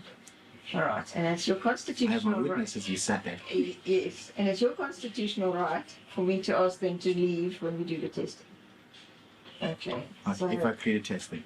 Pardon? If I create a test. If you agree to test, even for the conversation beforehand, you've quite within your rights to say, would they please leave? And I can turn the camera off too, just tell me. No. Okay. All right. When we're doing this test, we are going to be using a rapid HIV test. I'm not going to open it right now, just in case you decide not to go that route. My uncle went he went and tested by a local clinic. And what happened is the doctor told him that he is HIV positive, and he was like completely in denial. When he got home, he said that it's impossible for him to have gotten HIV, And then he went to a Sangoma. A Sangoma told him that he doesn't have HIV, he's just being jinxed by whoever. Sangomas never tell who the person is. So he actually believed the Sangoma, and by then he completely refused to take the ARVs. My uncle chose to believe what he understands. That's in that case what the traditional doctor said. So he ended up dying because he refused to take the medication.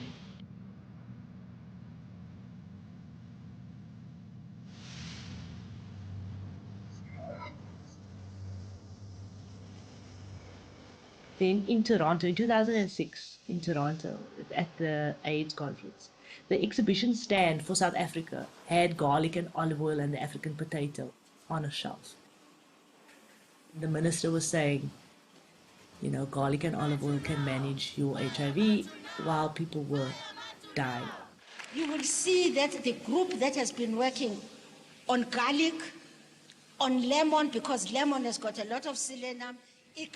So their messaging, or their mixed messaging, I think was detrimental to the rate of the increase of HIV, and the incidence levels must have been, that was the highest that we've had.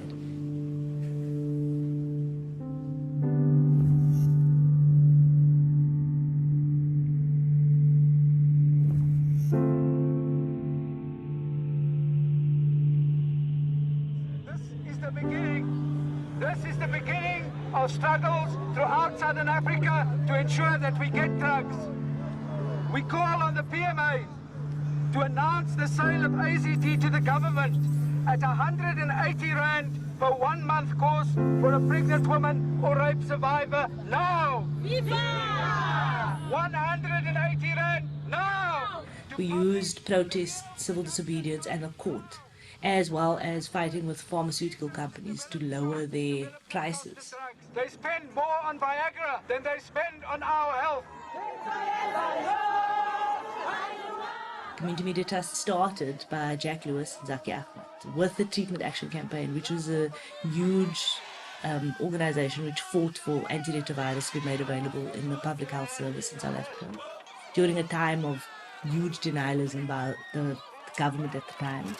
It started out as very much as a right to health, a right to live, because at the time so many people were dying.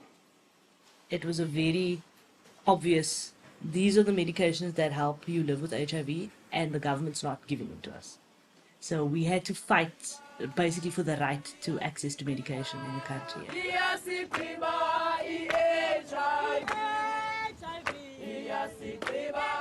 After the years of denialism and the years of not getting medication, what that did was it spread the disease faster than anything else could have.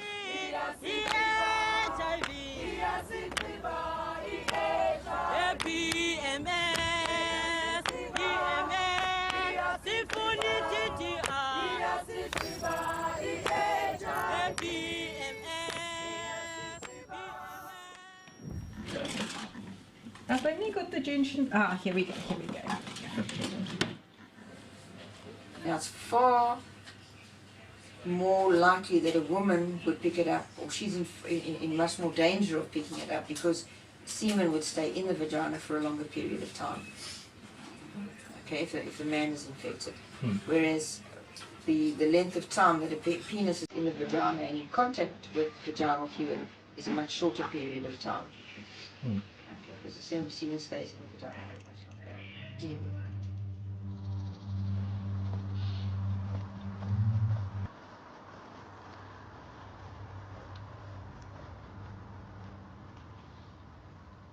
You'll find that the epidemic in South Africa is a feminine epidemic, particularly at around the ages of 25 to 35, where the highest levels of infection happen in the females. But that's the same across the continent, what we call feminization of the epidemic.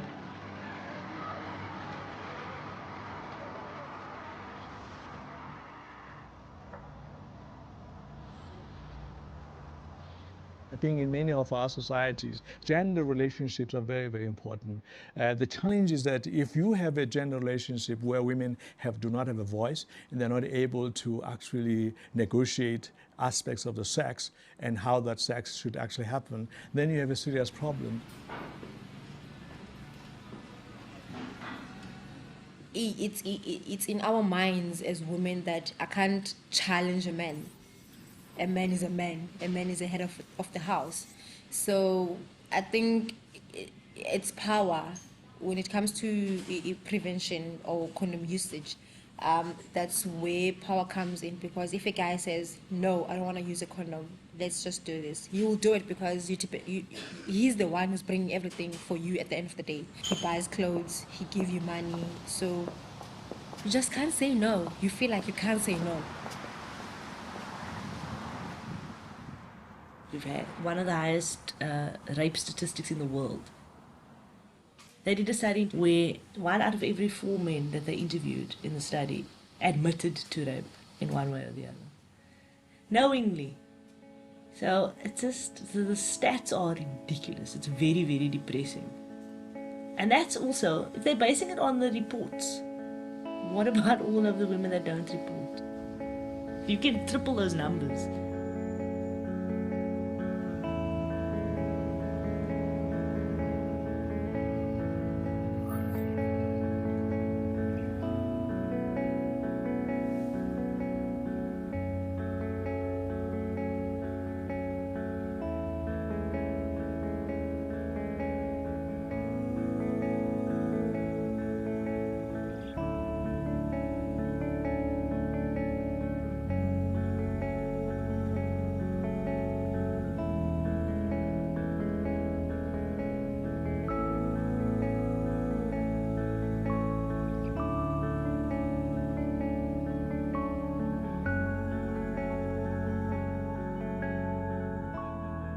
Women were never going to get to a point where they were going to be able to negotiate safer sex because of the sexual discrimination, because of the gender inequality, because of the second-class status of women.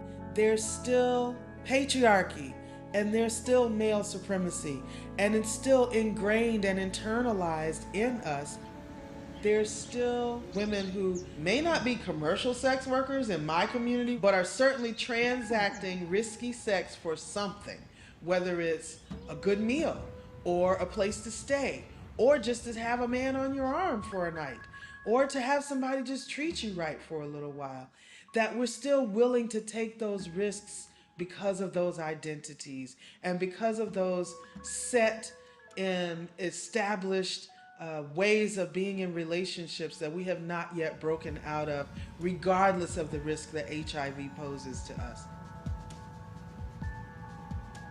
It's about economic independence. The levels of poverty have to change. Who earns money has to change. The level of education has to change until young girls are educated enough to get a job and look after themselves so that they can deal with those issues by themselves or make an informed decision. Then all of those issues will remain the same. Only once you have your own money can you say, no, I'm not going to sleep with you because I don't need airtime. Because they know, okay, if I promise her that I'll buy her Brazilian hair, I'll make her beautiful than she is, then she'll go for me. That's why you see a lot of us like craving sugar daddies with a lot of money. Because we want to be beautiful. And I just think we are beautiful the way we are. We don't need extra beauty. Because without that makeup, then without that Brazilian hair, without this weave, will a guy come to you? Okay, yes, a guy comes to me because of this weave, but what if I take it off? Take it off. At night. Not now. Don't be silly.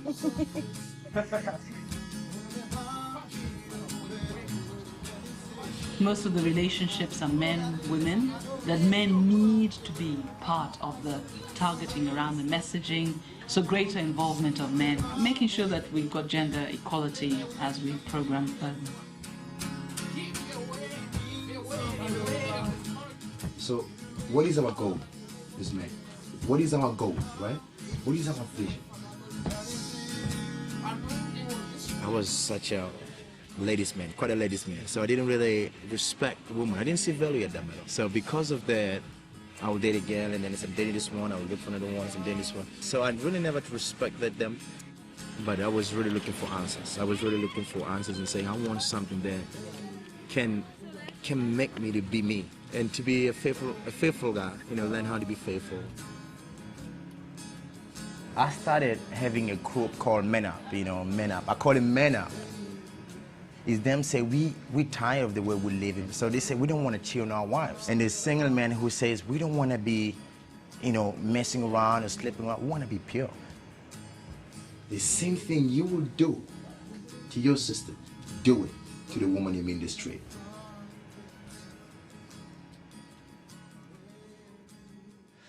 The major social norms that we try to address, and these are difficult ones, are expectations around what women should be, expectations about what men should be. Those are very, very difficult. To challenge the stereotypes of motherhood, the stereotypes of you know, a man being entitled to sex, being naturally promiscuous, etc. HIV/AIDS in our context is no longer an issue of risk groups. It's not about people who are really having sex with commercial sex workers. It's not about men who have sex with men. It's not about people who are actually promiscuous. It is really related to heterosexual transmission. It's long-term relationships, people who are cohabitating on long terms, who actually regard themselves as low risk, and in a manner then they don't use condoms, and this is really where the HIV infection is coming in. Do you use condoms? I haven't had any sexual intercourse for a very long time, but I used to before. I mean, before I tested, I used to, and this times where I didn't, you know? So that's why I was not sure what is happening. In our surveys, we ask, if you ask people if they use condoms, they say yes. Then, do you use condoms every time? No. So there's also this issue of, yes, I use condoms most of the time. But, you know, there's some nights, oh, I've got my main girlfriend. I love this one, right? So we don't use condoms. But I use condoms with my other girlfriends. Like, we call them spares and besties. You have your bestie, and then the spares are, you use condoms with the spares, because you don't know what other spares they may have. And it's totally acceptable to have a relationship like that, and then your bestie you don't use a condom, because you two are faithful to each other. Faithful.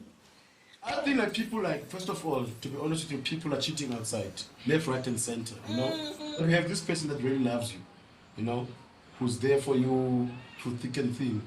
And then at the same time, there's this girl on the side who's always come with mini skirts, and yeah, you're always like tempted, you know? It's not like you love her, you know, just that like, just a shag, you know? And what do you And that is a problem out of that, and that's when the problem starts, you know? Because it's just a shag now, and then like tomorrow, feelings develop between the two of you, between the shag and you. And then after that, like for a very long time, like, you fall in love, and then like you live a double life.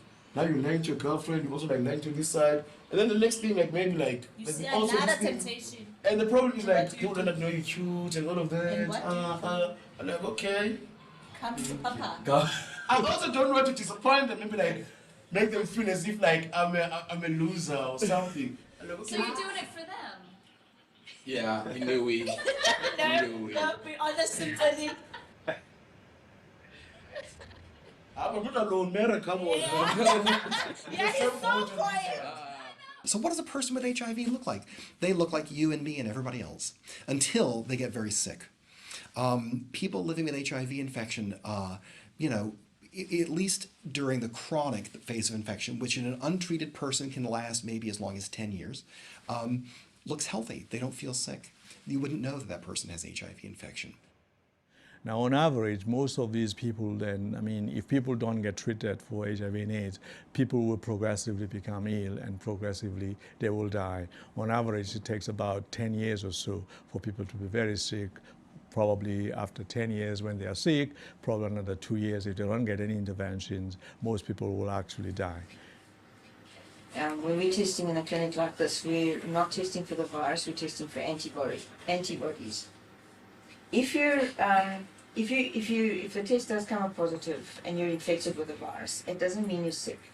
Right? There's a difference between being infected with the virus, having HIV, and actually being sick with AIDS. That's when something else will come along. You'll have flu, TB, and your body can't cope with dealing with more than one virus or bacteria or whatever, more than one illness at a time. And that's when the HIV virus takes over. It really takes over altogether. Antiretrovirals is the term we use for the medicine to treat HIV. It's a retrovirus, so these are drugs against a retrovirus, antiretroviral. How do antiretrovirals work? They prevent HIV from copying itself or replicating. HIV is a virus that has a predilection for binding to a certain very important cell in our body, the CD4 cells. And it uses the machinery of the CD4 cell to make copies of itself, and in doing so destroys those cells. These cells are the managers of the immune system, and if your CD4 cell count gets too low, which is what happens in HIV infection, then you become susceptible to a host of infections that normally wouldn't affect anyone with a competent immune system or a functional immune system. Antiretrovirals block that replication process in the CD4 cell and therefore protects the CD4 cells from destruction and allows them to maintain at the normal level. In a person whose CD4 cells have been damaged by HIV and they have a very low count, by taking this medicine, their CD4 cells can replicate and grow back to near normal levels.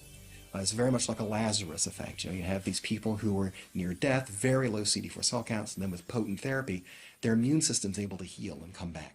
And then, of course, there was the groundbreaking research which shows that, you know, treatment can be used as a means of prevention. We know the science behind antiretrovirals is that they work in the body to reduce the amount of virus, HIV virus. So even when somebody's on antiretrovirals, the viral load or the amount of virus HIV virus in the blood never goes to zero. It's always there, but it's at a level which we call undetectable, and it means that it's less likely to be transmitted to the next person.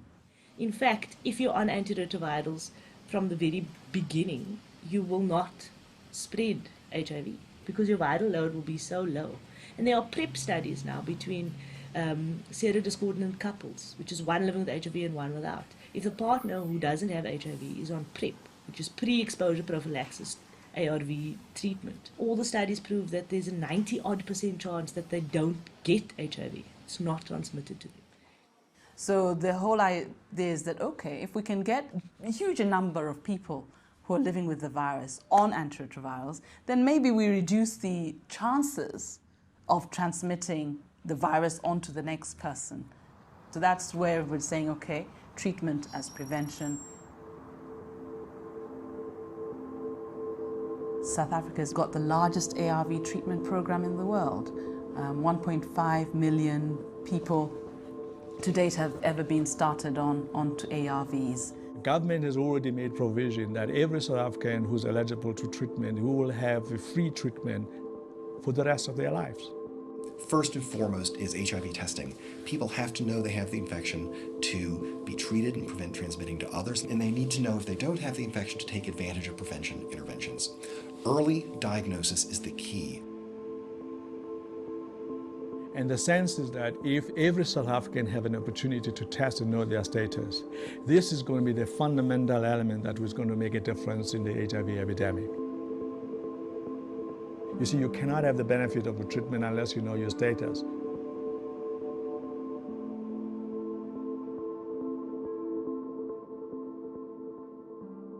You guys all know your HIV status? Yes. There you go. Yeah, right. Everyone's going to say yes.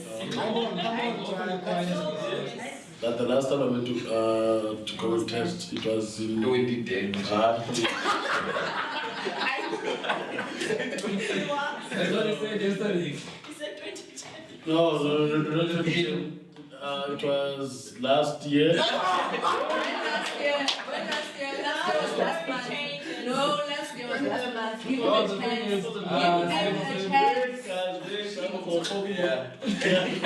Give him a chance. In March. Then after that, then I went back after the middle period. That was in March. Once you spend your period, my friend. In June, I went back in June. Then still clean. Then after that, I am still until today. I don't know that. He doesn't know that he's not lying to us, but he's lying to himself. He doesn't know that. Mr. Casanova. We still love you though.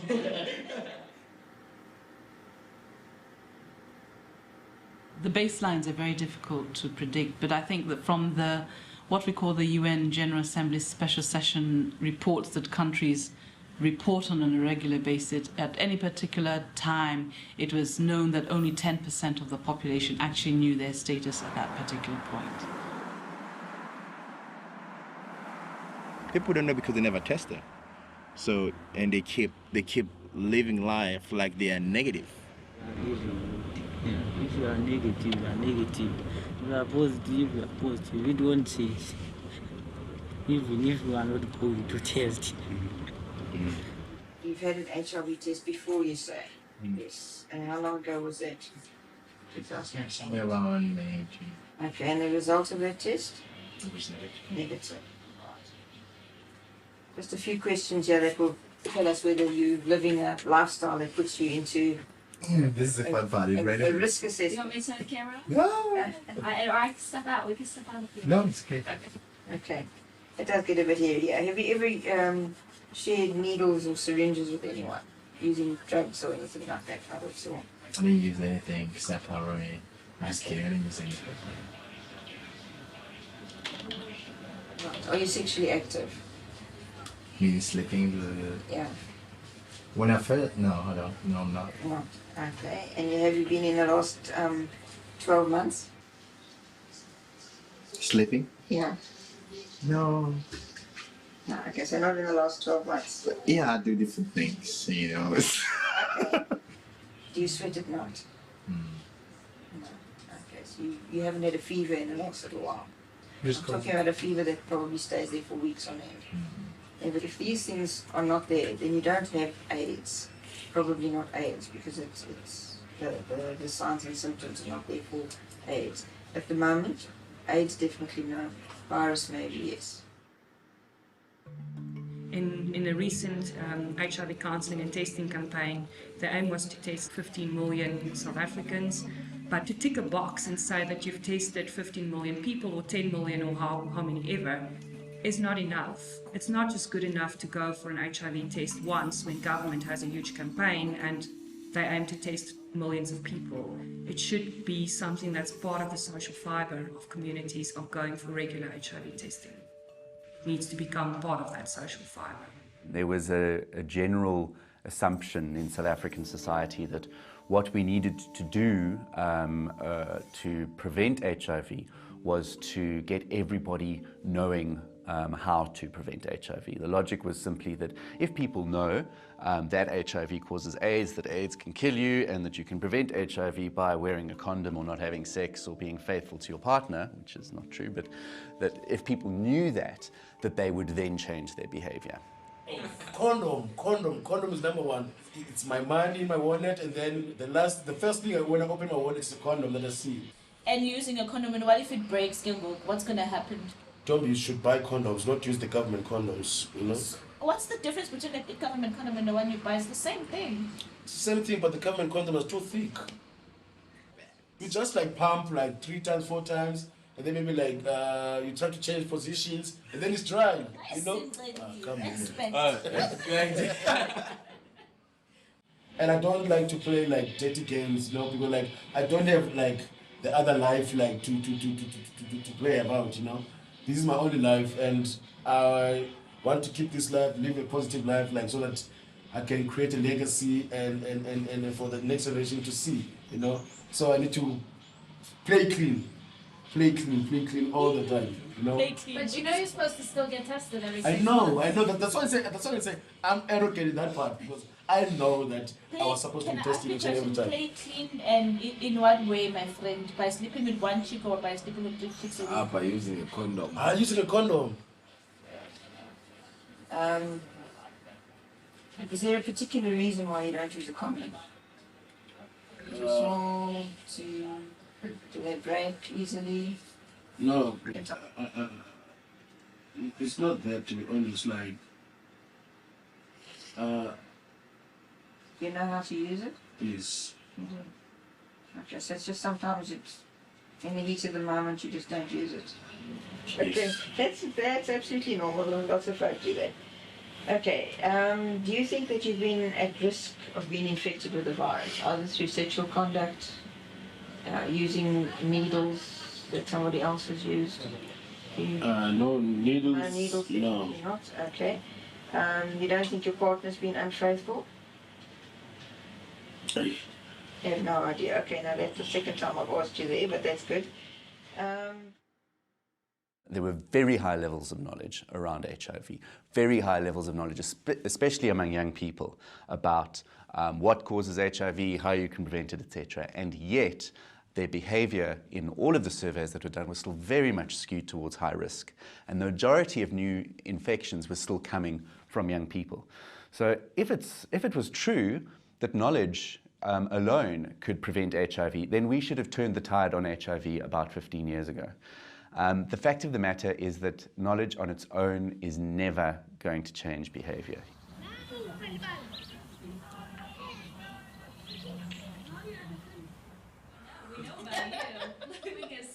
This is how we test. This is how we test. With the girls. We just make girls pregnant, and then she must go and test. And then if she she comes comes back back negative. then I know I'm negative. You know, this is how we test, like in the hood. Just make a girl pregnant, and then if she comes back negative, then you know you sorted. You know, and if she comes back like the plus sign, hey, it's a problem. You know. When's the last time you were tested, Stevie? Be honest. To be honest with you, it was not 2 years back. It was last year in March. So you do. Every 6 months. I know. I know. We did a literature review and some focus group discussions to see what were the barriers to testing, why were young people not going to test. And what we found is that there were four main fears that were standing in their way. The first fear was quite simply fear of self-knowledge. It's knowing that you have done something that has got you HIV. So the knowledge itself of what you've done. The second one was, of course, we're quite familiar with the concept of fear of death and dying. So, AIDS is still associated, even though the treatment rollout has been so effective, with illness and death. The third and fourth are closely linked, and they're also quite familiar. The fear of discrimination. Firstly, from your family, so that your family won't understand. You don't want to tell your family. You're scared of how they're going to react. They're scared of how they're going to treat you. Are they going to throw you out of the house, etc.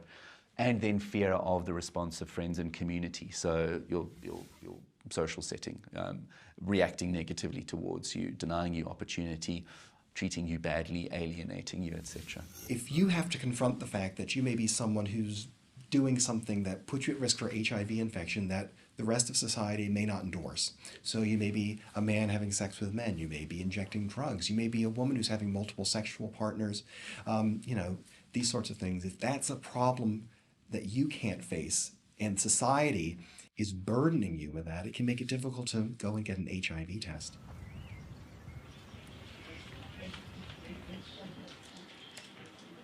And once you have this form, it's your responsibility what you do with it. The revealing status is something that not everybody wants to do, positive or negative.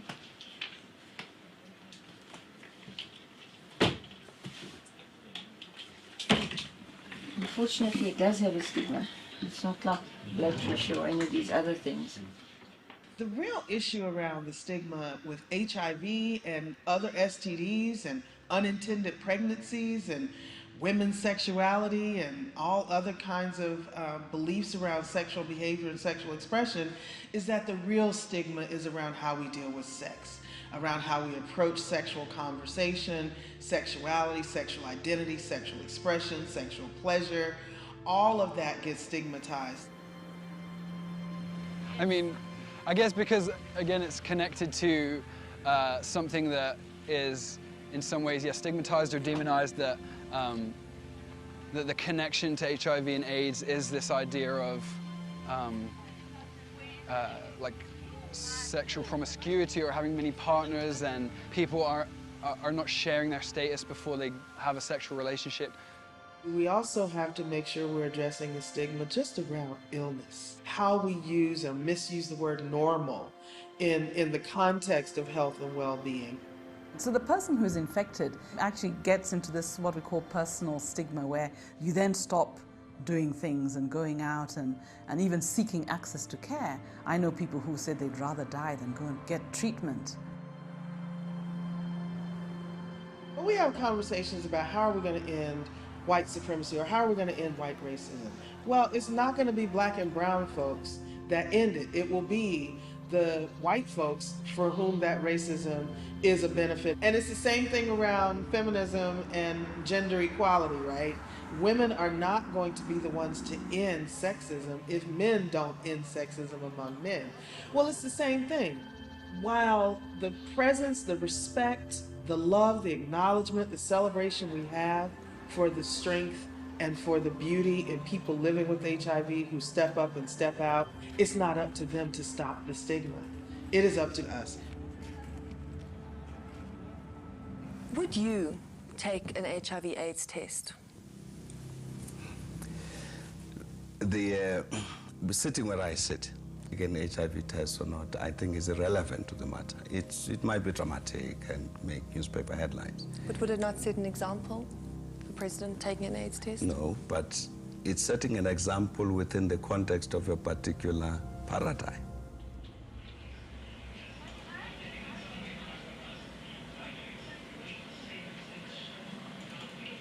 What I need for you to do for me right now is, after having gone through that, you wanting to test. Honestly, I don't know. I feel like it's still, yeah, I don't know. It's mentally for me because I made this decision that and again my girlfriend didn't want to go do this. So I haven't, but now I have a girlfriend at the moment. Okay, well, you need to go and think about it carefully because as a role model, it is not a bad idea to have the test done. Being a role model and actually having the test done is one thing. Revealing the result of the test is another thing again. And is there any thought in your mind that you might test positive? Is that what's keeping you from testing? To be honest, I don't know. I don't know, but I don't want to think like, I don't know. But I don't Okay, well, I'm just mentioning because sometimes there's an underlying maybe I am. It is a scary thing. Yeah, I don't know. Because I don't know. I just don't know, to be honest. What I don't understand is number one, like, it's when people are dying of AIDS. And then I don't understand like why people don't like just go and get the medication that was free at the end of the day. So that's what I don't understand. That's what I don't understand. People don't want to be seen at the hospitals. They don't want to be seen at the hospitals, and there's still denialism, and then there's still stigma. Many people still choose to keep their HIV/AIDS status a secret. Gugu Dlamini was murdered after revealing her HIV/AIDS status. I think of the stories of the bravery of women like Gugu Dlamini, who was a young woman in KwaZulu-Natal who was fed up with the discrimination and didn't want to die in shame and in silence, and disclosed her status publicly. She was an activist who joined the Treatment Action Campaign in KZN, and then openly, in some public event, said that she's living with HIV, and very shortly thereafter. First, she was harassed. She went through extreme stigma from her community because she was open about her HIV status, and then eventually she was beaten to death by her own community. It was a straight up stigma-related beaten to death because you're living with HIV. And I mean, that was many, many years ago, and it was the very first tag t-shirt that had Gugu Dlamini on the back of it. So I always relate the t-shirt to her story. It's almost like that level of stigma caused that t-shirt because we wanted to say we're all HIV positive. Who are you going to beat now? You know, everybody's wearing one. We have to acknowledge and live in the light of what makes us different, but we have to do our work at what makes us common and what brings us together.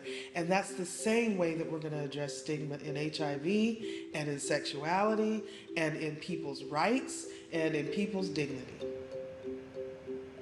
When a sister's sitting next to me who is just as fly and as beautiful and as engaging and doing, all of her own ambitions, going to school, getting the job she wants, doing the work that she thinks is the career path for her, and then disclosing that she's HIV sends a different message that resonates with women in a different way. Our flagship television show is called Sierra, which means overcome in Zulu. So we started the show as a way to normalize just talking about HIV, talking about living with HIV. We tried to change HIV from being having the stigma of being the sexually transmitted disease with all the model issues that come along with that, and try and normalize it to be just a chronic illness like diabetes, like high blood pressure, which can be managed and treated. If you see someone like you dealing with a health issue, it makes it easier to understand, makes it easier to absorb.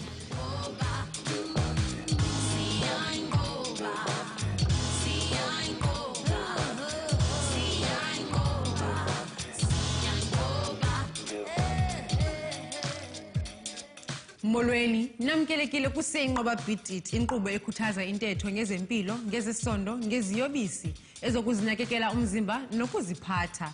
Ubhitit ujongana nemicimbi ebalulekileyo ngezempilo ezweni lethu. Ndingunokubonga Yawa, ndiphila ne-HIV. As people who are living with HIV, we're always faced with the challenge where we have to disclose our status. Talking from experience, like, it's not an easy thing. I started hearing people gossiping around, and the gossip will come and to my ears, and people will come to me and say, hey, is it true that you're HIV positive? Or you hear people talking around, like, in groups. And there was this day, like, I became, like, angry to a point where I stood on the street and I was like, okay, yeah, I am HIV positive, like, get a life. What's up, you know? Because I know many of you, they're HIV positive, but you're sitting there looking at me, talking about me and my daughter. But for many people, like, especially young people, teenagers, it's not easy. But as you're growing up, you get used to it. You get to meet people who are HIV positive. You share stuff, you share your experiences. In that way, you learn from other people.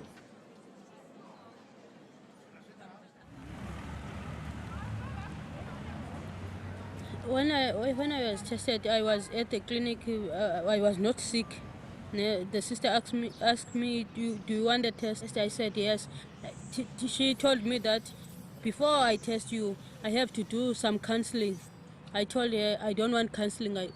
Test me. I want to know my status. Okay, she said she do the test. Then we talking. Now, after some minutes, she's not talking. I asked what? She asked to me, when you are positive, what you gonna do? I said, I can't do anything. If I'm positive, I'm positive. Okay. She said, when the lines are like this, we are positive. So I said, okay. And I phoned my sister. I tell my sister, I did go to the clinic. They tell me I'm HIV positive. Over the phone.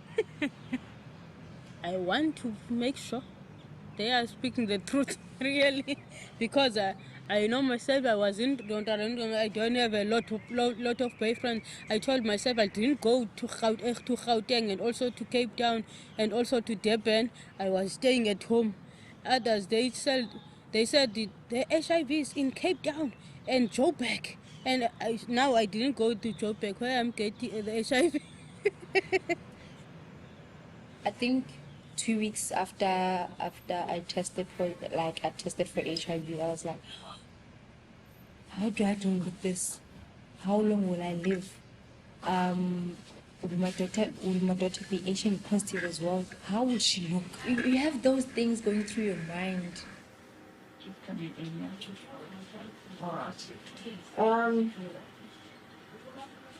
If you had to have the HIV virus, it's not a death sentence.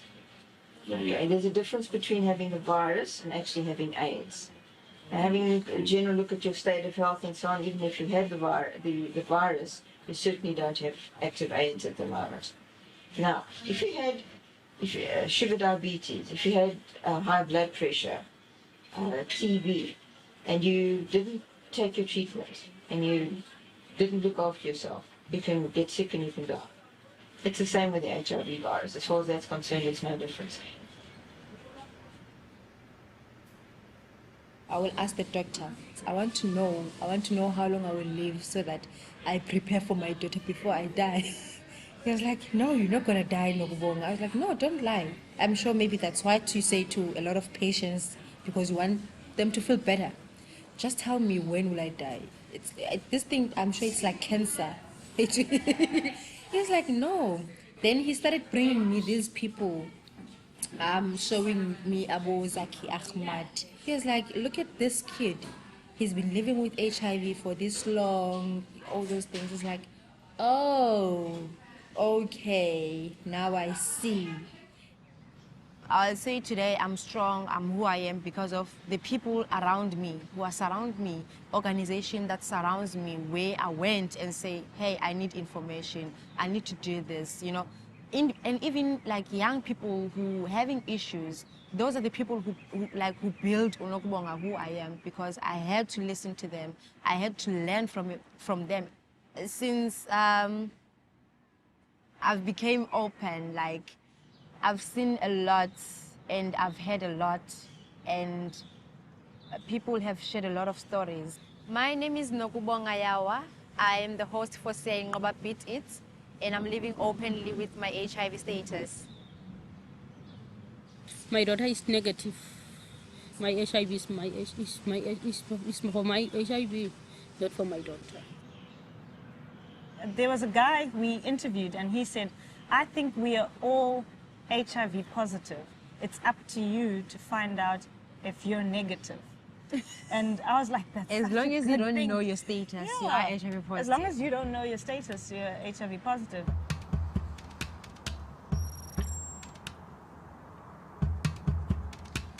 HIV/AIDS treatment in South Africa is completely free. So all we really need to achieve is to make sure that every single person in South Africa knows their HIV/AIDS status. HIV is here, it's now, it's all of us. The more people who test and the more we normalize the whole issue around HIV, then HIV-related discrimination will also come down. I think for us is that you can't resolve the problem by biomedical intervention only. You really have to combine it with a very strong behavioral and understanding what people need to do. But there are also very embedded social issues that has to be addressed as well. So given the challenges of designing programs in Africa, how can we embed testing into the ordinary social fabric?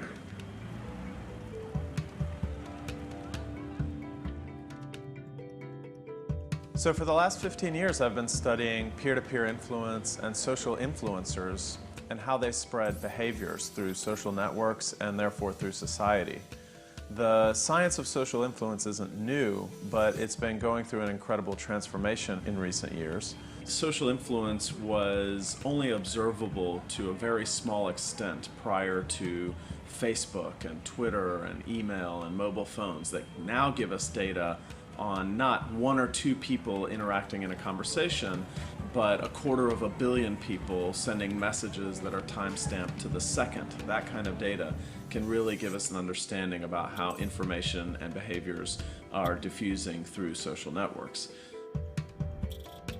This newfound ability is giving us really a new lens on human behavior. And I firmly believe that we're on the brink of a scientific revolution, and a revolution in our understanding of human behavior.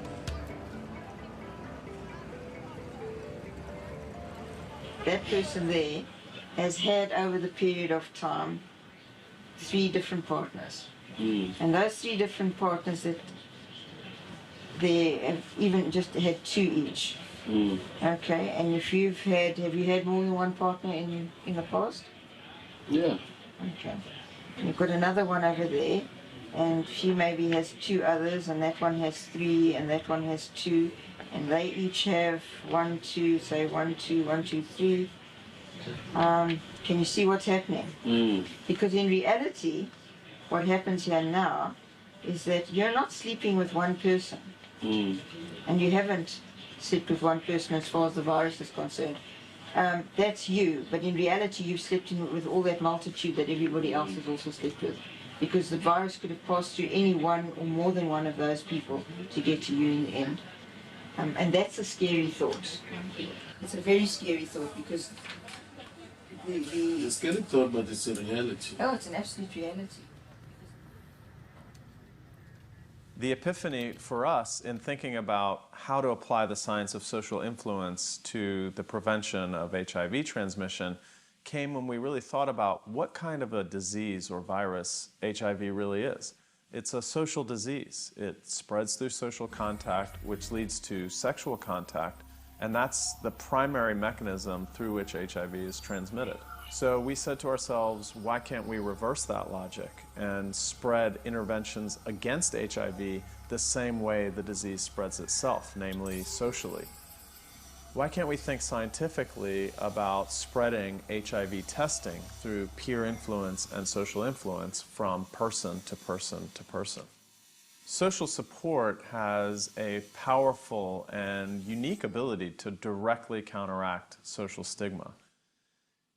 In the end, this is a social disease. It needs a social cure.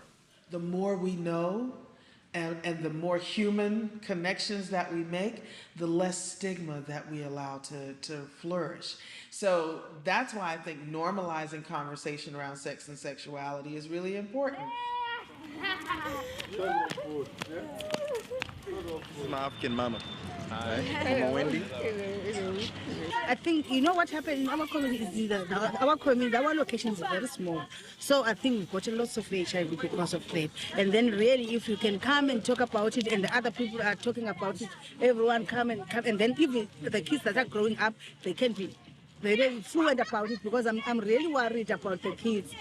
Maybe they are not fluent. Like for instance, I'm the mother. I don't want to lie to you. I'm scared to talk about it to my child. So if someone like you, So probably or don't like speak you, about it, right? Exactly, it's our culture. I can't help it. But even someone like you and you come and talk with her, she will know more than me, because when he came in my house, I'm not talking about it. So I know there won't be something wrong.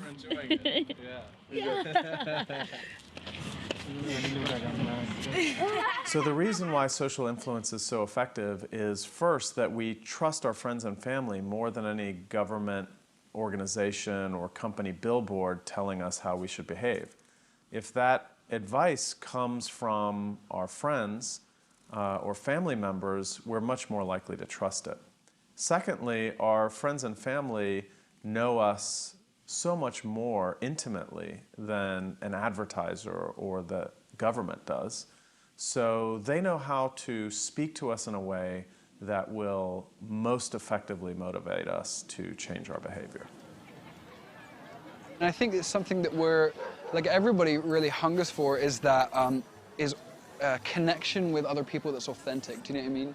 Yeah, I think people are looking for voices. They're looking for a way they can see the change that they want to see in their country and in their communities. That's why we're looking for guys like this who will be social influencers, people who impact their community towards things that are life-giving, towards things that are positive, towards things that just promote healthy ways of living.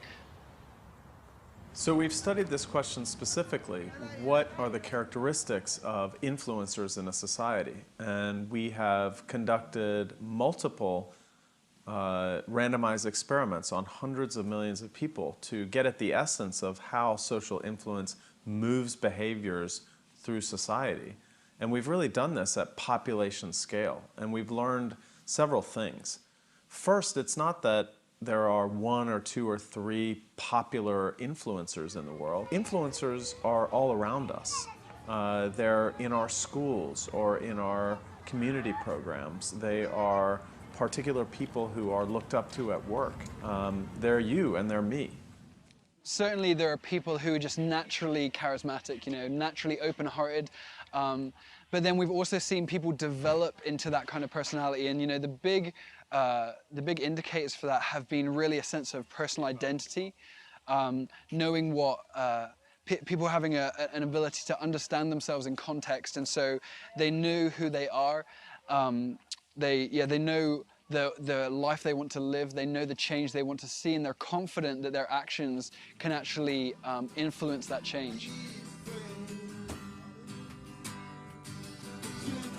So I started having a group called MENA. I've been really working with men who've been reaching out to other men. And they just meet under the trees. They talk about life together. They're accountable to each other. This is the issue, right? This is reality. This is it. It's out here. It's our enemy. So I really want them to know beyond that, hey, you guys need to get tested because it's good for you.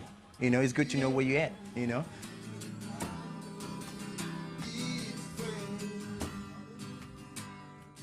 We're looking for local young leaders. We're looking for your friend, somebody that you look up to, your older brother or sister, somebody who lives in the same street as you, same social background as you, who's facing exactly the same social challenges that you are, but is responding to them in a different way. We're waking up each and every day, like we're making films and we try to change people's lives and we try to change people's perspective on how to view life, and also like we try to heal people at the same time with the stories that we tell. And we tell these stories like these are stories from Kailicha. It is a place of dreams, and dreams are possible to be realized in Kailicha if ever We have like the good support of people around you. Like, for example, like my team, you know.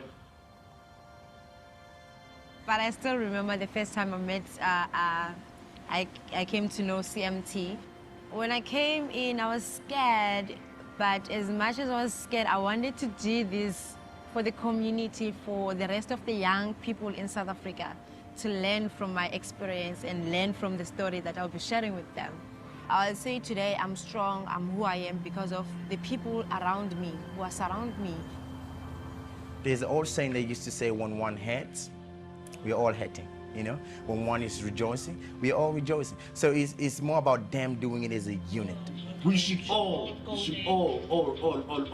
treat ourselves as if we are all HIV positive, you know? Go there, support each other, you know? So that the next person next to you who is HIV positive, that, yeah, you know? Yeah, because like if ever like we're gonna say like all these HIV positive people should go and do that, then like we are still like isolating them from the society. The entire society, we should all be part of it, you know? Go forward, fight for it. So countries have to really take seriously this HIV prevention revolution that we're calling for and take it seriously. But it needs a number of actions and creating an authorizing environment where people are free, where people can talk liberally, where people can discuss sexual relations and their sexuality without feeling that they're abnormal in any way.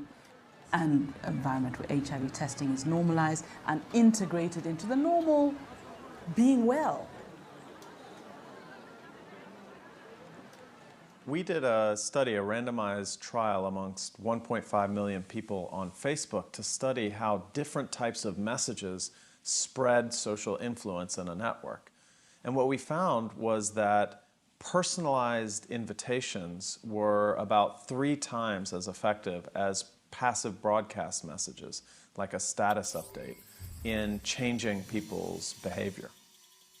The other big advantage to personalized invitations is what we refer to as stickiness. What's the likelihood that someone sticks with a behavior long after the influence message has been sent? It turns out that people are much more likely to stick with the behavior and make a habit out of it upon receiving a personalized invitation. By the way, we're going on Friday. We're gonna all go get tested. I hope you guys come. To be honest, okay, I will come. It will be a quantum leap. I'm coming. Okay. No, like I should know like sooner than later. I'll be like asking my girlfriend like for a very long time, like we should go and test, we should go and test, we should go and test.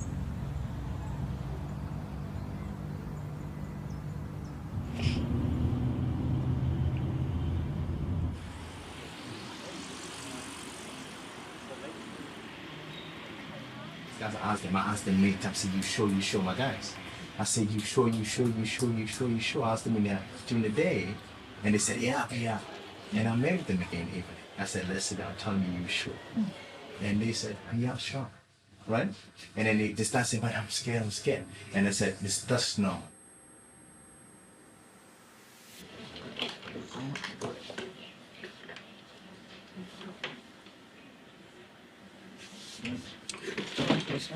For high blood pressure, sugar, diabetes. Something like that. Okay, you make it all really easy. Okay, so you've got that. Do you have any questions? I really feel like this was good. Questions you had. The questions you had were really good. So then that's it? That's all you asked? Basically, that's it. Then you just need to decide then whether you wanted to be tested now or whether you'd rather wait then and do it with your girlfriend or whatever. Yeah. No, I think I'd rather wait. You're gonna wait. I'm really scared, I don't know to lie. I'm extremely scared. I'm really, like even now, I'm 99.9% close to tears. I'm a filmmaker myself, you know, and I always have fear of things might always go wrong, you know, each and every day, you know. But at the same time, that fear, I always try to find a path like to overcome it, and at the same time, not to try to run away from it. If this is the situation, then be it, you know. then be it. And at the same time, like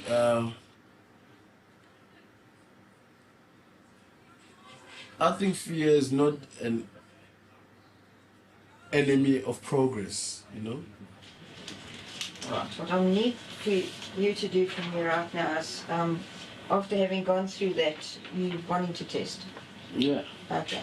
I just need you to put your name over there, your signature with the date.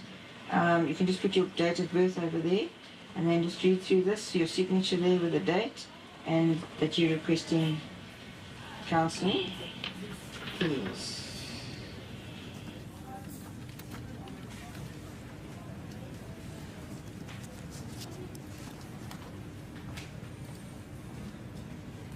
Have you been tested before?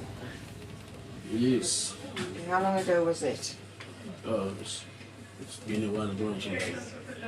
4 years, 3 years? 2. 2. Just to have an idea, and you were?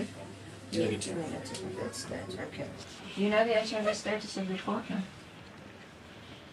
The last time she also tested, she was negative. Okay. And that's a while ago? Yeah. Because I wanted to come here with her, but she was also scared. And you're ready now? Yeah. Okay. You may fill in a consent form there. I want to ask you another question at the moment. Okay.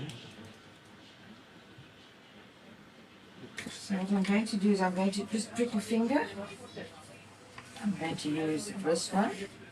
You tell me that this one has less nerve endings on and you don't feel it quite as much. Just a little prick there. Just a drop.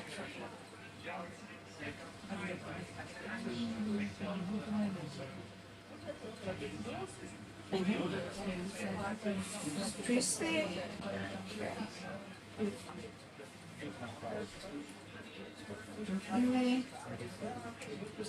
It's not diluted. The test takes about between 5 and 15 minutes for the result to come up.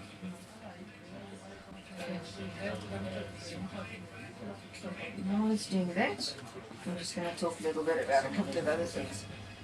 Okay, so usually we say if you think you've come into contact with the virus, you should test immediately, 3 months later, and then 6 months later to be absolutely certain. Because you want to know that you're starting out negative and that you haven't got it already. That just tells me where you've,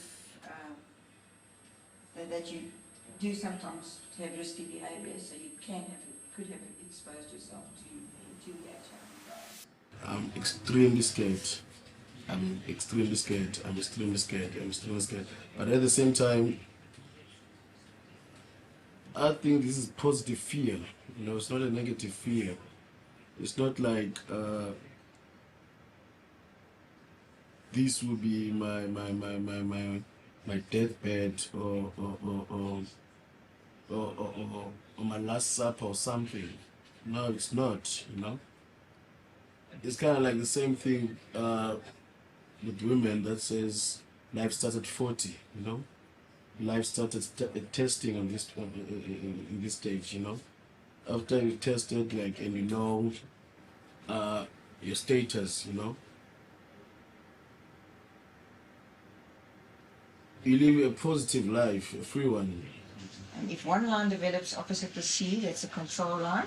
That means you're testing negative. The test has worked properly and it's negative. If more than one develops, then you're testing positive. Right. Right. If you were to test positive, what is the first thing that you would do?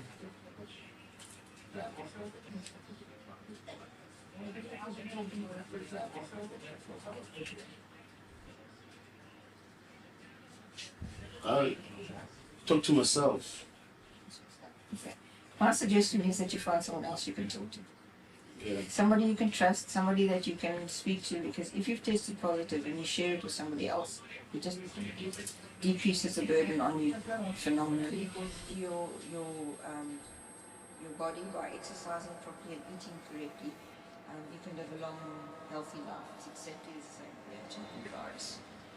Okay, and I know you're not hearing very much of what I'm saying, but it's necessary to hear it. Some of it will sink in and some of it won't, because it is a scary time and it is kind of nerve-wracking.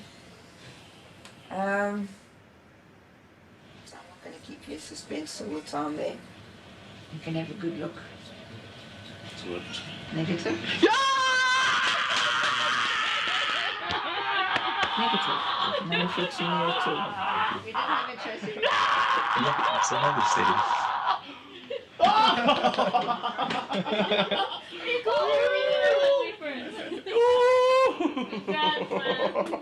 Congratulations. That's a great, isn't that an empowering feeling? It's actually Ooh. Yes, yes, yes, yes, you.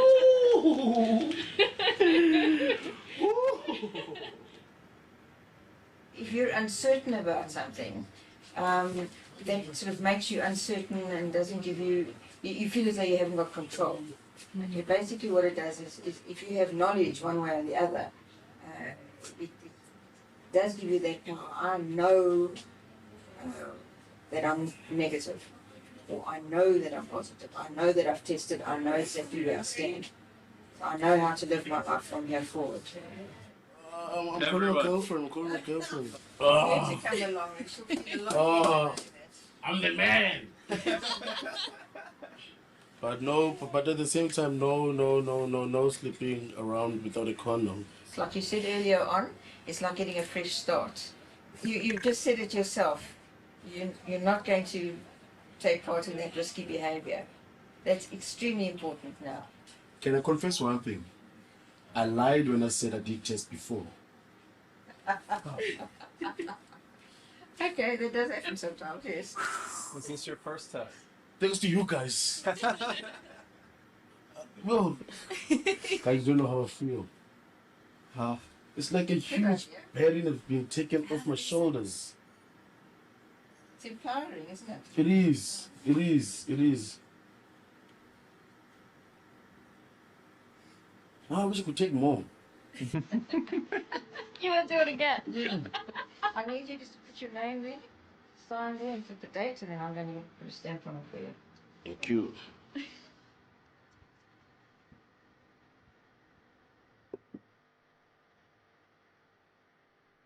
The epidemic, what is evidence is that South Africa is making really great strides in trying to address this. I mean, obviously AIDS is a global problem, and we're 30 years into the epidemic now.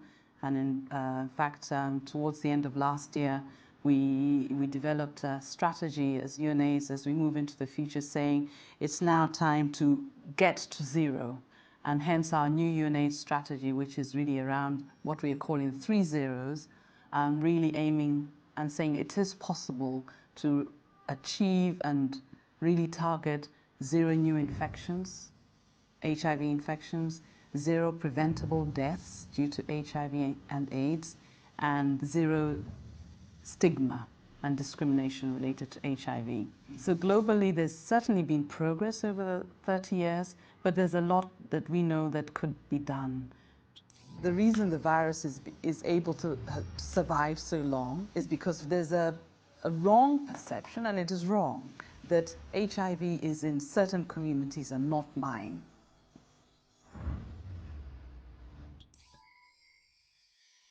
In the United States, CDC estimates that there are approximately 1.2 million persons living with HIV infection.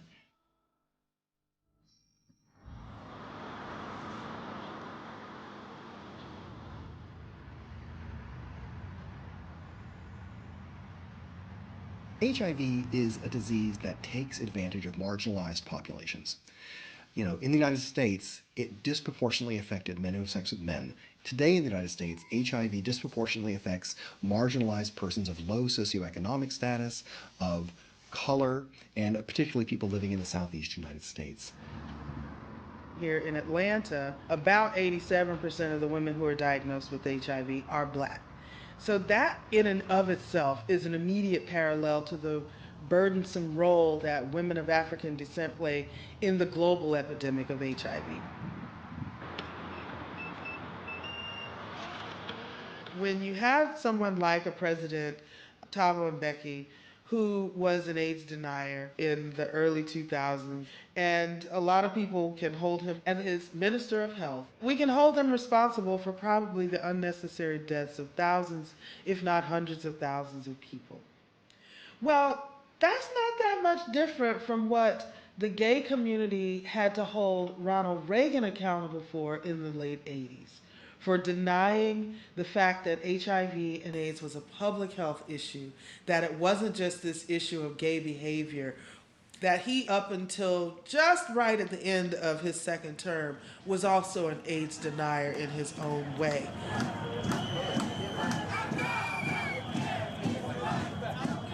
And so the mobilization of ACTA, AIDS Coalition to Unleash Power, and how that moved beyond Reagan and even into the Clinton years, even holding Bill Clinton's feet to the fire, if you will, was the same type of movement, albeit a little later, that started with the Treatment Action Campaign in holding Mbeki, and then later holding Zuma and the next presidents accountable.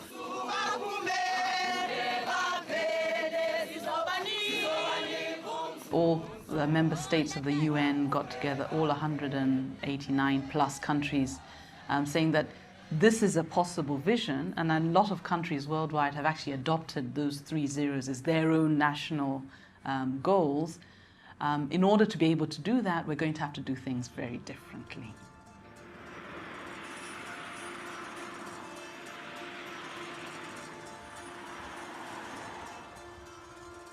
On a trip to Tanzania, as I was walking through Dar es Salaam, I realized that every single person that I was seeing had a mobile phone. Even if you are a very rural, poor person in South Africa, you might not have access to clean drinking water, you might not have access to electricity, but chances are very good that you will have access to a mobile phone. We realized that there's this incredible opportunity to utilize the mobile technology platform to deliver other services as well, not just promotional services. By using social methods and getting people to spread the message from person to person. You can harness the social effect of groups of friends and groups of people influencing each other in doing something really life-saving, like going for an HIV test. This is how we communicate today.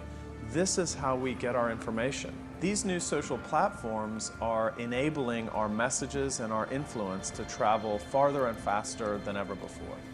We have to decide as a society if we want to harness this power to get people to click on Facebook ads or to make the world a better place. This is an awesome responsibility, and we have to all realize that in essence, we're all role models now. Interactions on a mobile phone can actually lead to real behavior change. Communities and social networks can actually influence an individual to take action. If you work on a sustained basis in communities with young people, you'll see that that energy is there, that development is happening, that communities are improving, that things are getting better. And a lot of that is sustained by this social energy, by the excitement of people together deciding that they're going to keep things going.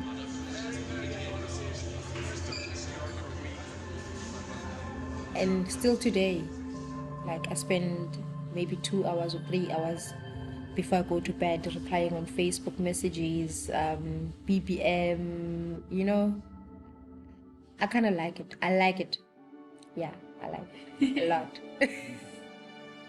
You gotta be able to stand up at the end of the day and do something for yourself. We used to have to count on governments or NGOs to spread the information that would generate social change.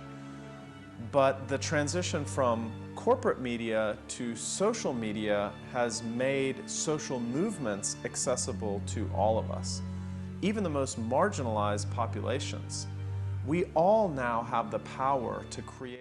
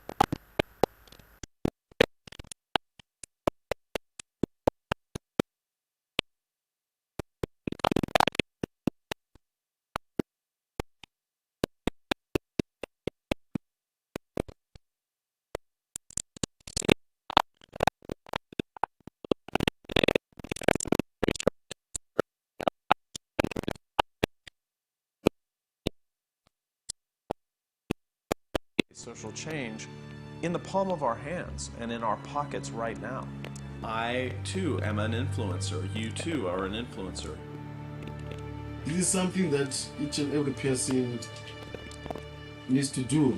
As I said before, like this needs to be like a part of your of our lifestyle.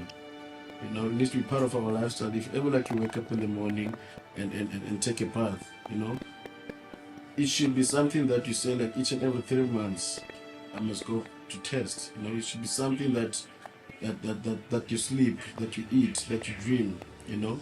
When you convince one person to change their behavior and then they convince at least some substantial fraction of their friends to change their behavior, it creates a cascade or a contagion of HIV testing through the population. It's nice to know, isn't it? Yeah. It's a good feeling. It's now time to get to zero. 0 new HIV infections, 0 discrimination, 0 AIDS-related deaths. To realize a future without HIV, we've got to get everybody tested and treated. Everyone has a role to play in preventing HIV infection. Get tested, know what your status is. If you're positive, get treatment. That's part of our personal responsibility as a citizen, every one of us. This is our platform. This is our medium, and we're going to decide what kind of culture we develop with it.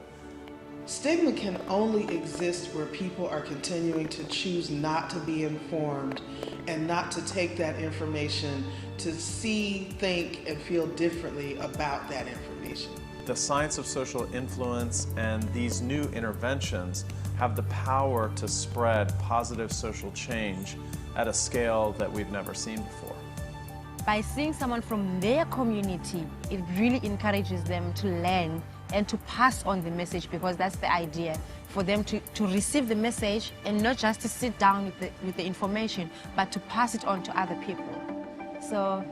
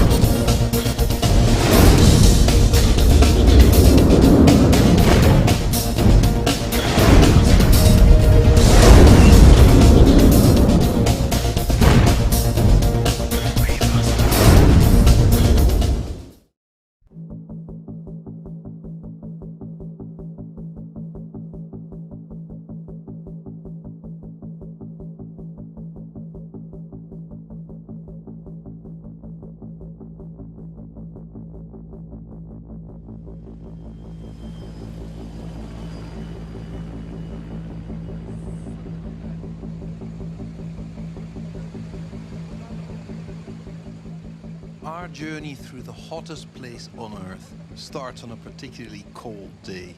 This is the Atlantic Ocean, at the very edge of the African continent.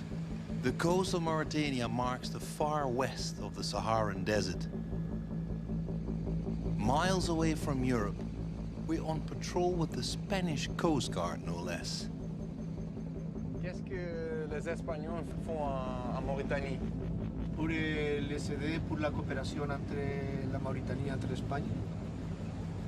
Mais c'est pas la frontière d'Espagne ici, hein. Ah oui, mais d'ici, ils sont sortis beaucoup de pirogues avec clandestins jusqu'à l'île Canaries. Et l'île Canaries, c'est l'Espagne. Et les migrants, ils sont pas ici? Quand est-ce que vous avez arrêté la dernière migrant? C'était le fin 2008, exactement. C'était en fin 2008. Depuis 2009, il y a eu presque les pirogues, exactement. Il y a pris... Ça fait longtemps? Ça fait longtemps, oui. Ça fait longtemps.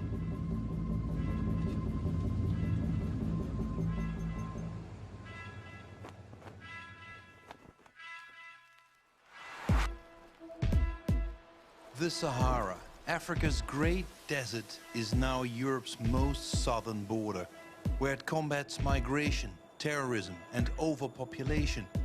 But what do the people of the Sahara think of all this interference? And what can we learn from the people of the Great Desert?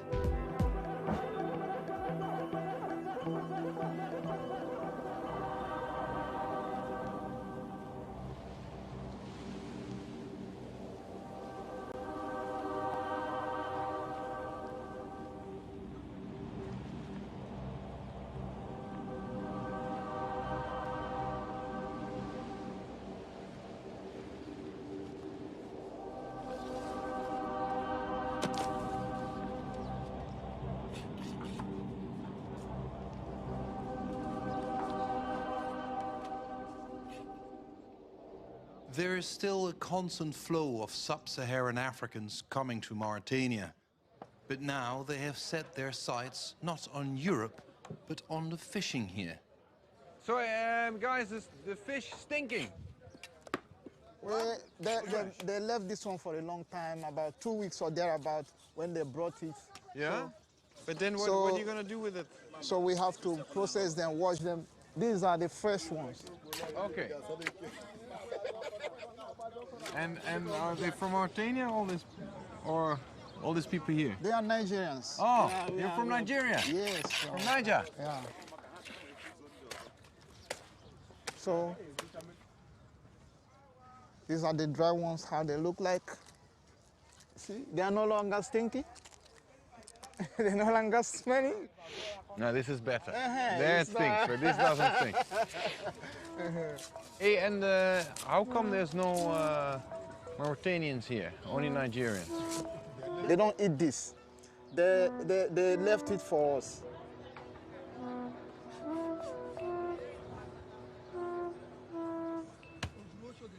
Oh, I'm here for about 2 years now. Okay. Yeah. You like Mauritania? I like it, but not as my country. I like my country better. Why? My country has freedom. Here, there's no freedom. You understand? How do you feel that? How I feel, I know very well. Yeah. You can only come here, make a little money, and get out. So how they treat black Africans? Man, they are not too bad, but it's not easy being with the people in different religions. They are not bad. They are good people. Yeah. But you don't have freedom, that's all.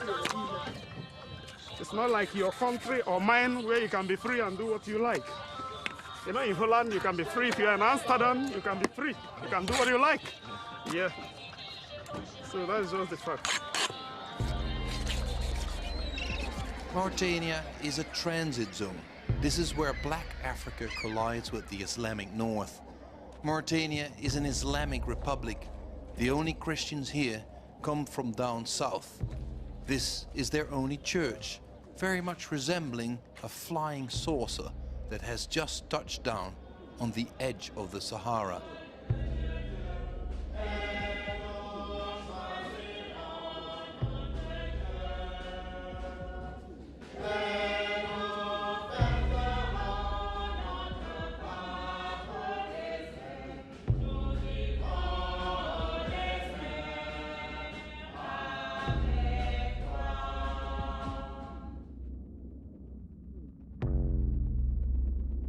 So this church, what does it mean to you actually? It's a kind of protection to us. Even if they are disturbing people outside, they don't come easily to this place, to disturb people. So it's protected. It's somehow a little bit protected. But there was a time they came in chasing people into this place. Like being arrested here? Yes. They came to look for those people that doesn't have permit. Do they see you as equal? No, not at all. They see us as low-class human. They don't even, you can't, the way they look at us at times is funny, but there's nothing we can do. Because you have a different skin color? Part of it, but the issue of social stratification comes into play here. So social stratification? Yes. What does that mean? It means, you know, in some people, in some country, they have free man, slave, you know, this kind of, you have slaves. So they look at themselves as a free man, somebody that's supposed to be in charge, do everything. Then they look at us as slaves. We don't have equal rights with them. There's some things you don't do with them because you are not like a free man.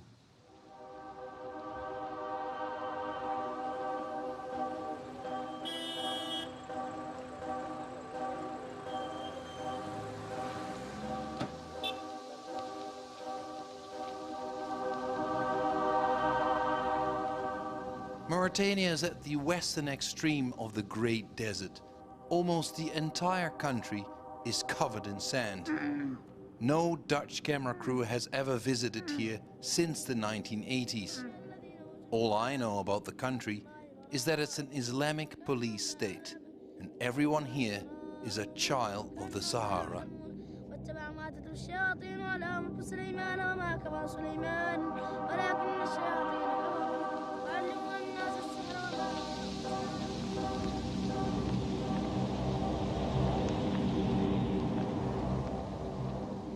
For centuries, the vast desert formed an impregnable fortress between Africa and Europe. The European colonist ships preferred to sail straight on past it. It wasn't until the late 19th century that the French dared to dream of a railroad cutting straight through it.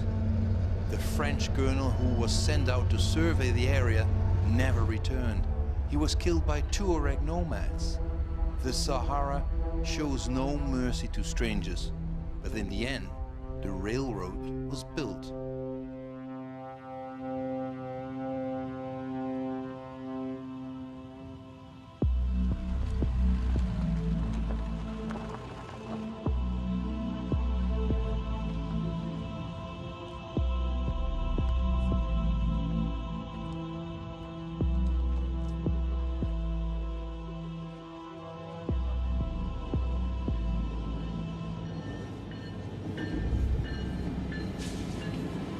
The Sahara awaits me. The train with which the French wanted to prove their mastery over the desert is still the best way to get to eastern Mauritania. If you can't pay the fare, you travel in the goods wagons, meant for iron ore. If you want a bit more luxury, you will have to fight for a seat.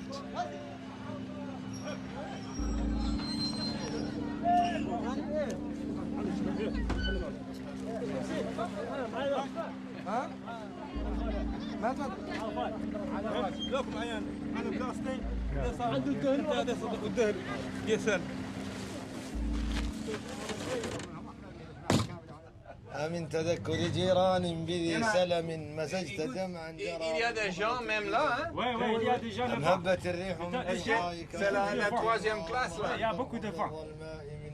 Die zitten gewoon in de kolenwagons. Dus dat is dan de derde klas van deze trein. En ik denk dat dit dan de tweede klas is. Ici c'est la deuxième classe. Deuxième classe ici? C'est première classe. Oh, c'est première classe. Oh, dit is de eerste klas. Hè? De deuxième est là. Oké, dus we zitten hier op de beste plaats. Ongelooflijk. Moet je kijken hoe lang dat ding is. They say this is the longest train in the world. 3 miles of wagons. It holds tons of steel, and throws you about like a tanker in a storm.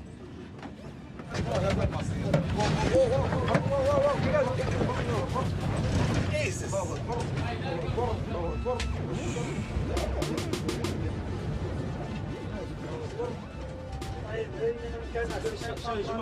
Oh. Presque tombé, hein? C'est dangereux.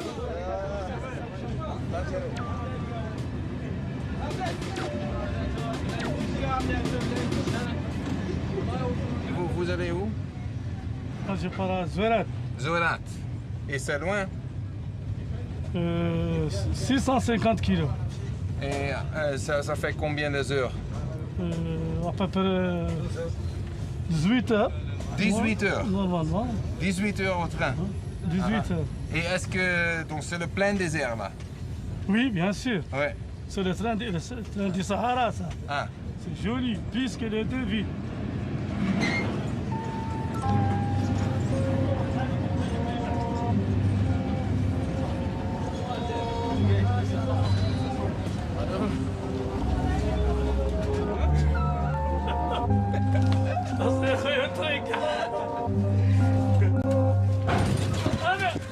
Ok, bien.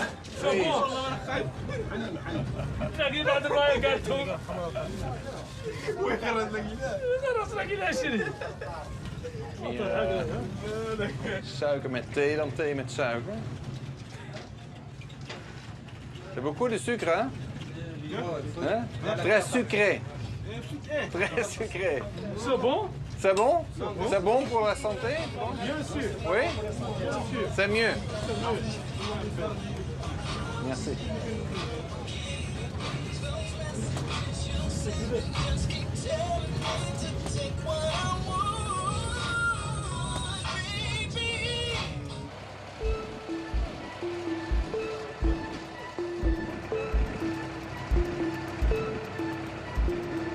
Fart.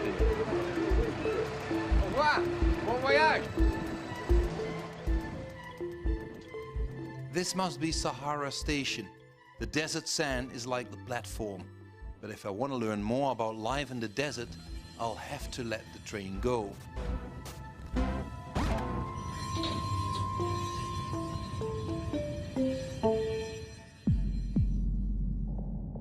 The thing about traveling in foreign parts is that you can't place what you see. You're lacking the codes, the secret language, known only to the locals. The author V.S. Naipaul called this the enigma of the arrival. When you arrive at a place you've never visited before, it's like you're blind to a lot of things you see. And that's exactly the way I feel in Mauritania, the land of the Moors. Although in minority, the white Moors reign here over the black Moors. In hoping to understand a bit more about the country, I pay a visit to a young artist who has lived here all his life.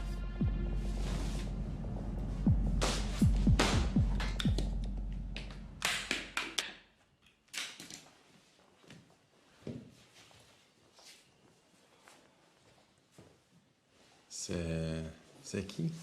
C'est Bilal. C'est un descendant d'esclaves qui s'est libéré en 2002.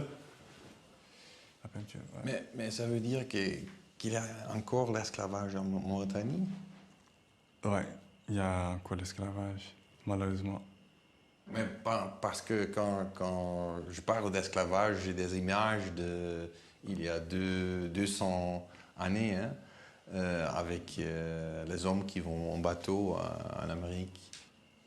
C'est l'esclavage pour moi, c'est quand tu gardes la personne et tu lui traites comme un esclave. Et ça veut dire quoi? Ça veut dire la personne, tu lui payes pas, il travaille forcément pour toi. La personne, il ne va pas à l'école, il n'est pas libre, de lui-même. Et selon ce qu'il a dit, il avait dit en 2002, il a cherché à être libre, mais ils l'ont amené aux prisons, ils l'ont un peu puni à cause de sa révélation. Puni? Ouais. Comment? C'est-à-dire, on lui met dans la prison, on lui frappe.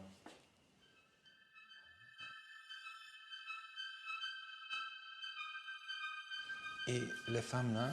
Celle-là a été libérée en 2013, je crois.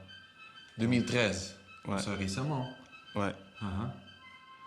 Et c'est facile d'y parler en Mauritanie? Est-ce que tu peux parler de ce sujet librement? En Mauritanie, l'esclavage est tabou, donc... Ça n'existe pas, officiellement? Ouais, ça n'existe pas. Ils disent que ça n'existe pas.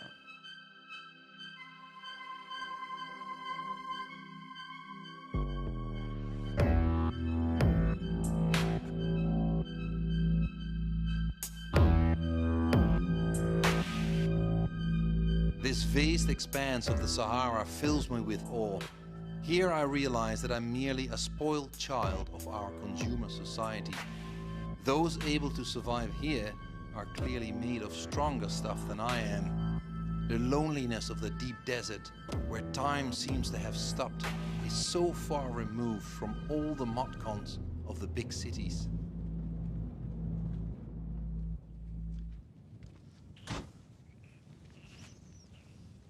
Votre voisin, ils sont où? هذا هم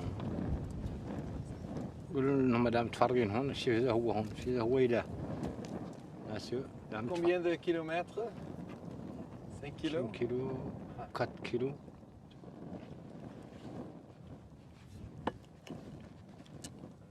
Et lui, il est famille aussi? إيه من هذا داود نحمد. Il est Touareg? إيه Touareg. Oui. Et il vit avec vous pour longtemps? له ياسر هون. له عمان يشتغل هون. إيه ديس والله الهي.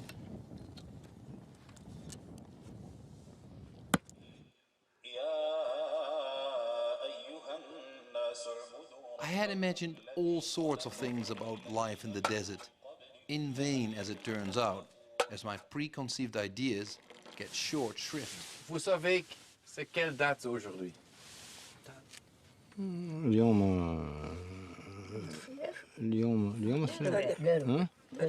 اليوم ده يعود 28 الله صبر جانا نعرف ولا في تلفوناتنا وده يعود شيء 20 في شهر نصارى احنا 20 حتى الله لا ينهار خاص. Parce que dans mon pays, on voit le temps tout le temps. Parce qu'il y a un rendez-vous, un autre rendez-vous, un autre rendez-vous. احنا ركنا نخرصوكم انتم نتكلموا في التليفون نقيدوكم جايين انتم ما تراعوا هنا احنا عالمين بكم. نحن لما لنا جاهلين نعرف ان الوقت خالق ونعرف ان التليفونات خالقه يقير حد عنده ميعاد مع واحد ثاني عندك الساعة الفلانية الرابعة الخامسة السادسة السابعة تجي ميعادك وتماشي. On a parlé beaucoup sur la culture de le blue. Est-ce que vous le connaissez? خالد البلوح قال لك. قال لك شنو قضية البلوح؟ شنو؟ البلوح بلوح العلايات اصلا. هم الناس الاولى تبلح امنات تبلحهم باللبن وتحفلهم وتسقيهم الين يعودوا كبارات. غير ذا كامل الهدف منه الا واحده تخيل. mariage. C'est mieux? En Hollande, il ne faut pas être gros, il faut être petit. نعرف عن هذا الدهر باش واحدة يرقد وعاد تصغير باش عاد تزين وتخيل. ما هو كيف ذاك الدهر اللي عندنا الحلوم. احنا عندنا باش واحدة كبرت وغلاظت وسمنت وتبلحت هي اللي هي تتخيل. هي الأولى. الثانية قاع ما يخرص أحد. Vous préférez les dames gros? اختار لا واحدة تعود معها شوي تقد تقوم وانت قاعد وتعدل همها واصلا زينة من يرقى قاعد تفو بيها ما صار. ما صار شيء. Et on peut marier une femme ici ou plusieurs? ذيك منين تعدل ينقطع راسك الراكب. لا واحدة. الآخرة منين تعدل ثنتين. صيه. قيض. كافي يا ابوي والله هذا كافي. والله صرت كذا كافي.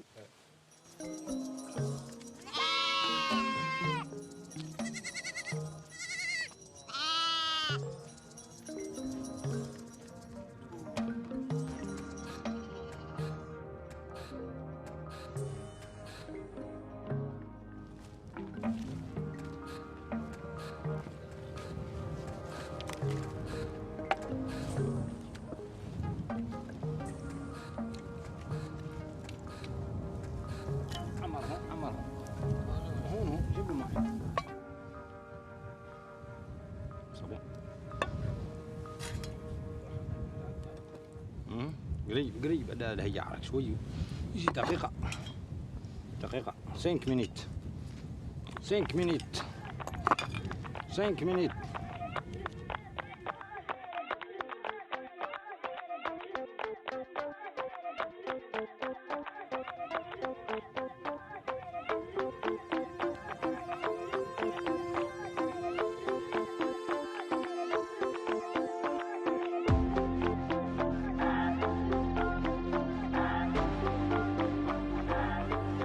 The cities here are less than 50 years old, built when the great drought of the late 1960s drove the nomads to the coast. So the capital, Nouakchott, is a city of nomads, where traditions of desert life are still to be found.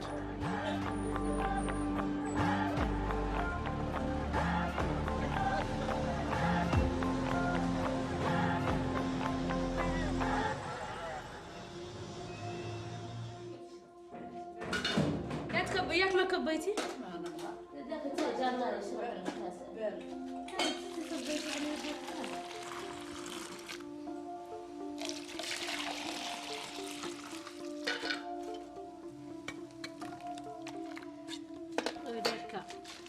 بالك كتر ما فيش.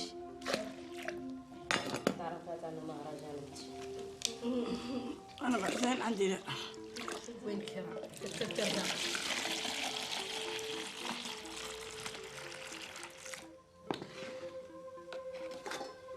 ذاري بيناتهم تو ذاري الكارين بيناتهم. ما تشوفيها.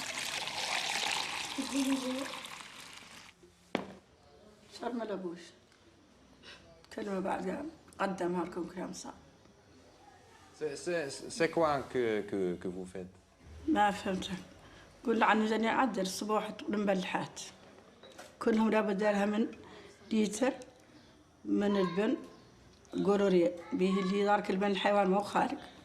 تشرب ليتر ويقطع لهم بوراية تقمص نصها فيها الآخر تعقب تقبوا زريب تشربوا تروازير انتو تقد عقب الغد وتسكي ترقد والله تقي شغلتها ومنيت وتكاتريان نعطيه لها ومنيت تتعشى نعدلوا لها. Mais c'est beaucoup. Mais pourquoi être gros c'est une bonne chose pour une femme?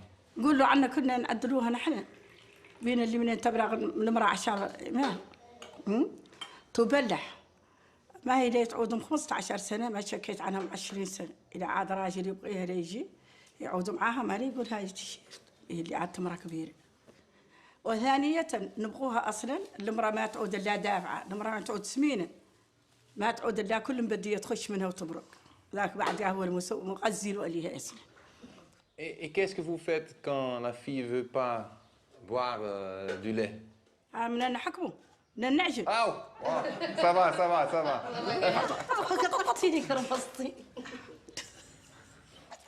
Il faut 3 litres par jour. Hein? 3 litres. 3 litres? 7 litres. Plus? 7 litres par jour? 3 litres. أنت عايز جاية؟ تبعد ما هي ما بداري Ik heb er nu al genoeg van. Maar merci bien. J'ai assez. Hein? Est-ce que vous allez me punir maintenant? Parce que j'ai assez. Assez. C'est suffisant.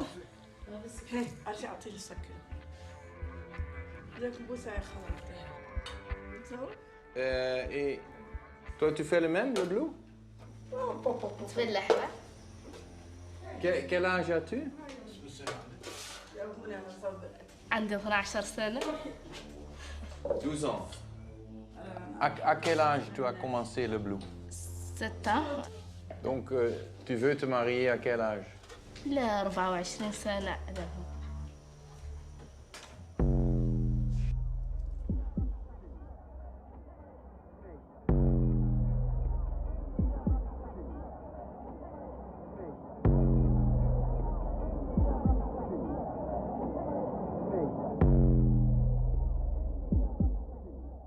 I'm still struggling to understand what I'm looking at. I wonder, who is that woman clearing the table, for instance? Is she the family slave? And how can you tell?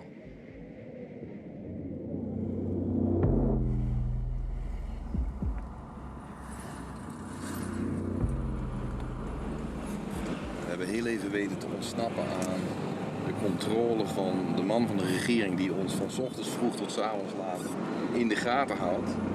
En ons op het hart heeft gedrukt dat we het over één onderwerp hier in Mauritanië vooral niet mogen hebben. En dat is het onderwerp van de slavernij. Nog steeds een groot taboe in Mauritanië vandaag de dag. Ja, daar willen we het natuurlijk juist wel over hebben. Dus zijn we nu aan het einde van zijn werkdag op weg naar een advocaat die zich de hele dag bezighoudt met dit onderwerp.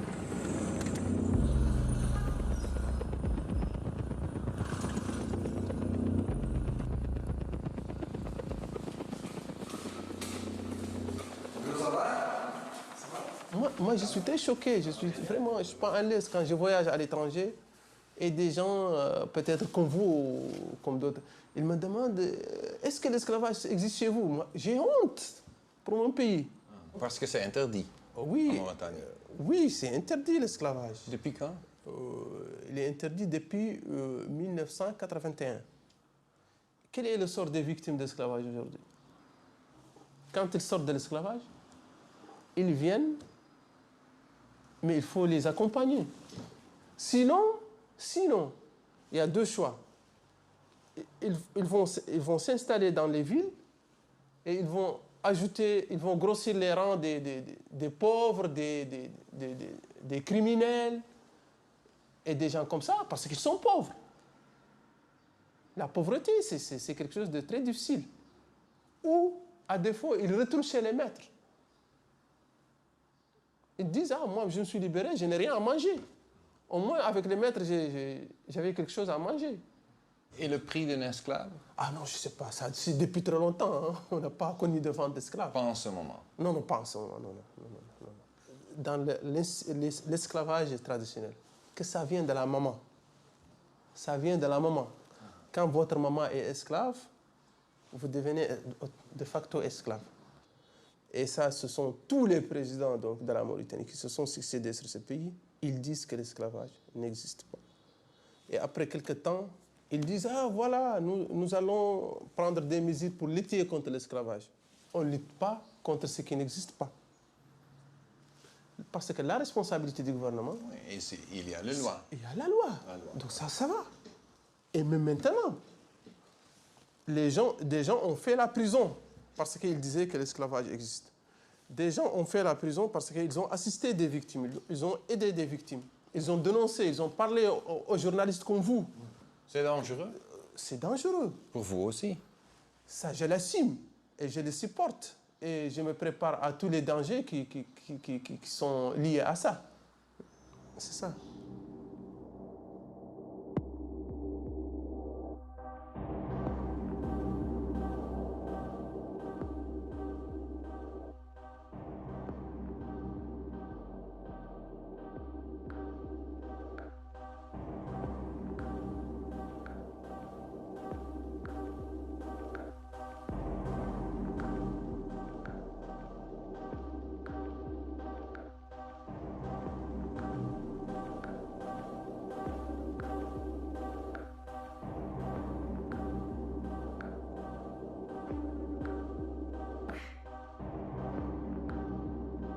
Combating the biggest taboo in Mauritania is fraught with danger.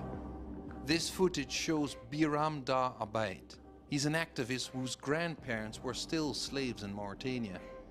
Descendants of the slaves here are called Haratin. 4 years ago, Biram burned some books that justify slavery using quotes from the Quran. The president called this act blasphemy and demanded the death penalty for him. It was only under pressure from Europe that Biram's life was spared. As he is followed day and night by the Secret Service, we have to be careful in our contacts with him. Il dit la rue derrière l'hôpital polyclinique. Tu le connais?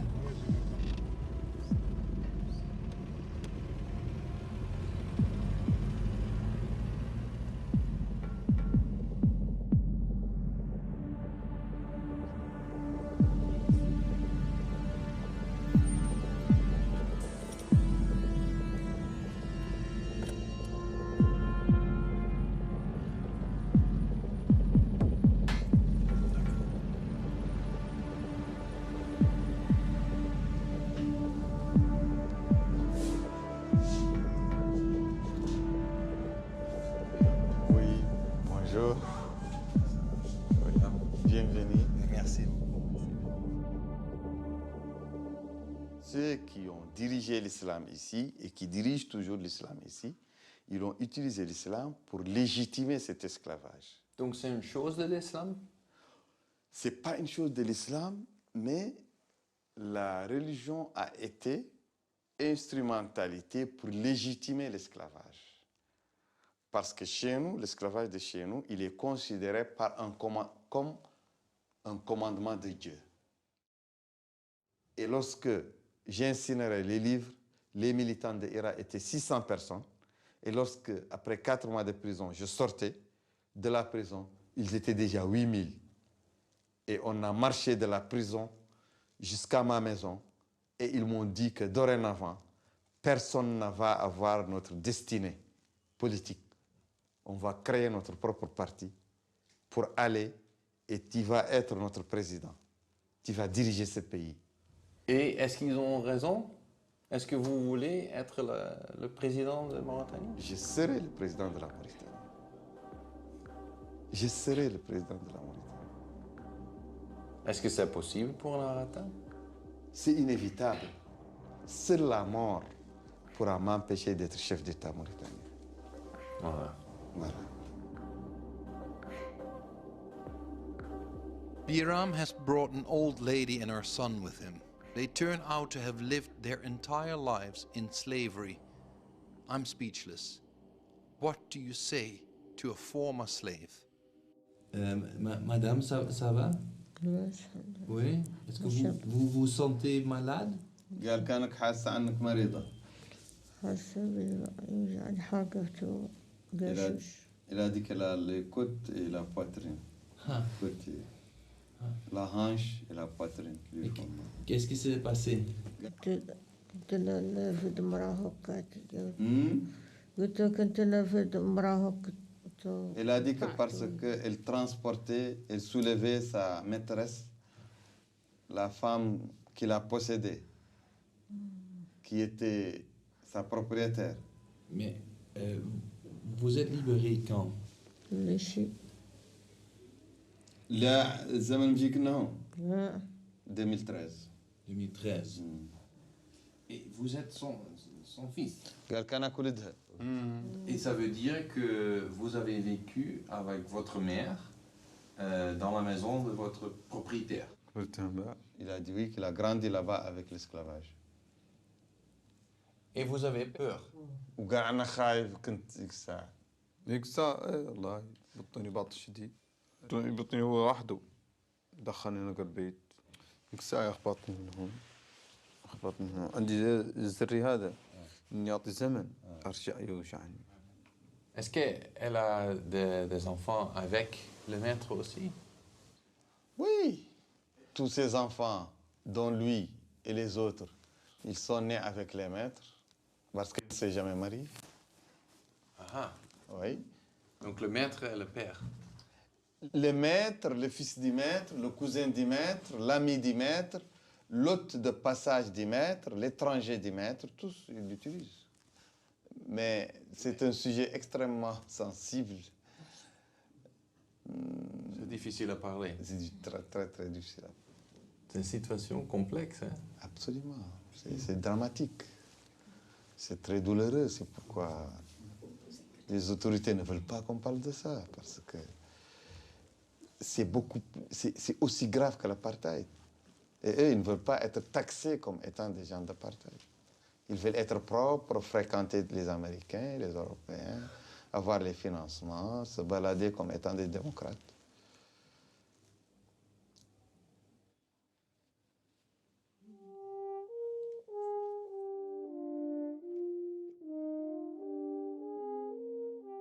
Shortly after our visit, Biram is arrested without charge.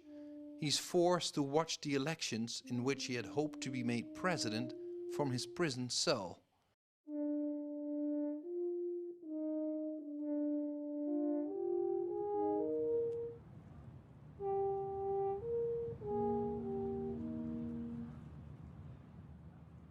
I returned to the Saharan coast, now patrolled by Europe for over 10 years.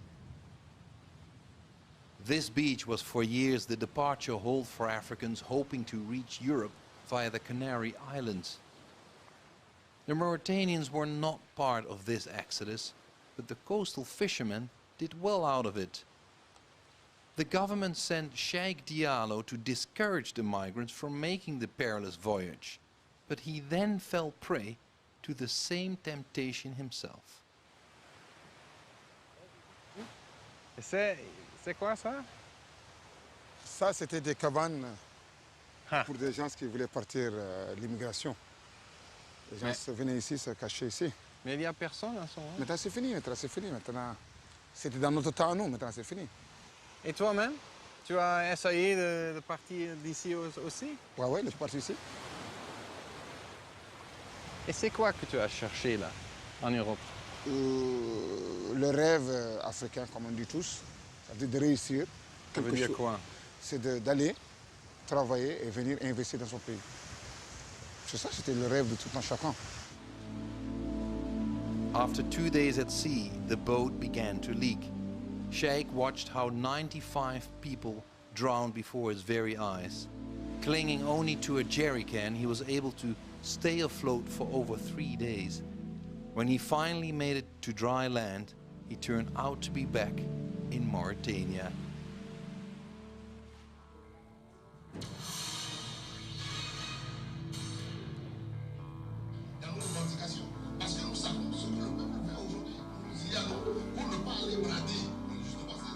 Parce que la Côte d'Ivoire a été condamnée par la Cour africaine des droits de l'homme et des peuples à modifier la composition de la commission déséquilibrée en faveur du pouvoir.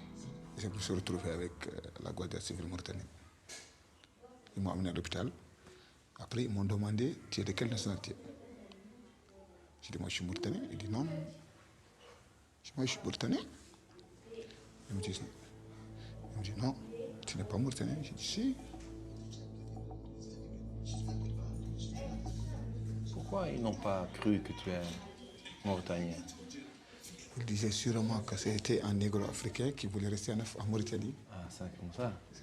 Donc, ton peau est comme les Africains du Sénégal, le Mali, n'est pas vrai mauritanien? Il n'y a pas de différence, c'est ça. Quand tu trouves un Mauritanien et un Malien séparés. Qu'est-ce qu'ils ont dit? Ils m'ont dit que je suis fou. J'ai dit non, je suis pas fou. Parce que normalement, les Mauritiens, ils n'immigraient pas. Non, ils n'aiment pas immigrer. Les Mauritaniens n'aiment pas immigrer. Ce sont les autres qui le font. Voilà. Donc, si les gens... Parce que même le croissant rouge,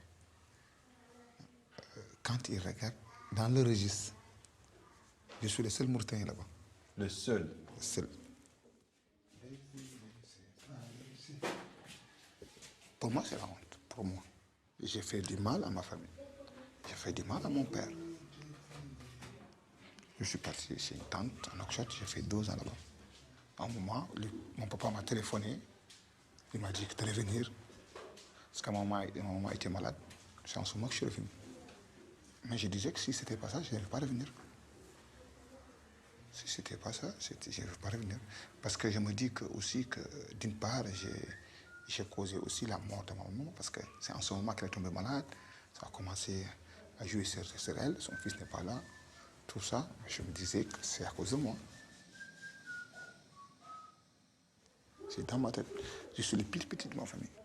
J'ai 2 grands frères, 3 grandes sœurs. Mais à chaque fois que je les vois, je les demande pardon. Parce qu'ils disent que toi, ce que tu fais, c'est pas comme les autres.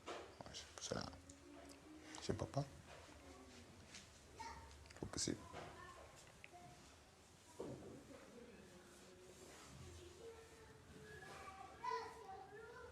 C'est bizarre, mais c'est comme ça la vie. On n'a pas rien.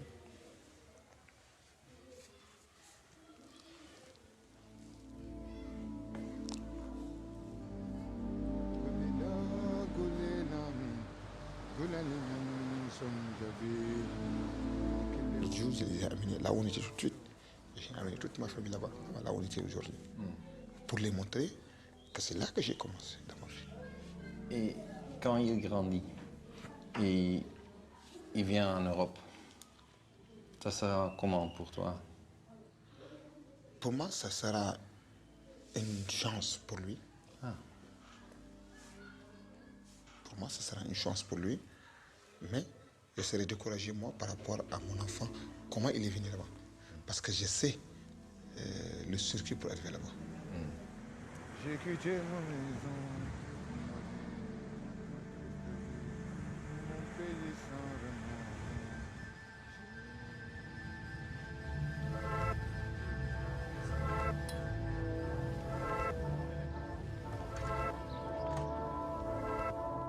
Je vais vous présenter la situation sécuritaire en Mauritanie. La Mauritanie a confronté la menace terroriste depuis 2005.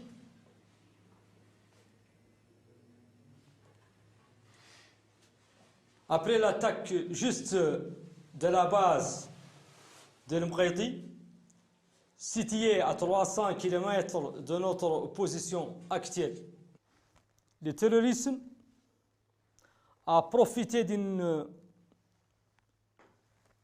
situation particulière pour mener des attaques contre les forces armées et sécurité et prendre même des otages au niveau du territoire étranger, au niveau du territoire national. D'autre part,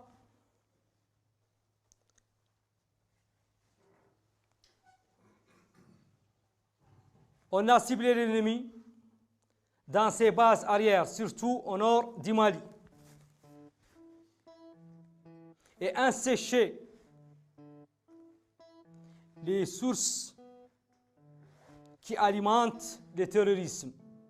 Et on a pu terroriser les terroristes dans leur base arrière. Voilà le point site sur la situation sécuritaire en Mauritanie. Merci. Et s'il y a des questions.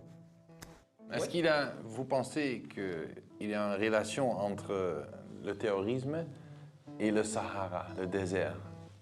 Parce que partout où on a le désert, il y a beaucoup de terrorisme.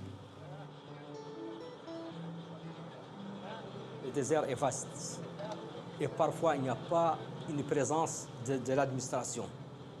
Pour cela, il y a le vide. Et quand il y a le vide, toujours, le vide, il n'y a pas de vide. Le vide est toujours encombré par quelque chose.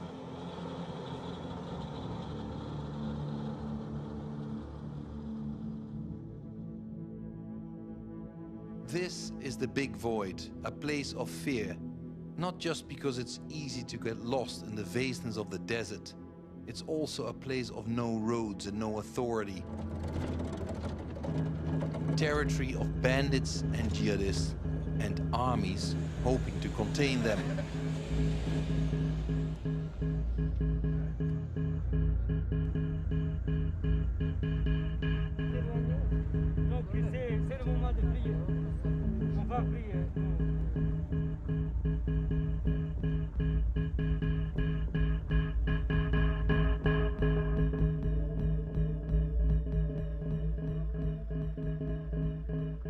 Ça, c'est le nord. Ils ont reçu des renseignements que l'ennemi existe ici. Sa valeur est de 5 à 10 hommes en moto. La distance entre les deux guérites, c'est 7 km. 7 km. Ils vont débuter la progression jusqu'à la distance de 700 mètres de l'objectif. هاي الفصيلة اللي هو اللي يشتبك معاه. Donc au début. كلكم يجلس فصيل. تسعة غادي تصلي. إن شاء الله تدير تدير واحد.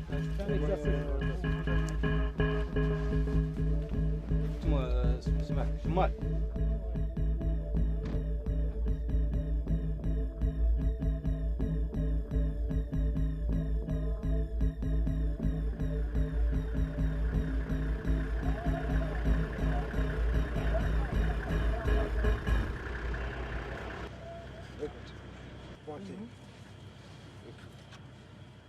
Vous aimez le désert?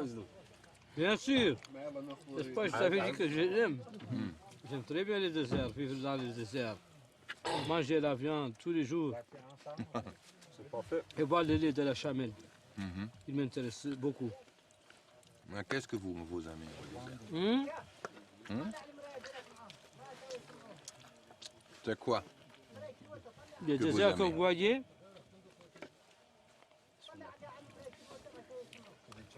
ce désert que vous voyez, c'est mon fait. Exactement. Votre monument national. Je suis né ici et je vais rester le reste de ma vie ici. Vous avez perdu des collègues, des amis pendant la guerre contre la lutte contre le terrorisme. Contre le terrorisme. Ah, bien sûr. Supposons le cas de l'Mbreti. L'Mbreti, il y avait une unité à l'Mbreti où il y avait, à ce temps-là, c'est la première opération menée en Mauritanie par ces derniers. Et à chaque moment, il y a des trafiquants qui passent. On croit toujours qu'ils sont des trafiquants. Ils ont venu dans une heure tardive. Ils ont pris les gens par des feux nourris. À ce temps-là, ils étaient en train de prier.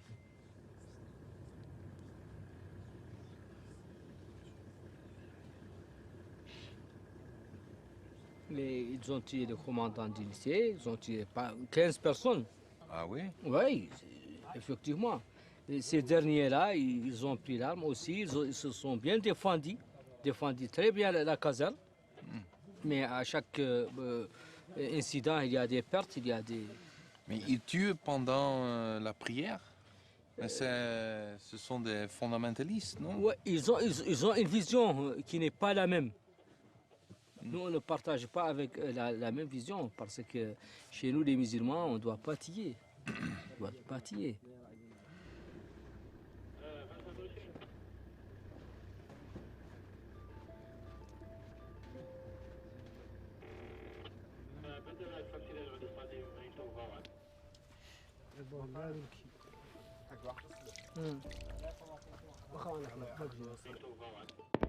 Qu'il a laissé un impact chez moi.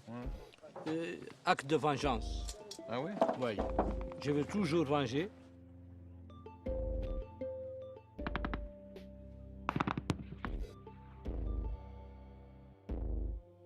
We are close to Mali now.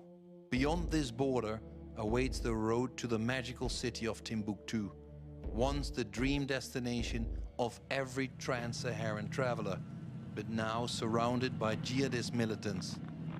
I have been warned not to go there, but I will.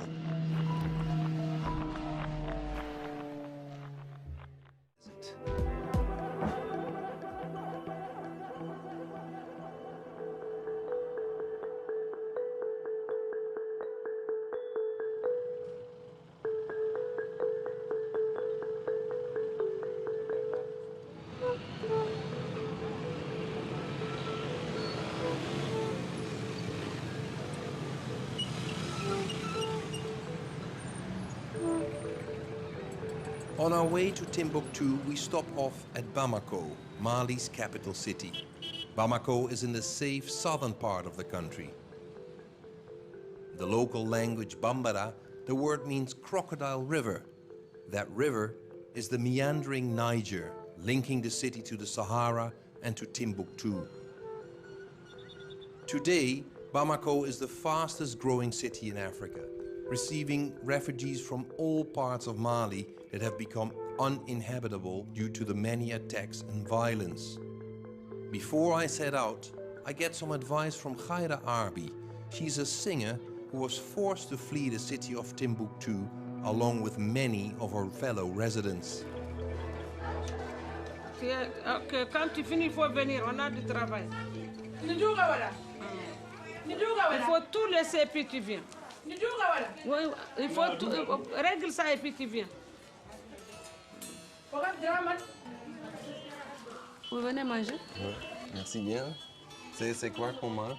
C'est du tigadege. Tigadege. Tigadege, un plat de bambara.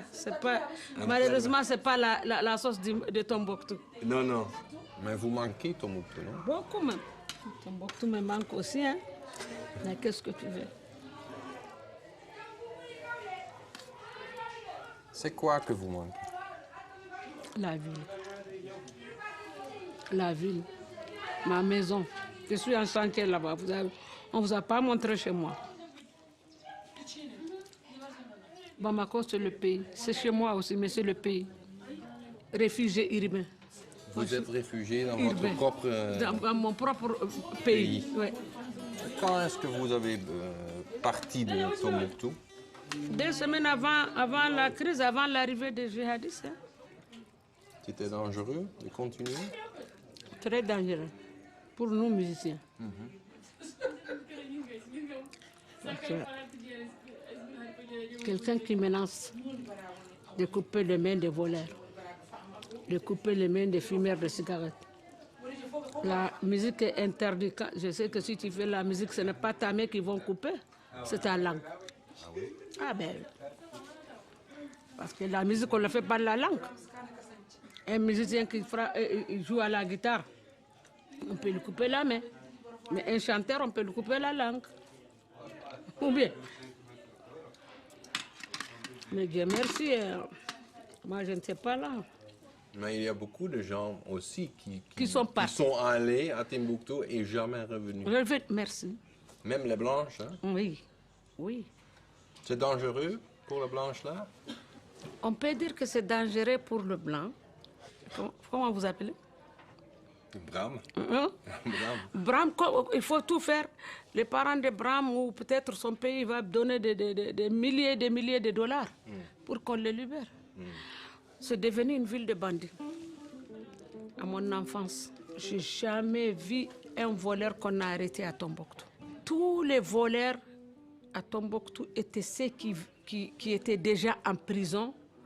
Parce qu'avant, si on prend un voleur ici au sud, ou un criminel, et qu'on dit qu'on va vous amener à Taoudeni ou à Tombouctou en prison, ça c'était la fin du monde. Oui. Mais c'est quelque chose que vous plaît aussi, le fait que Timbuktu c'est la fin du monde? Ça fait partie du mystère.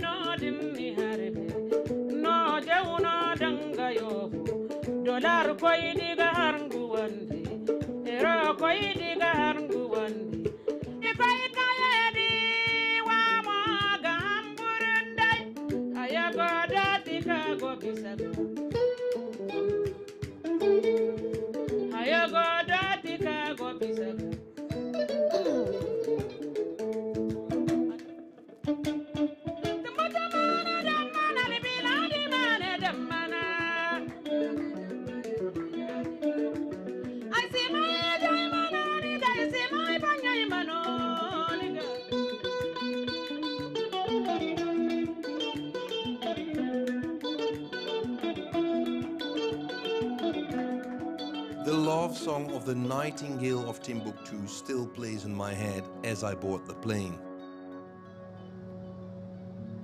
Below me, the river Niger flows.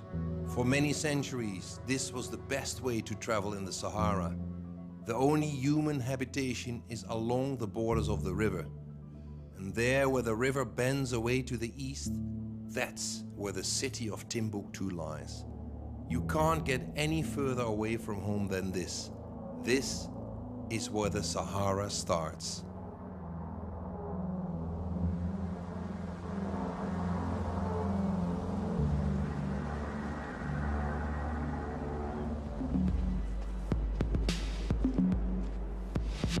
Bonjour. Oui, merci bien. Oui.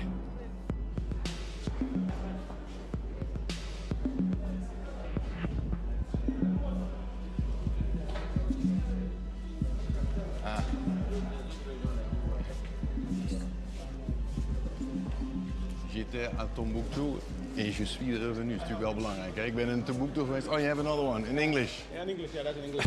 This is a habit Timbuktu back t-shirt. And back. And back, yeah, medieval country. Welcome to medieval country. The airport is right beside the gates to the barracks of the French troops of Operation Barkhane. French soldiers managed to chase the jihadists from Timbuktu in early 2013, but they've stayed ever since. Despite our repeated requests for a visit to the army base, the French keep the gates locked. We get no answer to the question what it is that they're exactly doing here.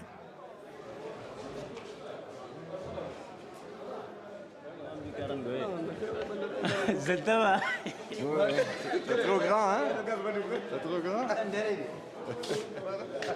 Allez, allez, allez. In my country, if you told me, you have to be like this. Yes.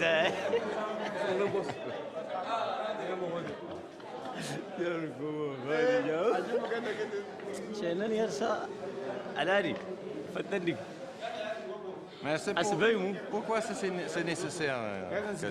Quoi? Ça. Le turban, c'est très important parce que vous êtes parmi nous. Ouais.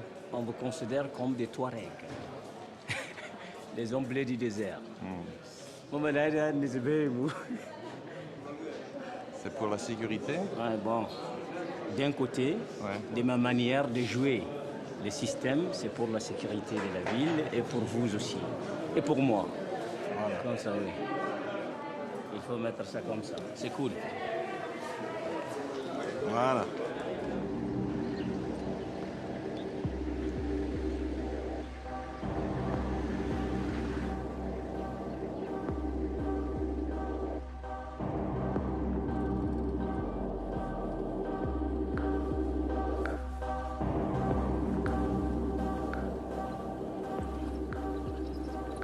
A voice inside my head keeps telling me, I'm in Timbuktu. Timbuktu is now a city on the siege, where France, the former colonizer, stands guard together with UN troops. Timbuktu has been first prize for centuries in the eyes of travelers, colonial armies, and insurgents. Their stories made Timbuktu ever more mythical. Timbuktu, la mystérieuse, they say. One of the first things targeted by the jihadists were the tombs of a number of famous holy men in Timbuktu. Blasphemy, the jihadists said, and they destroyed the ancient graves with pickaxes and sledgehammers. This was the start of their 9-month reign of terror. But how do you keep going in a city occupied by jihadists? If that was hard for the ordinary Milanese, then ever more so for the owner of the only bar in this town. He's pale-skinned and locally known as the father of the whites. J'ai pas vu des autres blancs en Timbuktu. Est-ce que vous êtes le seul ici? Le seul métis. Le seul blanc? Métis. Ouais. Non, je suis pas blanc, je suis métis. Ah, c'est ça. Ouais. Mais il y en a d'autres, mais qui sont pas sur place. Ils sont partis de... Bon, d'autres sont morts, d'autres sont vieux, ils sont en retraite. Mais moi, je suis le plus jeune. Vous êtes vrai Timbuktien? Oui. C'est comment? Pourquoi vous êtes ici? Je suis ici parce que ma mère est d'ici et c'est mon pays natal. C'est là où je suis né. C'est là où j'ai appris à marcher. C'est là où j'ai appris à étudier. J'ai appris à travailler. Donc c'est pas facile de quitter. Et pourquoi votre père a visité Timbuktu? Non, il n'a pas visité, il est venu travailler. C'est un ex-militaire français. Ah oui? Oh, ouais. À l'armée coloniale? Coloniale, voilà. Et qu'est-ce qu'il a fait? Après, il est monté pour la guerre d'Algérie. Ensuite, après, il est rentré en France. Avec votre maman? Non, non, il a laissé ma maman. Et jamais revenu? Non, il n'est jamais revenu. Mais le moment que les djihadistes sont venus à Timbuktu en 2012, vous étiez ici? Oui, j'étais ici, j'ai été victime même. Ah oui? Ouais, on m'a cassé le bar, on m'a arrêté pour 30 minutes et on m'a libéré. Mais le moment qu'ils ont vous arrêté, qu'est-ce qu'ils ont dit? Non, ils n'ont rien dit, ils m'ont juste arrêté. Ils ont cru que j'étais un toubab.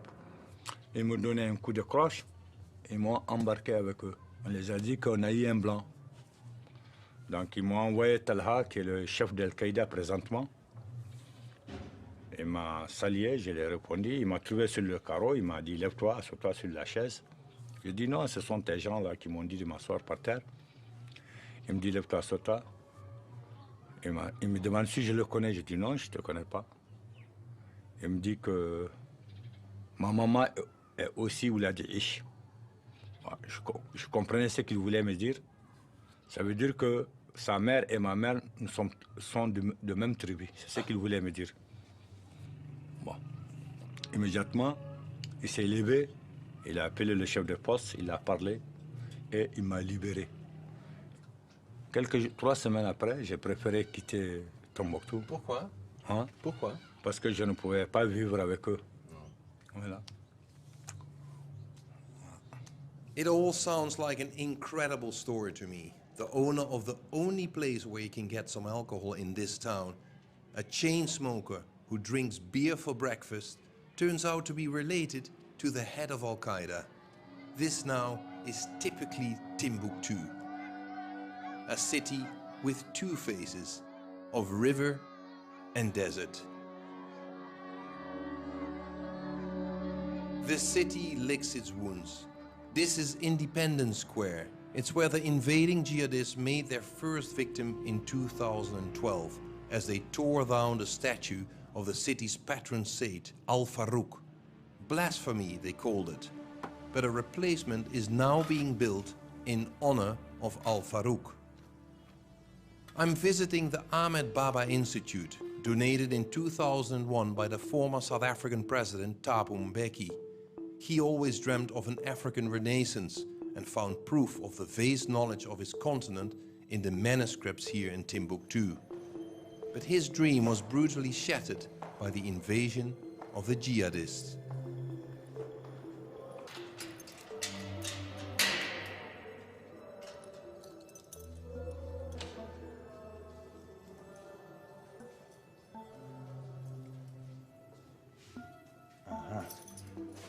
C'est les anciens manuscrits qui datent du XVIe siècle à nos jours.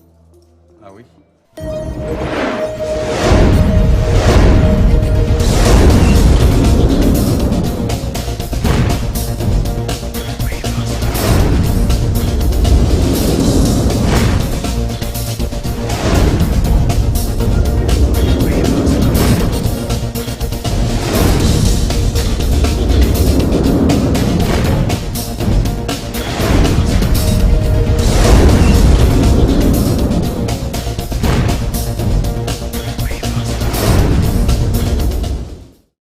How to send money overseas using AfriMoney and BNB. Dial *161#. Select option 1. Go to option 6 for overseas money. Press 1 for BNB. You'll see the list of countries you can send to. Enter receiver's full name. Enter the receiver's phone number. Enter the amount you want to send. Enter your PIN to confirm. You will receive an SMS confirming your transaction. Terms and conditions applied.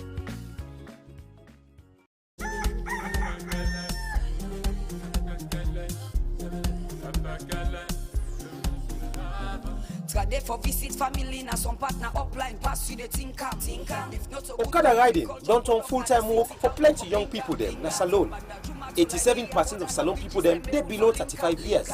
For plenty of the young people them yeah, now Okada then they ride for make money and survive.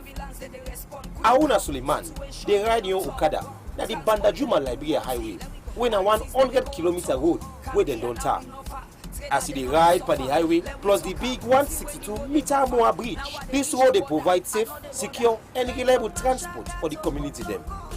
The good road and bridges don't replace cross water Pakenu, and now then road they don't really they save life. This road they don't make it easy because since when they make it, we can find them easily for go na the border and return back.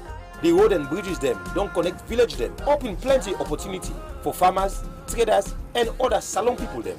Suleiman and other Okada man them, they come now and they enjoy the benefits where the road don't bring.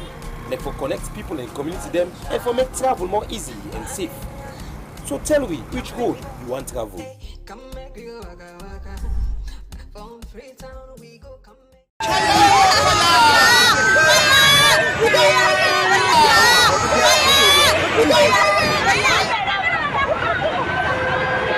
Star, sorry for the loss of your properties.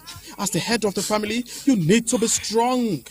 Tell me something. What really caused the fire? Sorry to interrupt, sir. He won't be able to say anything for now. Why? Because he just lost thousands of dollars he collected yesterday, standing by for a business transaction tomorrow. It happened right in front of me. I was watching TV when the light was taken, so I turned off the TV and fan from the switch. Few minutes later, the light came again, and I saw cable caught fire and started burning. That is when I rushed outside shouting for help. My people, see what EDSA has done to us! No, my dear. Not all fire accidents are caused by EDSA. There are many factors. Sometimes it could happen as a result of the substandard second class or third class cable we normally use to electrify our buildings. If the cable you use is 80% aluminium and 20% copper, within a short period of time, it will develop carbon and turn to dust. So when the light goes off and comes on again, because of the low quality and less copper, it will catch fire. So that is why it is advisable to use KMB cable from Bisomola Enterprises at number 59 Shani Apata Street, Freetown. For easy access, enter from Eastern Police Station, just a few meters to your left-hand side, opposite the church. KMB cables, a high quality and original cable which is 100% copper, and if bought, 50 years warranty will be given, which can last you almost forever. So rush now to Bisomola Enterprise sales agent and get your high quality KMB cables for a reasonable cost. Excuse me, my brother. Please take me right away to Bisomola Enterprise. I was on my way to purchase cables and different electrical accessories to electrify my new house. Are you really ready? Oh, yes. Then enter my car. Let's go. Wow! Most recent electrical rechargeable fans. Big fans, 8 hours recharge, and small fans, 4 hours recharge. That is just the beginning. Take a look at the first class original UK energetic bulb with different size and colors. And it's also durable. Quality Sikelo, durable with best prices. Standard socket and extension with 2,500 watts. 100% original from the UK. What? Unique high quality solar street lights of all sizes and original changeover from 32 amp to pole 63 amp, 2 pole 100 amp, 3 pole 100 amp, and 4 pole 100 amp. Look here. They also have fridge guard voltage protector to be used as stabilizer. Different types of chandelier light like wall light, LED light, moonlight, megaphone, electric kettle, AC switch, and many more.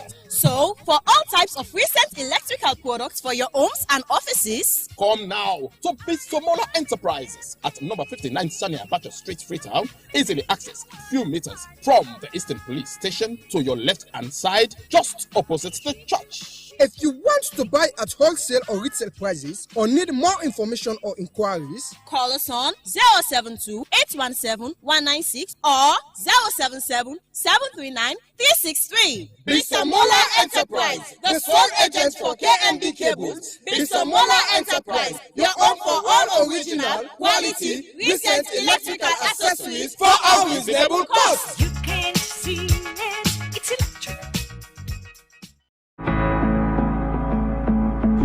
Hey! Me, For can go na junction for go buy EDSA credit. It want more than say you want for Gona State. Because the last EDSA credit wey me buy na ya asidom wey I buy am. This one hard for believe. Na true. Dial *363# with QCell and tell me what he say. He say buy Q Power, get last 3 tokens, register meter and exit. Easy. But I no get QCell money. Na it make am sweet and easy. Just top up your QCell and buy EDSA credit. No mobile money, no problem. It no be one day na salon. Okay. Pass with QCell. Make a try, man. Hey! Lights on car! Yes, use your QCell top up and buy EDSA Light anytime, any size. Just dial *363# and follow the instructions. Make sure say you register your meter number before you continue. For more information, dial 111. Terms and conditions apply. QCell Salon Pride.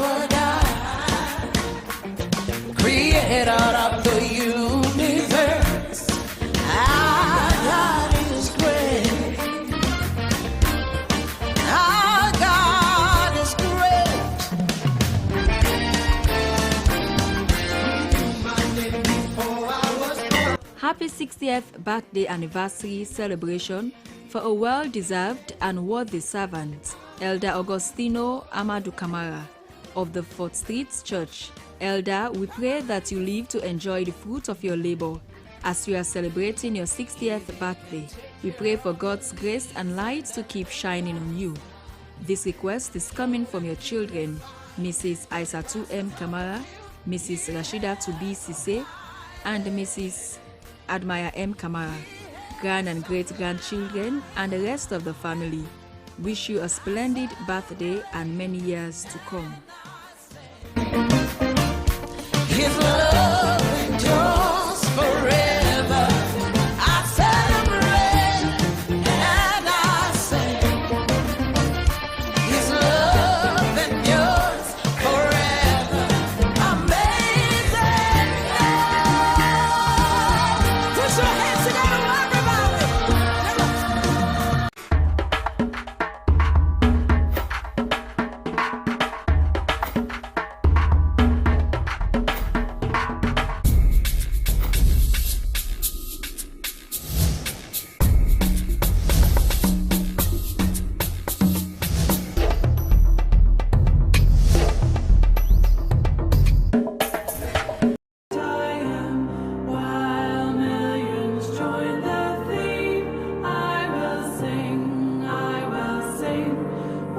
The day took place on Wednesday, the 25th of June, of Mrs. Nancy Boyma Elizabeth Conte of 6 Water Lane, Coronation Field, Bow, aged 76.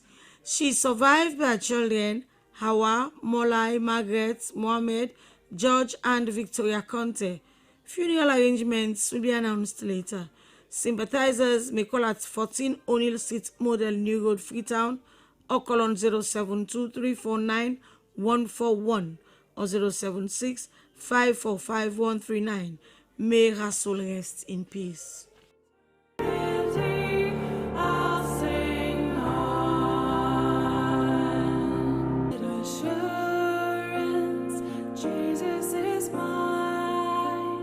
The death is reported of Mr. Michel Babatin Owen McCarthy of 5D Bright Street, Brookfields, died on Friday, 27th June. He survived by his wife, Beth Yada McCarthy, and children. Funeral arrangements will be announced later. Sympathizers may call at his residence or call on mobile numbers 073-718-315 or 033-850-371. This is my story, this is my song, praising my Savior all the day. The death is reported of Omonike Ebelde of number 2 Sanke Street, Congo Market, which took place on Friday, June 20th, aged 45.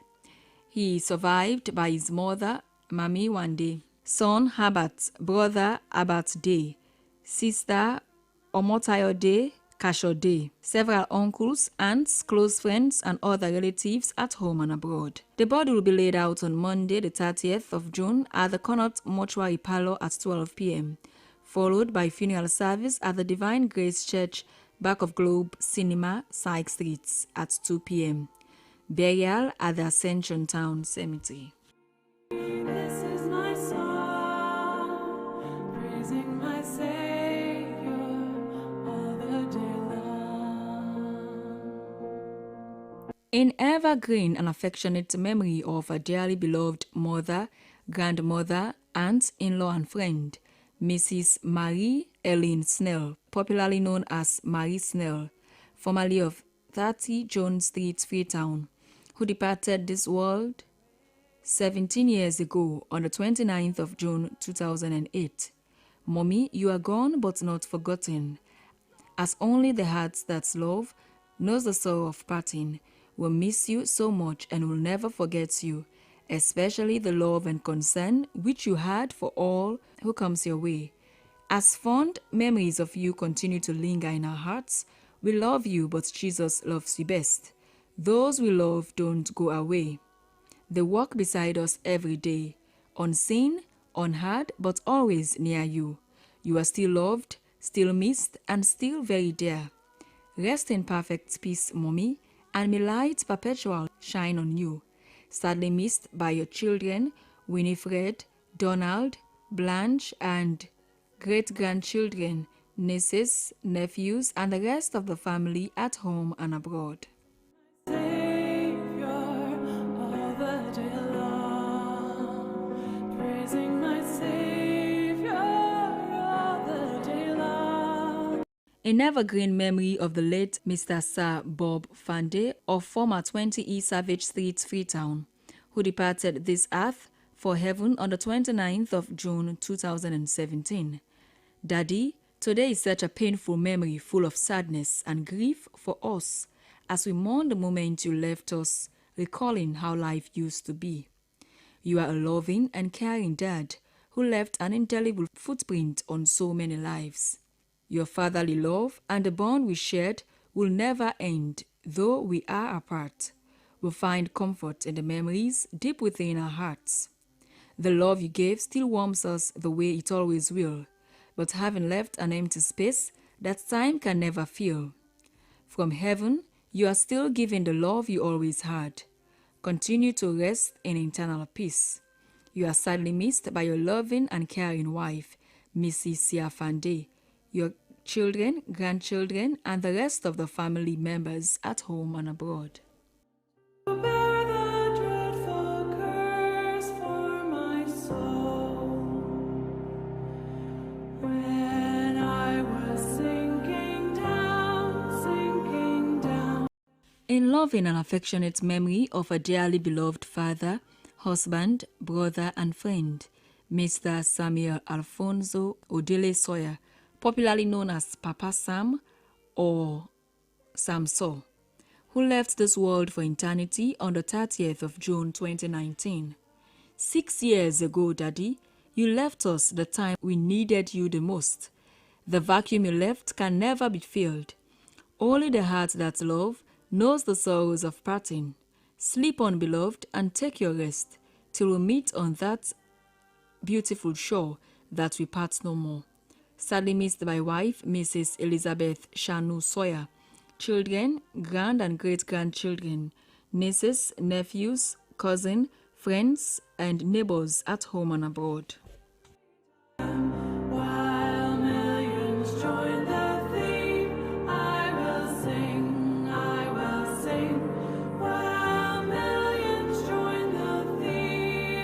The death is reported of Mrs. Agnes Monica Sivali, commonly known as Mama Baby of 31 Mamba Ridge, Kisii, died on 25th of June, aged 74. She is survived by her children, Mrs. Titi Frances Dabo and Bob Sivali Jr., several grand and great-grandchildren, brothers, sisters, close friends, and other relatives at home and abroad. A vigil will be held on Wednesday, the 2nd of July, at the St. Martin's de Porres, Blackwell Road at 7 p.m. Funeral service will be held on Thursday, the 3rd of July, at the St. Martin's de Porres at 2 p.m. Burial at the Kisi Road Cemetery.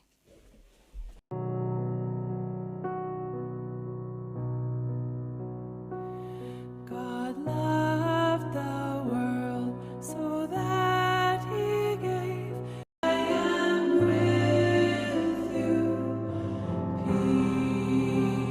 Peace, peace. It's with deep sadness that the family at home and abroad announced the death of their son and brother, Bankole James Nathan Williams, which took place on Sunday the 22nd of June, aged 44. Funeral arrangements will be announced later.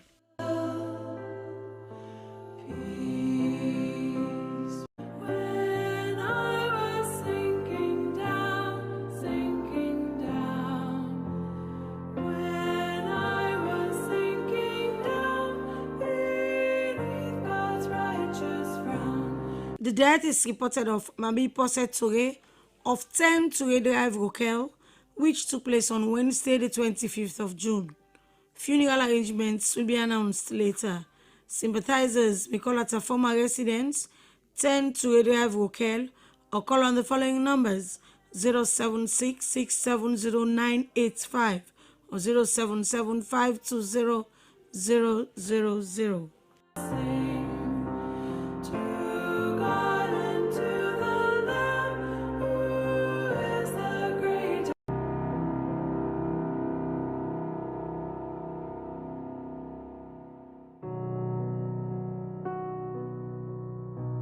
The death took place in the United Kingdom on Wednesday, the 18th of June, of Madam Mariama Polibewa, aged 89. Funeral arrangements will be announced later. Sympathizers may call at 6 Zainab Drive off Aberdeen Ferry Road or call on mobile numbers 077-960-227 or 076-631-364.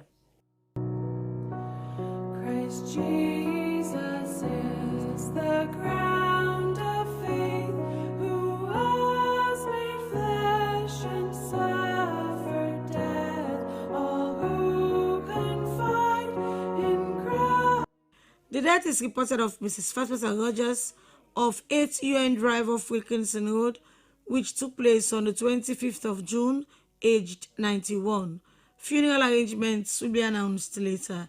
Sympathizers may call at 8 UN Drive off Wilkinson Road or call on 076-808-169, 088-143-933 or 088-846-263. Firmest ground of faith. Be of good cheer, for God's own Son forgive. With gratitude to God for a life well spent, funeral service for Jane Joyce Maisie Palmer, Nick Clinton, known as Auntie Dundee or Mama Palmer, who had a home call on the 18th of June, aged 84, will be held on Friday, the 4th of July at St. George's Cathedral, George Street at 2:30 p.m.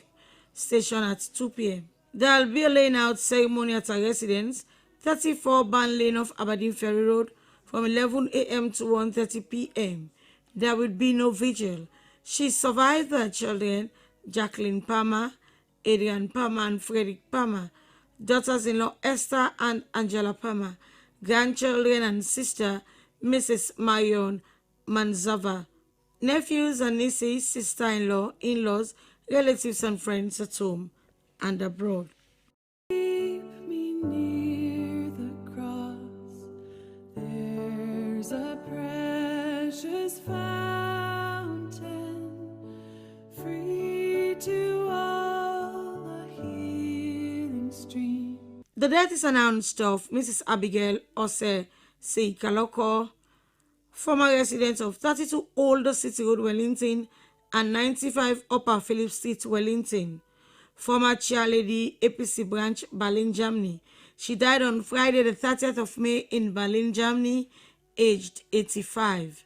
She survived by children Macintosh George and Victor Septimus Louis in Freetown, Dennis Augustus Osho and Daphne Millett Louis, and Ishmael Capri Kaloko in Berlin, Germany.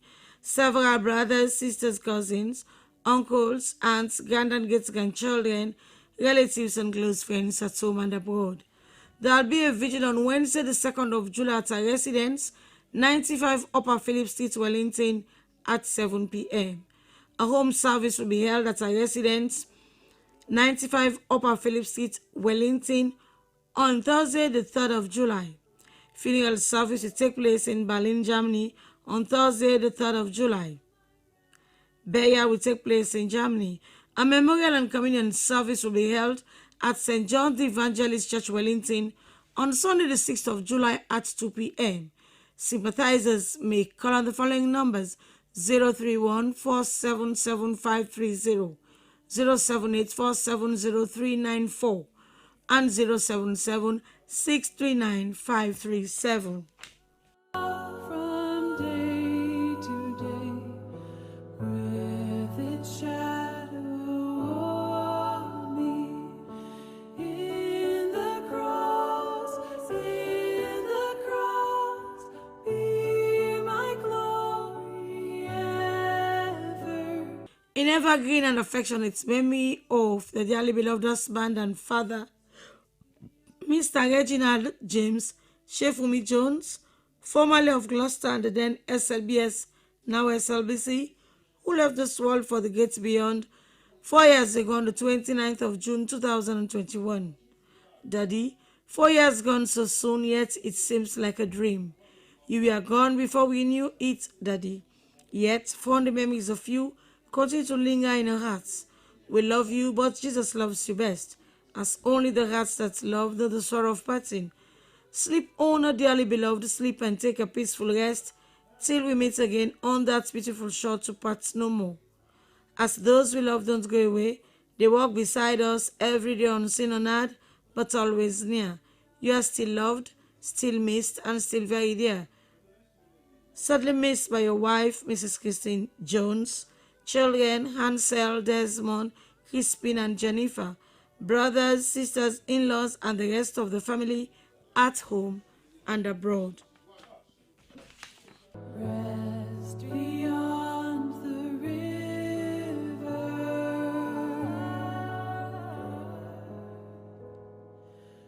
Peace be still. Peace be still. The death took place in Lagos, Nigeria, on Saturday, 21st of June, of Miss Mabrat Sata Abdullahi, former employee of the Electoral Commission Sierra Leone, and of 69 Peninsula Road, Goodrich, aged 40. Funeral arrangements will be announced later. Sympathizers may call at 69 Peninsula Road, Goodrich, or call on mobile numbers 034-987-466, 076-704-831, or 076-854-803. Around you, my child.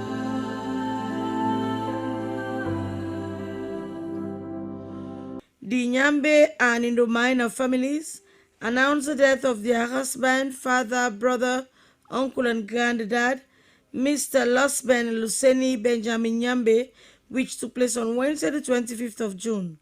Funeral arrangements will be announced later. Sympathizers may call at his residence, 27 years Central Town Road, or call on mobile numbers 076-685273, 078-823-987, or 076-773-840. And he is mine forever. Where streams of living water. The death took place in New Jersey, USA on the 24th of June of Mr. Michael Omotayo Ayola, age 56. Funeral arrangements will be announced later. Sympathizers may call at 4 Saunders Drive off Main Motor Road, Congo Cross, or call on mobile number 076 680 076 606 110, 077 981 595, or 032 437 310. Rejoicing brought me in death's dark veil. I fear no ill. With thee, dear Lord, beside me. The death announced of Madam Aissatou Yulaba Samura of 25 Main Street, Freetown, former APC chairlady of Constituency 124, which took place on the 16th of June, aged 60. She is survived by her sons, Alusain Dumbuya and Desmond Mack, several brothers and sisters, cousins, nieces and nephews, relatives and friends at home and abroad. In-laws, Dr. Alaji Momodu Sise and Mr. and Mrs. Tamba Sise. A vigil will be held on Monday, the 30th of June at her residence, 25 Main Street, Freetown, at 8 p.m. Laying out is at her residence, 25 Main Street, Freetown, on Tuesday, the 1st of July, from 9 a.m. to 11 a.m., and at the APC party headquarters from 11:45 a.m. to 1:30 p.m. Funeral service will be held at the Church of Freedom, 3 Salter Street off Main Street, on Tuesday, the 1st of July at 2 p.m. Burial at the Kingdom Cemetery.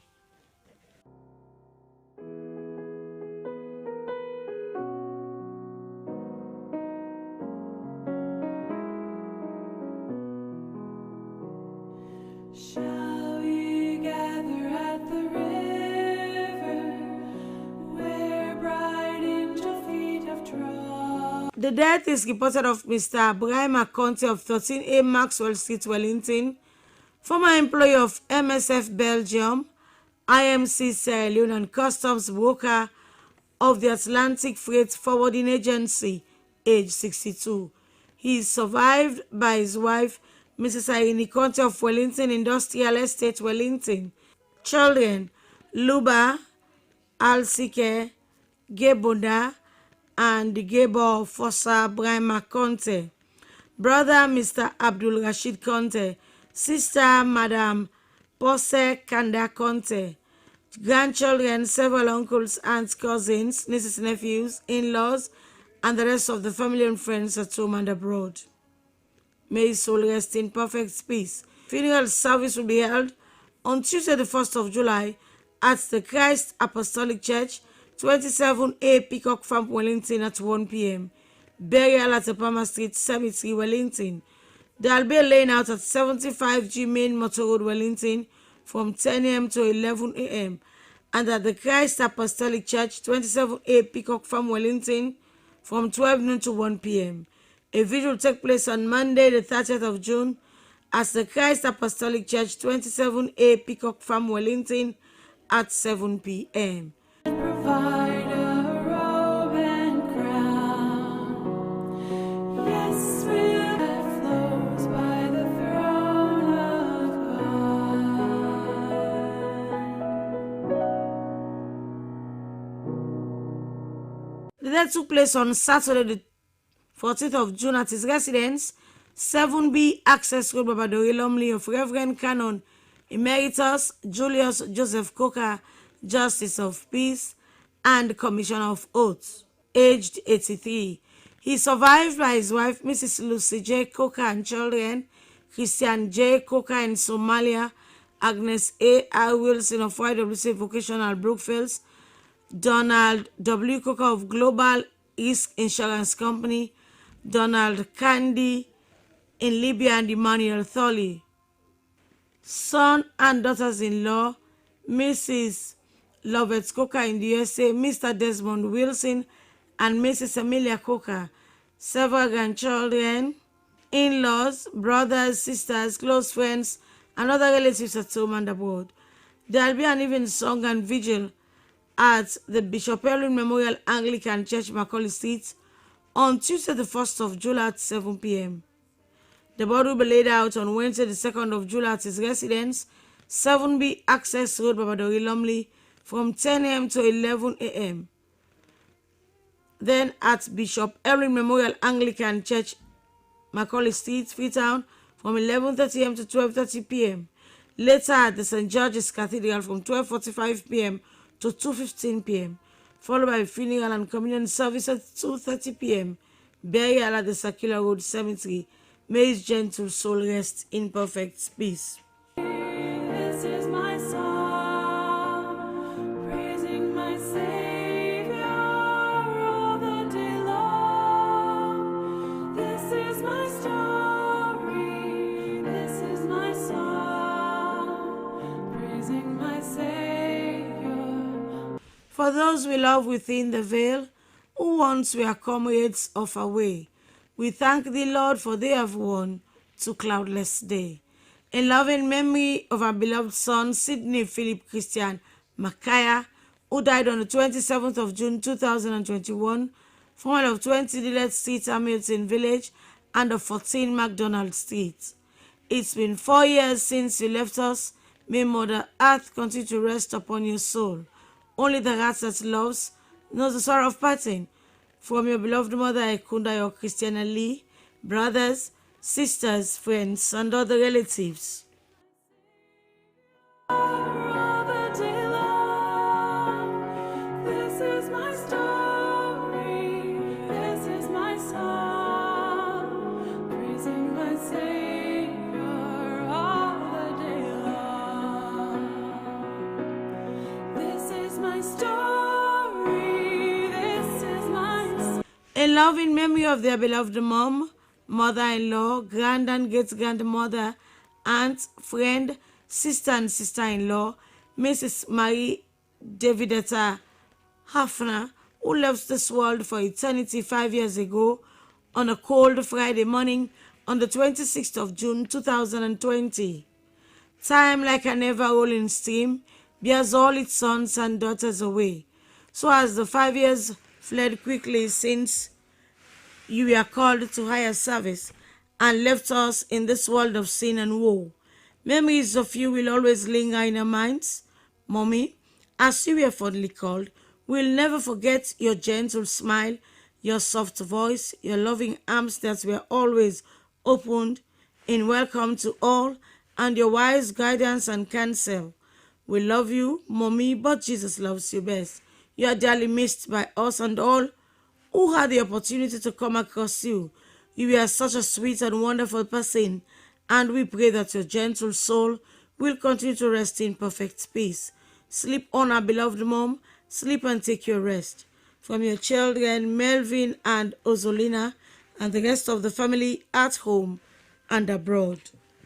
To bear the dreadful curse for my soul, to bear the dreadful curse for my soul. When I was sinking down. The death is announced of Eta Bendu Kamara, formerly of 2 Sykes Street of Congo Town and former employee of Women Talk Battle Street, Freetown, aged 45. She is survived by her mother, Ami Kamara of Mazaya Pengoma Chiefdom, adopted mother, Mrs. Sadia Pratt of Dwazak, Cold Ground.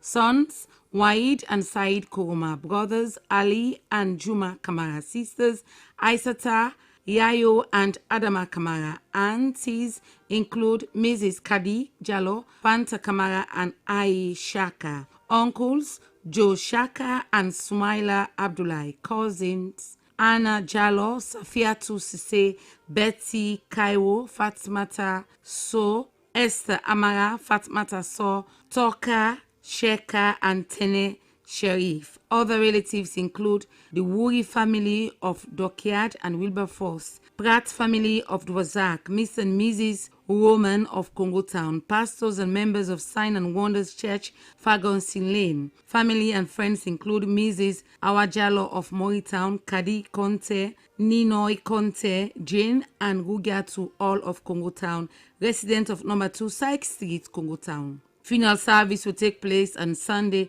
the 29th of June at 2 p.m. at 4 Squire Gospel Church, 14 Peter Lane off Campbell Street, and intimate at the Congo Town Cemetery in Freetown. Sympathizers may call at 2 Sykes Street up Congo Town or call on mobile number 030530589.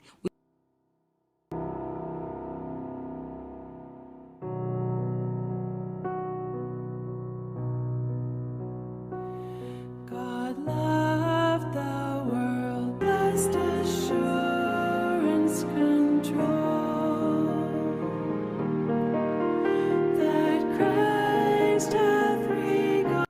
The death is reported of Mrs. Elfrida Davis of 3A Hamilton Lane, Freetown, enrolling member of the Church of the Holy Trinity Mothers Union and retired Assistant Superintendent of the Sierra Leone Police. He died on the 24th of June. Funeral arrangements will be announced later. Sympathizers may call on 076-627-897, 079-407-170, and 088-814-300. May her gentle soul rest in perfect peace. Glorious thought, my sin not in part. It is well with my soul,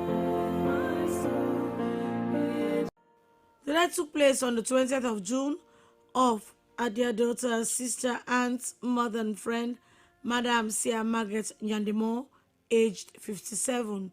She is survived by her son, Thomas Sefa. Several sisters, brothers, in-laws, nieces and nephews, close friends, and other relatives include the Nyandemo, Siafa, Sise, Kambo, and Makati families. Tijan Jalo family, the pastor and church family at Crossover Church International, CCI. Funeral service will be held on the 4th of July at the Wesleyan Church, Grassfield, Kisii at 1:30 p.m. Burial at the Kisii Cemetery. Sympathizers may call at N323 Locust Housing, Kisii off Congress Junction, Old Road, or call on 079-529-368 or 088-131-179. be still.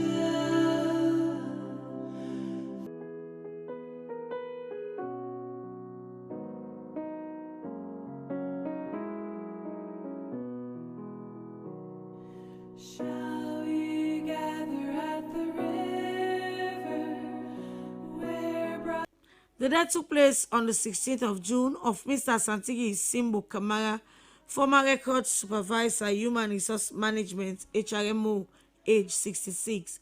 He survived by his wife, Mrs. Alematu Kamara, children, Momo Indigi Kamara, Tene Kamara, Emmanuel Kaba Kamara, Daniel Sima Kamara, and Kauta Sama Kamara. Grandchildren, Joshua Nehemiah and Mariatu. Brothers, Pastor Kamara, Pasir Tire Kamara, and Sita Yat Kamara. Sisters, Sangwa Yat Kamara and Mamisayo Tire Kamara. Close friends and other relatives, the Kamara, Dumbuya, Kago, Bangura, Ture, Samora, and Sise families from Kamabala Village, Tonkoli, Makambia District, Kabasa Village, Kamasasa, and Kamasapindi villages. The body will be laid out on Tuesday, the 1st of July, at the following locations: from 8 a.m. to 8:30 a.m. at his residence, 36 Hillcourt Road; from 9 a.m. to 11 a.m. at the Wesleyan Church of Sierra Leone, Willoughby Lane, Brookfields, followed by funeral service at the Wesleyan Church of Sierra Leone, Willoughby Lane, Brookfields. Immediately after the funeral service, the body will be conveyed to Kamabala village, Gambia district for burial. May his soul rest in peace.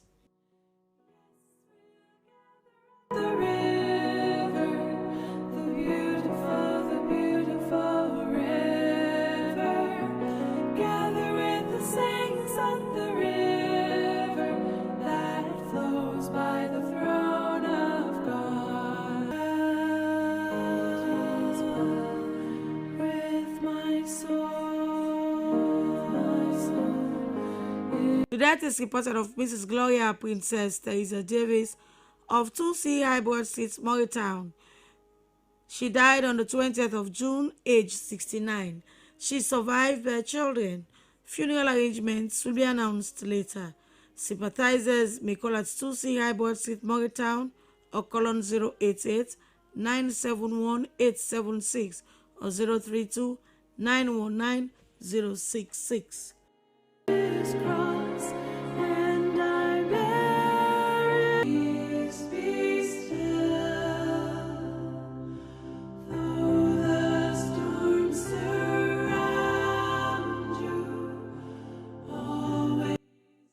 The family announces the death of their beloved husband, father, grandfather, brother, uncle, and friend, Mr. Sheka Bangura, commonly known as Sheka Cole, formerly of 1 Johnson Drive off Regent Road, Lumley, and Liverpool Street, Benguima Road, Waterloo, former staff of Parliament. He died on Monday, the 16th of June, aged 56. He survived by his wife, Mrs. Mariama Cynthia Bangura, children, Mrs. Abisise, Memona Bangura and Khadija Bangura, Fatou Toure, Christiana Jallo in Italy, and Yusufu Toure. Several grandchildren, sisters, brothers, other relatives and friends at home and abroad. A vigil and evening song will take place at St. Matthew's Anglican Church, Benguima Road, Waterloo, on Saturday, the 28th of June, from 7 p.m. to 10 p.m. The body will be laid out at Liverpool Street, Benguima Road, Waterloo, on Sunday, the 29th of June, from 9:30 a.m. to 12:30 p.m. Funeral and communion service will take place at St. Matthew's Anglican Church, Benguima Road, Waterloo, on Sunday, the 29th of June at 2 p.m.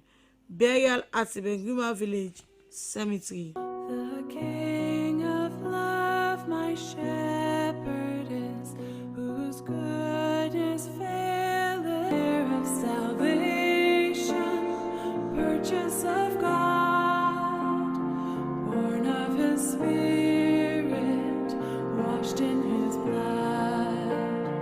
This is my story, this is my... The death is announced of Reverend George Collins Johnson. He died on Friday, the 6th of June, aged 71. He survived by his children, George Johnson, Mrs. Georgiana Silla, and Mrs. Collins Johnson, stepson, Mr. Brian Sawyer, brothers, Mr. Olu and Gashon Johnson, several grandchildren, cousins, nieces, nephews, close friends, in-laws, and other relatives include Mr. Abubakar Silla, Mrs. Christiana Johnson, and Bishop T. A. Wilson of the Anglican Diocese of Freetown. There will be a vigil at St. Charles Parish Church Regent on Saturday, the 28th of June at 7 p.m. The body will be laid out on Sunday, the 29th of June at St. Charles Parish Church Regent at 1 p.m. Funeral service will take place at St. Charles Church Regent at 3 p.m. Burial at the Regent Village Cemetery. Sympathizers may call on mobile numbers 077-623-600, 033-845-430, or 078-728-987. All is at rest. I and my Savior am happy and blessed, watching and waiting, looking above, filled with his goodness, lost in his love. This is my story, this is... Funeral and communion service for Mr. Edward Dennis Hammelberg will take place on Monday the 30th of June at the Sacred Heart Cathedral, Sierra Stephen Street at 2 p.m. Burial at the Ascension Town Cemetery. The body will be laid out on Monday the 30th of June at his residence, 50 Upper Small Waterloo Street, from 11 a.m. to 12 noon, and at the church at 1 p.m. Mr. Edward Dennis Hamelberg died on Wednesday the 18th of June, aged 83. He is survived by his children, Mr. Max Hamelberg in Dubai, Miss Rosalind Hamelberg, Mrs. Rosalind Yansane, Mrs. Victoria Hamelberg Hamilton, and Mr. Theodore Hamelberg. Brother Mr. Prince Hamelberg, a very close friend, Madam Janet Hamilton, several grand and great-grandchildren, sisters, in-laws, other relatives and friends at home and abroad.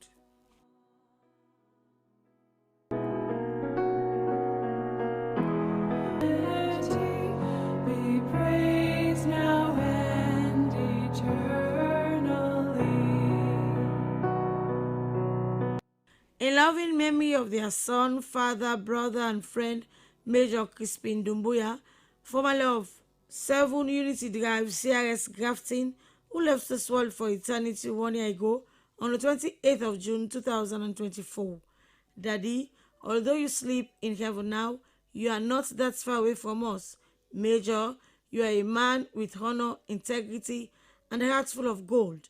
You meant so much to us than wealth untold.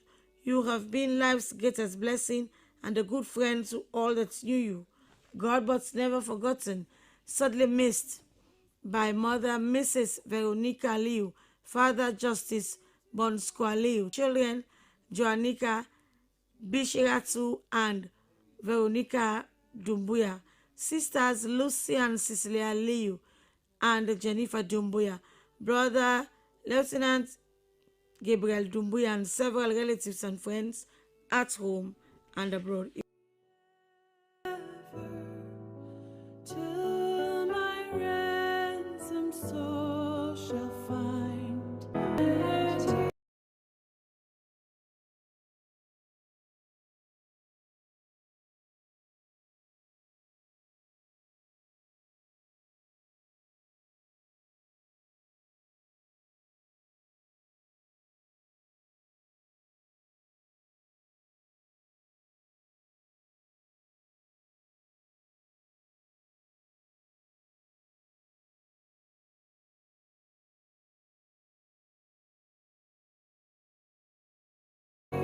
be praised now and eternally.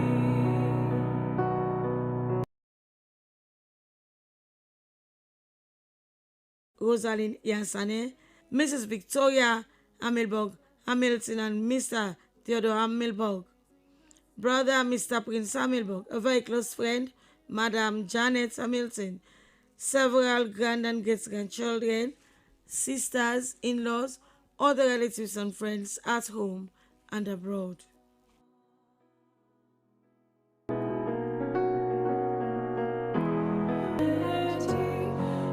praised now and eternally.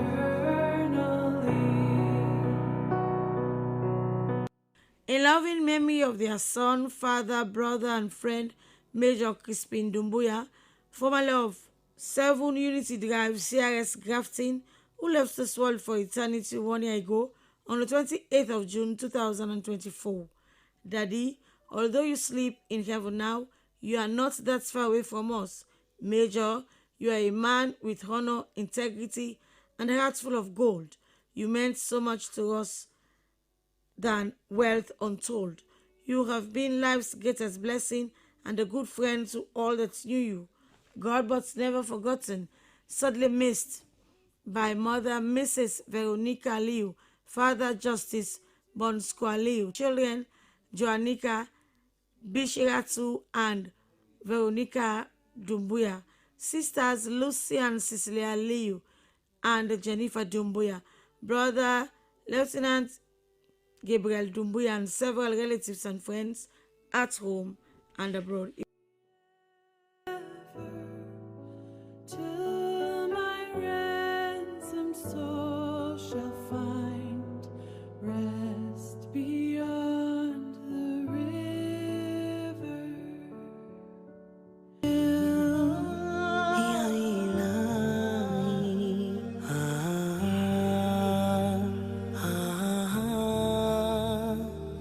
Inna lillahi wa inna ilaihi rajiun. In loving memory of Detective Inspector Mrs. Salimatu Bangura Kamara, commonly known as Auntie Sal, formerly of Lunge International Airport, Central Police Station, Aberdeen, Hill Station Police Post, Mountain Court, and 35C Berkeley Lane, Tegbe Town, who died on the 25th of June 2020. Baby Sal, it's been 5 years since you told me that you have to travel. Is this the journey you told me about the last time? A journey of not returning back home? If so, fare thee well.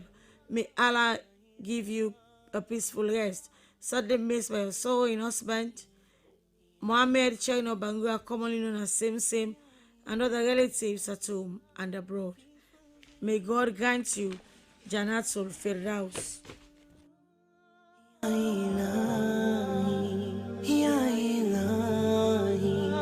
Please forgive me. I need you. There the bright and morning star sheds its beams around me. In the crowd. The death is announced of Hassan Sufyan Kagbo, which sad event took place on Friday, June 13th, 2025. He is survived by his wife, Sylveta Sufyan Kagbo, his children Faith, Sierra and David Sufyan Kagbo, his brothers and sisters Claude Sufyan Kagbo, Valda Sufyan Kagbo, Lima Sufyan Kagbo, Aisasu Saspo Bangura, Rodea Sufyan Kagbo Nuni, Mohamed Tunis, Aminata Sufyan Kagbo, Anne-Marie Akunwumi ni Sufyan Kagbo, Mabinti Sufyan Kagbo, Samantha Sili ni Sufyan Kagbo, Fanta Sufyan Kagbo, Fatimata Sufyan Kagbo, Muhammad Sufyan Kagbo Jr., Kadi Sufyan Kagbo. Mother-in-law Mrs. Williamina Alison Conte, and several nieces and nephews at home and abroad. Unachuku Thompson and Vin Cab families in the United Kingdom, Scott, John and Lee families in the